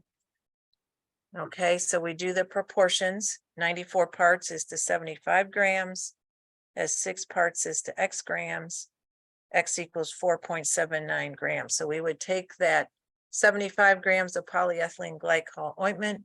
We would add to that 4.79 grams of salicylic acid, pure salicylic acid, and we would come up with a 6% ointment. Okay, so that is allegation alternate. And there's also an allegation medial, which we're going to talk about next. So we'll go ahead and do that. Let's look at the allegation medial. Allegation medial, weighted average. Absolutely, it's a weighted average. A semester GPA is an example of that. It's a weighted average. So what this is saying really is something we've already been using. It's the same, it's exactly what we've been using. Total active ingredient over total quantity or total amount, however you want to say that, equals concentration. So that's allegation medial, weighted average. And we've already used it to solve some of the problems, but now we're putting a name with it. It's allegation medial. So we're going to do one problem with this again, and then we'll move on to parenterals, calculations with parenterals. So allegation medial. So we're going, again, we're thinking total active ingredient over total amount or total quantity, however you want to say that, equals the concentration. And in this case, we're asking for a percentage strength. So we're going to set it equal to X over 100. Okay. So we're going to think this total active ingredient. So in this problem, we're mixing a lotion that contains, we have 2 liters of witch hazel, that's 14% alcohol. We have 2 liters and it's 14% alcohol. The active ingredient is alcohol. We're mixing that with a liter of alcohol that's 95%. And then very nicely it says, and we're adding enough boric acid to make 5 liters. I love that. Enough boric acid to make 5 liters. That right there is telling us the total amount. Very nicely. We're not having to add numbers in that denominator. It's telling us it's 5 liters. But let's calculate for that total active ingredient how much alcohol we have. We have 2 liters.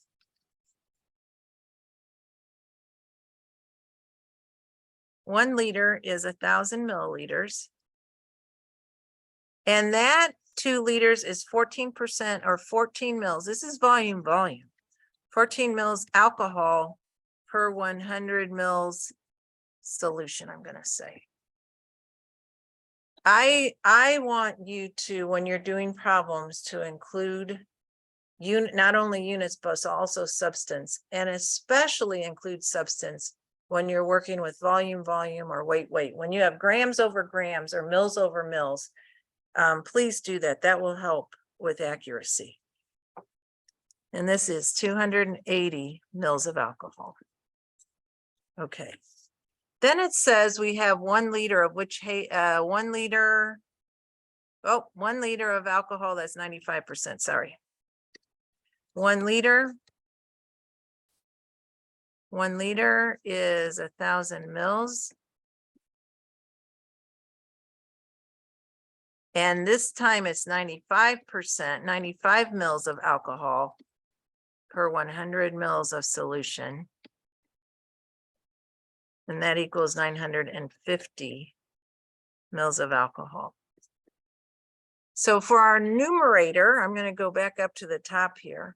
Our numerator, our alcohol, our active ingredient is 280 mils of alcohol plus 950 mils of alcohol over, and we already talked about this, total amount. It says enough boric acid to make 5 liters. We're just going to go with what it tells us. 5,000 milliliters, 5 liters, 5,000 milliliters. Set that equal to X over 100.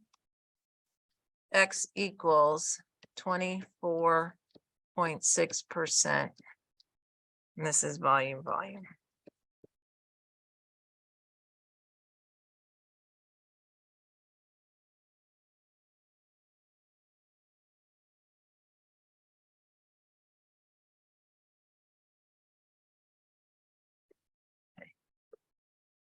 All right, we will move on to calculations with parenterals. You may ask to calculate a flow rate, and it will tell you how to express that. Drops per minute, mils per minute, amount of drug per hour, however they want it. One thing I want to talk about is the volume of the IV. If you're adding an amount of drug to a bag, you would include the volume of the drug. So for an example, you have 10 mils of a drug and you're adding that to a 100 mil bag. The volume now is 110 mils. So that's the number that you would use, right? The 100 mil bag plus the amount that you've added to that. And this would be, especially if you're calculating maybe a concentration or you're calculating a flow rate, make sure that you watch that. If on the NAPLEX, they say something like, ignore the amount of drug you've added to the bag, then in that case, you would not use the 110 mils. In that case, it would be 100 mils. Okay. So unless it tells you different, you add the drug, the amount of drug, the volume of the drug to the volume of the bag, unless it tells you differently. So I've seen a couple of problems in review guides where they have done that. So let's do a problem. We're going to do it this way, but if it tells you something different, that's fine. That's absolutely fine. That's no problem. You'll just go with it. Okay, calculations with parenterals. Next one. So here we have a medication that we're adding to an IV bag, and we're adding 10 mils of a 25 milligram per mil solution of aminophylline. So, and they're asking for, and that's being added to a 100 mil bag. What would be the rate of delivery in mils per hour for a 40-pound child? So let's first do what we just talked about. We have 10 mils, couple things, 10 mils, and it's 25 milligrams per mil of the drug is 250 milligrams of the aminophylline. So we have 250 milligrams of the drug in 110 mils, because we have 10 mils and we're adding it to 100 mil drug, or 100 mil bag, excuse me. So I'm just writing that out. This is what you would be writing down during NAPLEX. This is what I know. I know that I have 250 milligrams of drug in 110 mils. Now, to do the rest of the calculation, let's start with the 40-pound child. Let's start with that number. So again, I'm going to cancel units. And if you're not really sure what to start with something that's by itself. So let's start with 40 pounds and see how we do. So it's dosed at 1 milligram per kilogram per hour. So we need to convert the weight of the child into kilograms. So 2.2 pounds per kilogram. Now we'll incorporate that, how it's dosed, 1 milligram per kilogram per hour. Kilogram and hour are both in the denominator.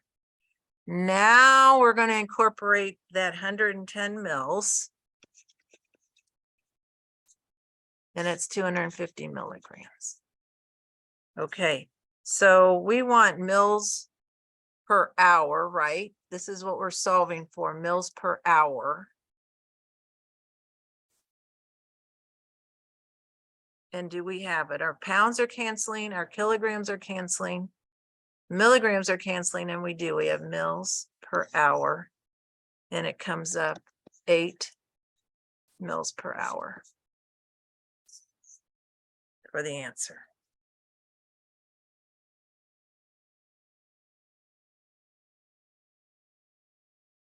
The next problem, I believe, is a word problem.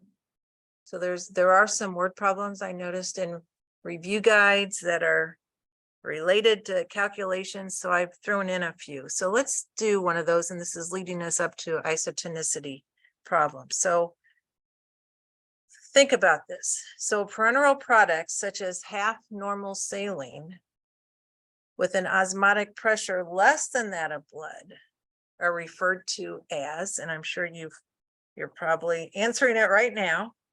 But what I think I would do is, we know it's not isotonic. I would eliminate those that are incorrect. It's nice, not half normal saline. Normal saline is isotonic, so it's not isotonic. And the other two that sound very similar to this, at the isoosmotic and neutral, those all sound the same. I'm going to eliminate the ones that I know are not right. And then I'm to hypo and hypertonic solutions. So I think you all know that this is hypo. Less than. If it was equal to blood, it would be isotonic. So less than that. So I hope you get a problem just like this on the NAPLEX, and you just answer that and move right along. But this is a lead into the isotonic calculations that we're going to look at next. So if we are going to compound maybe eye drops, nose drops that need to be isotonic, how do we make it? How do we make the preparation isotonic? So solutions have the same tone or osmotic pressure as the biological fluid with which it's mixed, and that's generally equivalent to 0.9% sodium chloride. The next bullet is really the big bullet on this. I know that you knew about 0.9% sodium chloride, but I want to remind you that when we solve these isotonic calculations, you will be given sodium chloride equivalents or an E value, same thing, okay? Maybe labeled as sodium chloride equivalent or an E value for the ingredients. I want you to remember, or try to remember, the units on that sodium chloride equivalent. It's a gram of the units. I'm going to write it right here. For a sodium chloride equivalent is grams of sodium chloride per gram of drug. Okay, so I want you to remember that. I think that will help with your calculations. So it says right here, phenylephrine has a sodium chloride equivalent value of 0.32. So, okay, I wanted to put units on that at 0.32 grams of sodium chloride per 1 gram of phenylephrine or 1 gram of drug. So that's what I want you to remember on this slide. On the next slide, in a very short 30 seconds, I'm going to review this with you And then we're going to apply it. There's a lot of words on this slide, but let's just let me talk you through it and then we'll apply it. These are the steps you go through with isotonic calculations. These calculations are not difficult, but there are steps you need to go through. And the first two steps, I'm just going to put those together. The first two steps is you need the ingredients in terms of grams, and you would multiply it by its sodium chloride equivalent. And if there's more than one ingredient, you add those together. You add what you come up with together, and you come up with grams of sodium chloride that you have. Okay, so based on the ingredients in the preparation, how are each of these contributing to the isotonicity of the preparation? And you would have it by adding those together. So grams of sodium chloride that you have. Based on the volume, 30 mils is very common. Based on the volume, you would multiply how many grams of sodium chloride do you need? So you would take the volume times that 0.9% and you come up with your number. That's what you need. That number will be bigger than what you came up with in the first two steps. So that's the next thing you do, is take the difference. So step 3 minus step 1 and 2, and that's the amount to add. ADD, sodium chloride to add. So that's the difference. So you're going to see that they're hypotonic. They're hypotonic. They would not be comfortable for the patient. We need to add something to it to make it isotonic. We will not do a step 5 unless you're making it, if you're making it isotonic with sodium chloride, you do not do a step 5. But if you're making it isotonic with maybe boric acid or dextrose, you would go on to step 5, and that's when you divide by or multiply by the reciprocal of the sodium chloride of what you're making it isotonic with. Okay, so the steps are here. Steps are here. You've had this before, which just is a review, but now let's apply this. Let's apply this to the next problem. So here we go. We have an isotonic calculation. First of all, let's just look at that formula. You've got a little paragraph of information above it, but let's look at we have ephedrine sulfate 0.25 grams, sodium chloride QS, that's code for you're making it isotonic with sodium chloride. We need to calculate that. And we're making 30 milliliters, right? So we're making it isotonic. For some reason, I have this as a multiple choice question, so we'll answer it that way too. Now to solve this, okay, we're going to need the sodium chloride equivalent for ephedrine sulfate. So we're going to look at what's given to us. We are given the formula weight. We don't need that. We're just going to ignore it. And a dissociation factor, that's hard to say. We don't need that either. But here we go. Sodium chloride equivalent is 0.23. So what I'm saying is no big deal if they give you extra information. Don't feel like you have to use it. Just use what you need and go on. No big deal. You know how to solve this. Okay, steps 1 and 2. Let's do steps 1 and 2. We need the ingredient in terms of gram, ephedrine sulfate 0.25. We've got it in grams already. How nice. 0.25 grams. Multiply that by its sodium chloride equivalent, which is 0.23. I'm going to put the units on here. Grams of sodium chloride per gram of ephedrine sulfate. You're going to see how things are canceling. And this gives us 0.0, small number, 575 grams. Take these numbers out to several units to the right of sodium chloride. This is what we have. This is how much the ephedrine is contributing to the isotonicity of the product. Step 3, based on the volume, which is 30 milliliters, we multiply that times that 0.9% or 0.9 grams of sodium chloride. This is a percent over 100 mils. 0.27 grams of sodium chloride needed. 0.27. If you do a few of these problems, you're going to have that number memorized. So if it's 30 mils, you need 0.27 grams of sodium chloride.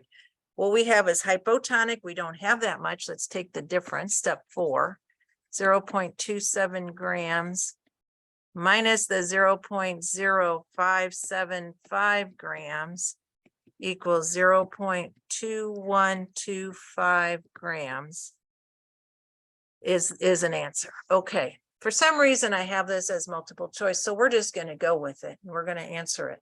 That is actually not one of your answers, but we can look at that and convert this, right, to milligrams, 0.2125 grams, convert it to milligrams, move it over three decimal points, 212.5 milligrams.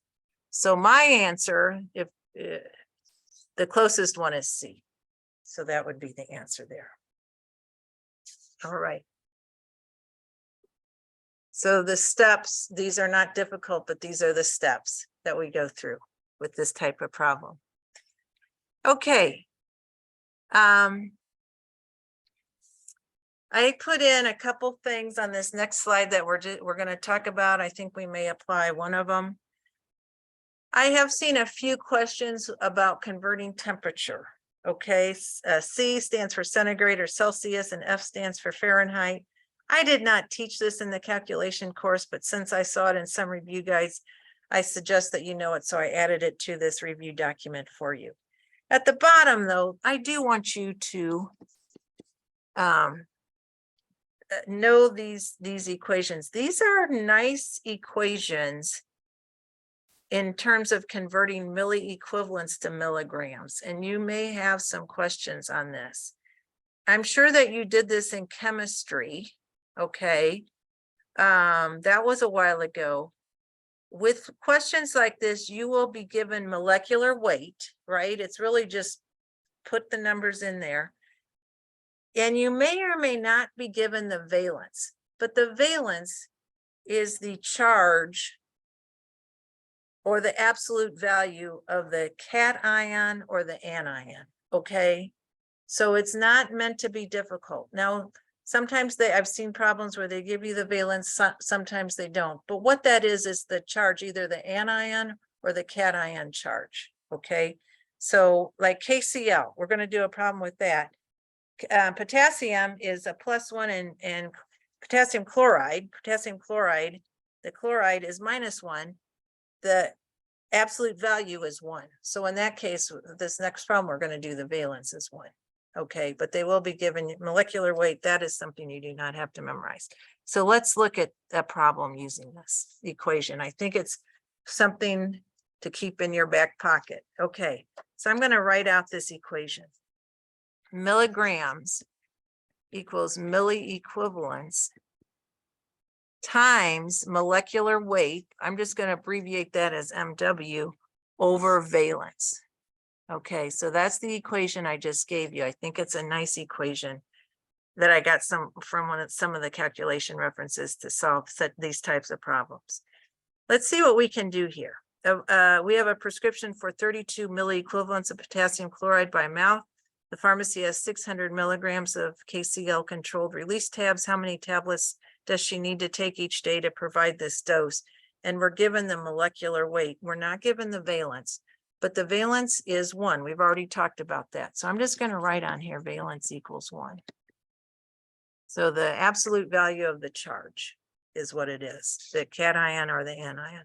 So let's go ahead and put in our numbers. Milligrams equal 32 milli-equivalents times molecular weight given to us 74.5 divided by the valence, in this case 1, milligrams equals 2384.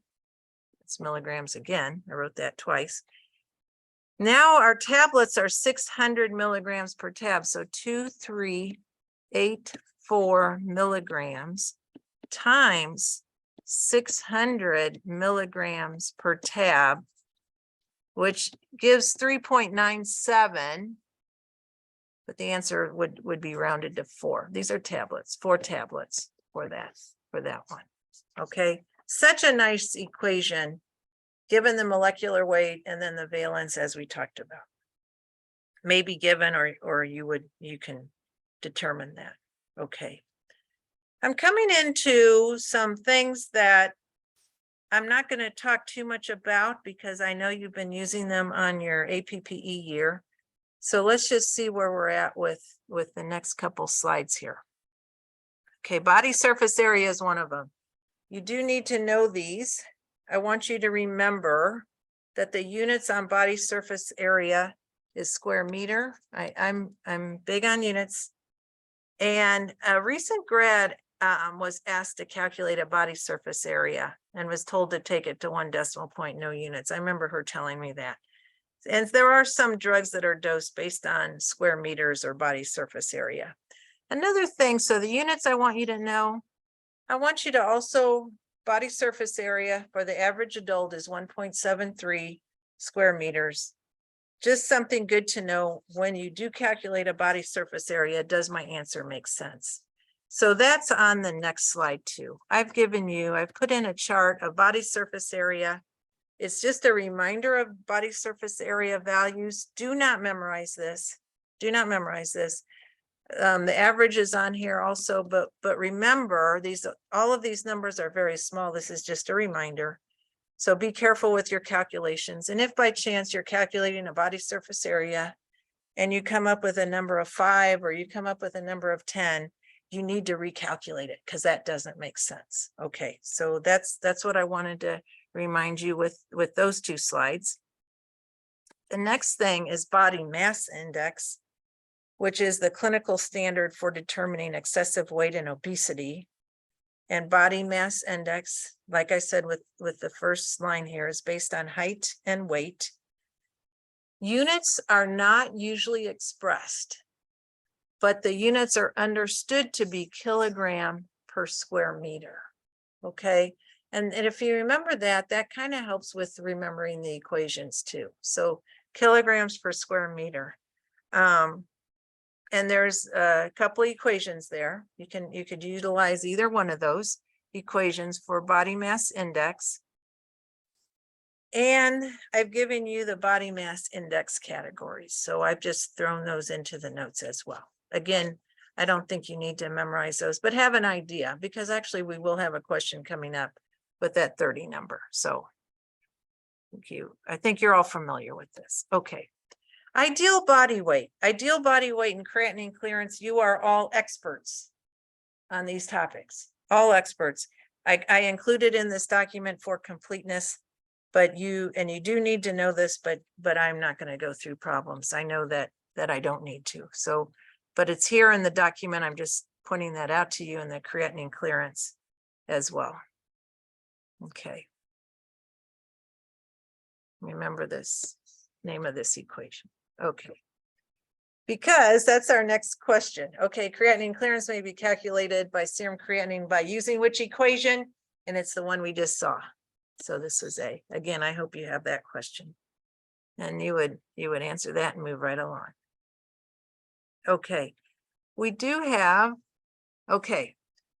This is a problem that I saw in a review guide too. So let's see what we've got. We've got Mr. Green. It's a word problem dealing with what we just covered. His height, the height and weight, and he has a BMI of approximately 30. Which of the following statements apply to his situation? BMI stands for basal metabolic index. That is false. I would treat all of these as I was working this. I would just treat all of these as true false questions and just see where I end up. The units on body mass index are square meter. No, they are not. Remember, it's usually not expressed, but it would be kilogram over square meter. So that's false also. So false and false. So let's see what this last one is. The BMI value meets the definition of obesity, and that is true. So it would be 3 only, or B for this one. Okay. All right, quickly, I want to look at basic pharmacokinetics. Okay, so here we go. I think that's, I got one more here. Body surface area is used in calculating chemotherapy doses because I'm just going to tell you the answer. I think this was maybe a little bit harder. It correlates with cardiac output is the answer for this one. Okay. Now I think I'm headed into basic pharmacokinetics. Yes, basic pharmacokinetics. So what I've given you here is what I've seen in review guides. So selected bioavailability and pharmacokinetic calculations. Any kinetic calculations you have will be straightforward due to the 5-function calculator, the 4 functions plus the square root key.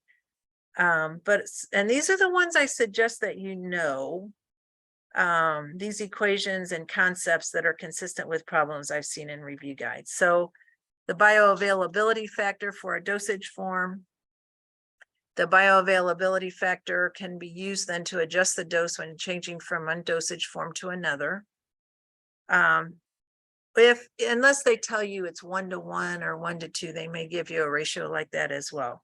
Volume of distribution, okay, equation, and then the elimination rate constant and half-life. These are the ones that I've seen.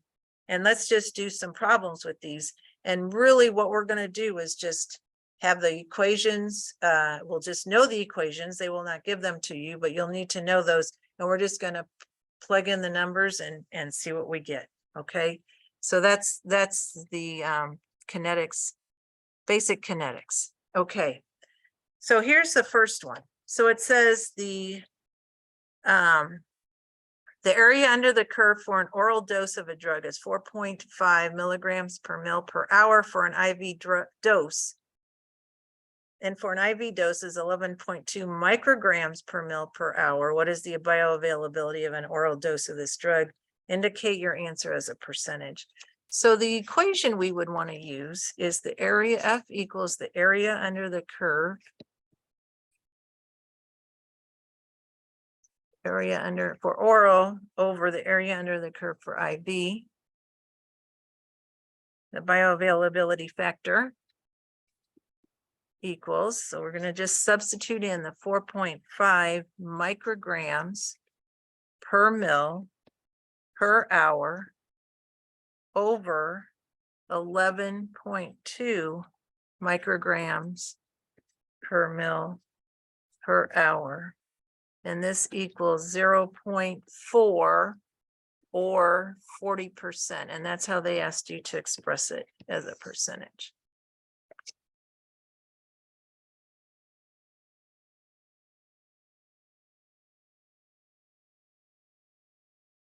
Okay, next one.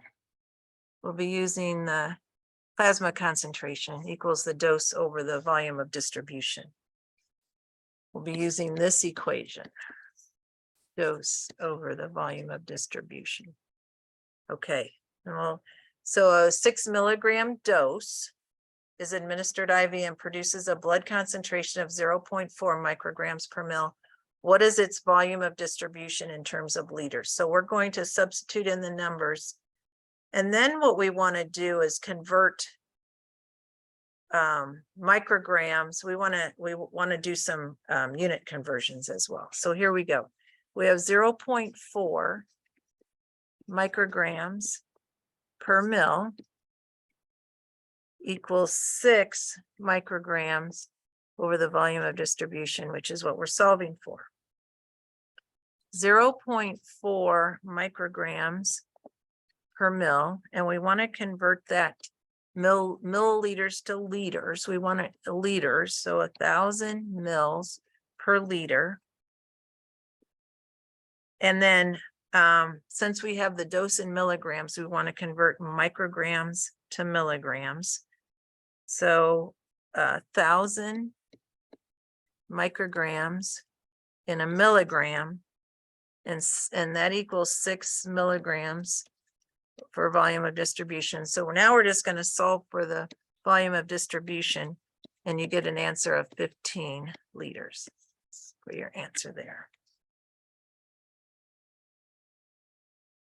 And then the next problem is we're just going to utilize the half-life elimination rate constant formula that we are given.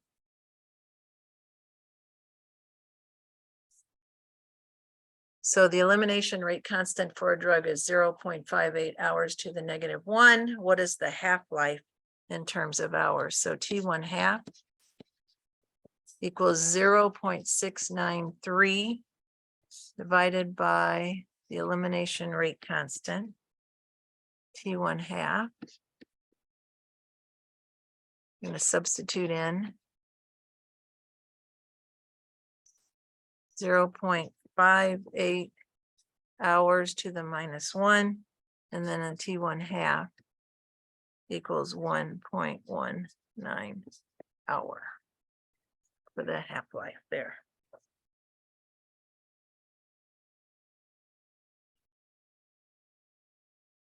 All right. I want to talk a little bit about beyond use dates, since that is something I also teach. And then I'm going to see what questions you have.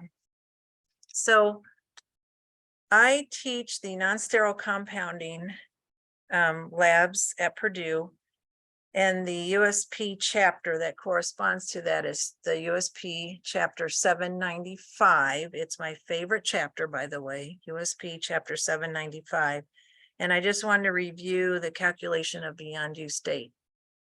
What is a little bit interesting is that this chapter is in the process of being updated. So the current chapter, the 2014 chapter, is what we've been using and what we would have used in lab when I taught you. But there is now a revised chapter that will become official on November 1st, 2023. That revised chapter is a little bit hard to find. That information is a little bit tricky to find, and it is not official right now. So right now, we're going back to the 2014 chapter. So that's the information I'm going to give you. I'm not sure that you'll even get any questions, but I want you to just understand or remember what beyond use dates are. And then I'll tell you how we calculate them based on the 2014 chapter, not the one that will be official after you've actually taken NAPLEX. Okay. So there will be some that, so anyway, this chapter provides guidelines and an enforceable set of standards describing practice, procedures, and requirements for non-sterile compounding. And then state boards of pharmacy are responsible for enforcing these standards. A beyond use date is defined as the date after which a compounded preparation is not to be used. A beyond use date is not the same as an expiration date. An expiration date is those apply to commercially manufactured products and are generally expressed in years.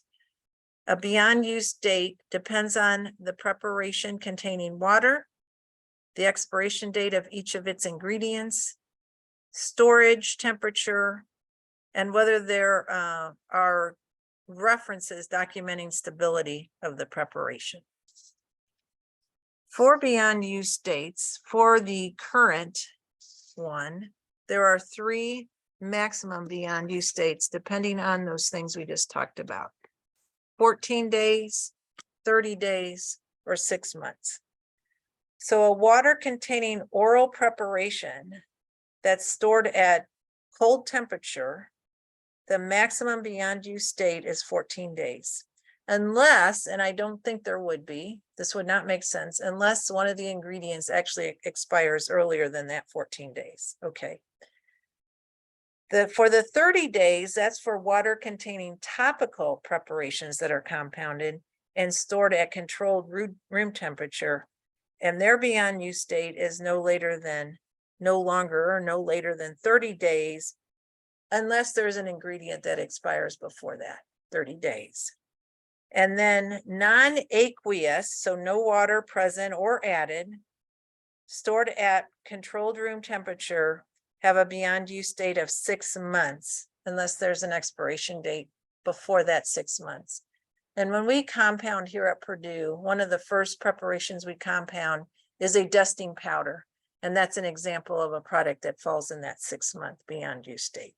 So I threw this in here because I just wanted to remind you about the beyond use dates. Know that there are changes coming up we're still looking at the same things. Water, they're getting they're still looking at the same things, but they're going to change it slightly. So, and again, those are November. Those will be set in November.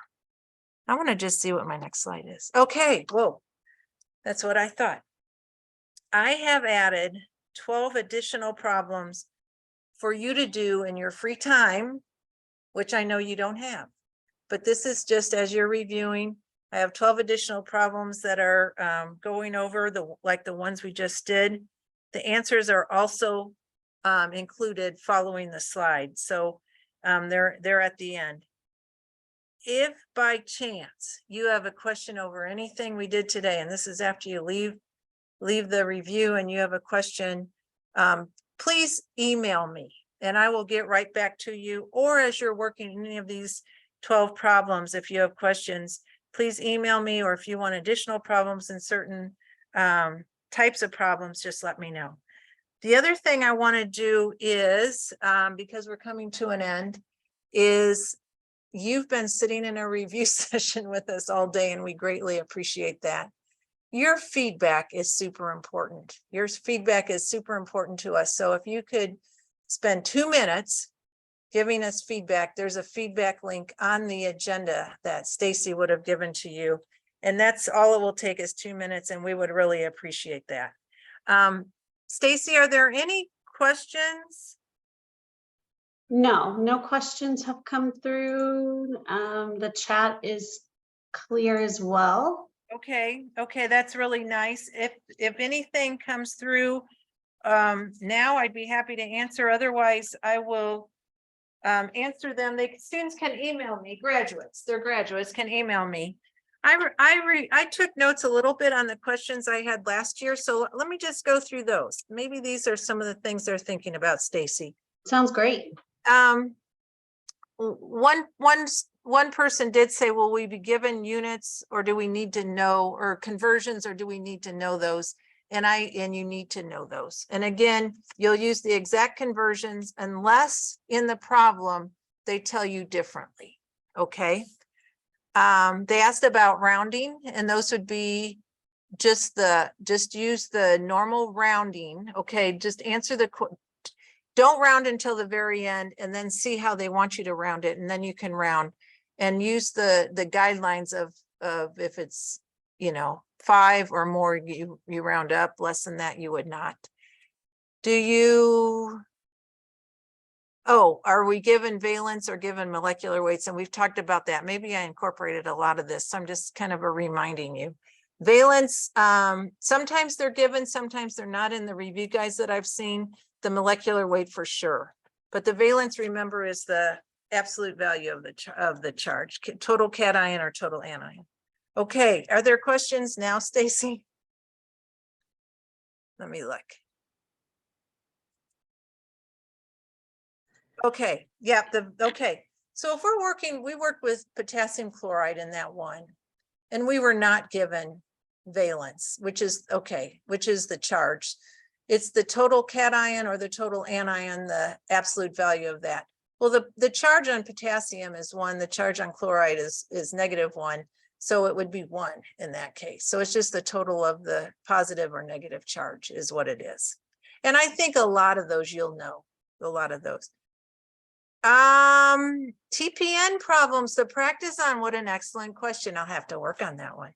Let me see what I can come up with TPN problems. Thank you for that excellent question. I do not have any, but I'm going to find some.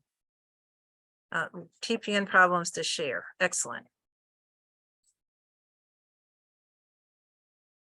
It's one or the other. So they both have a charge of 1. So it's absolute value of either the anion or the cation, the total of those, not adding them both together. So it'd be a 1.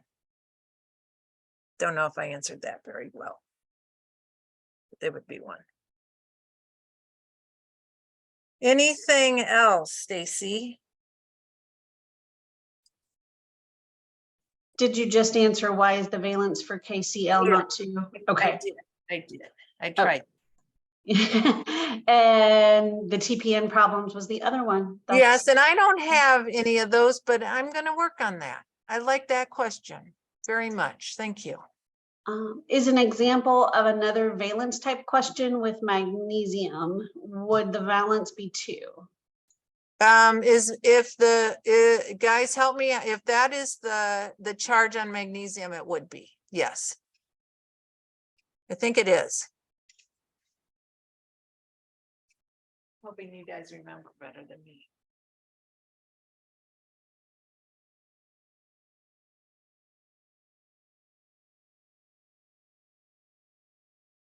Okay, and then someone else said it would be 2. So Okay, good, thank you. Appreciate that. Yep, it's a +2. Got it. Yes, you got it. You got it. Try a few problems in the review guides like that and use that equation that I gave you, and I think you'll be just fine with those types of problems, Milli-equivalent. Okay. So again, thank you very much. It's been an honor to be with you. Let me know what questions you have. And thank you for your feedback as well. Good luck, and I look forward to working with you through the profession. thank you, Jane, for presenting today and going through all those calculations. And thank you all for attending. My email is stacy@indianapharmacist.org if you need anything else related to the training.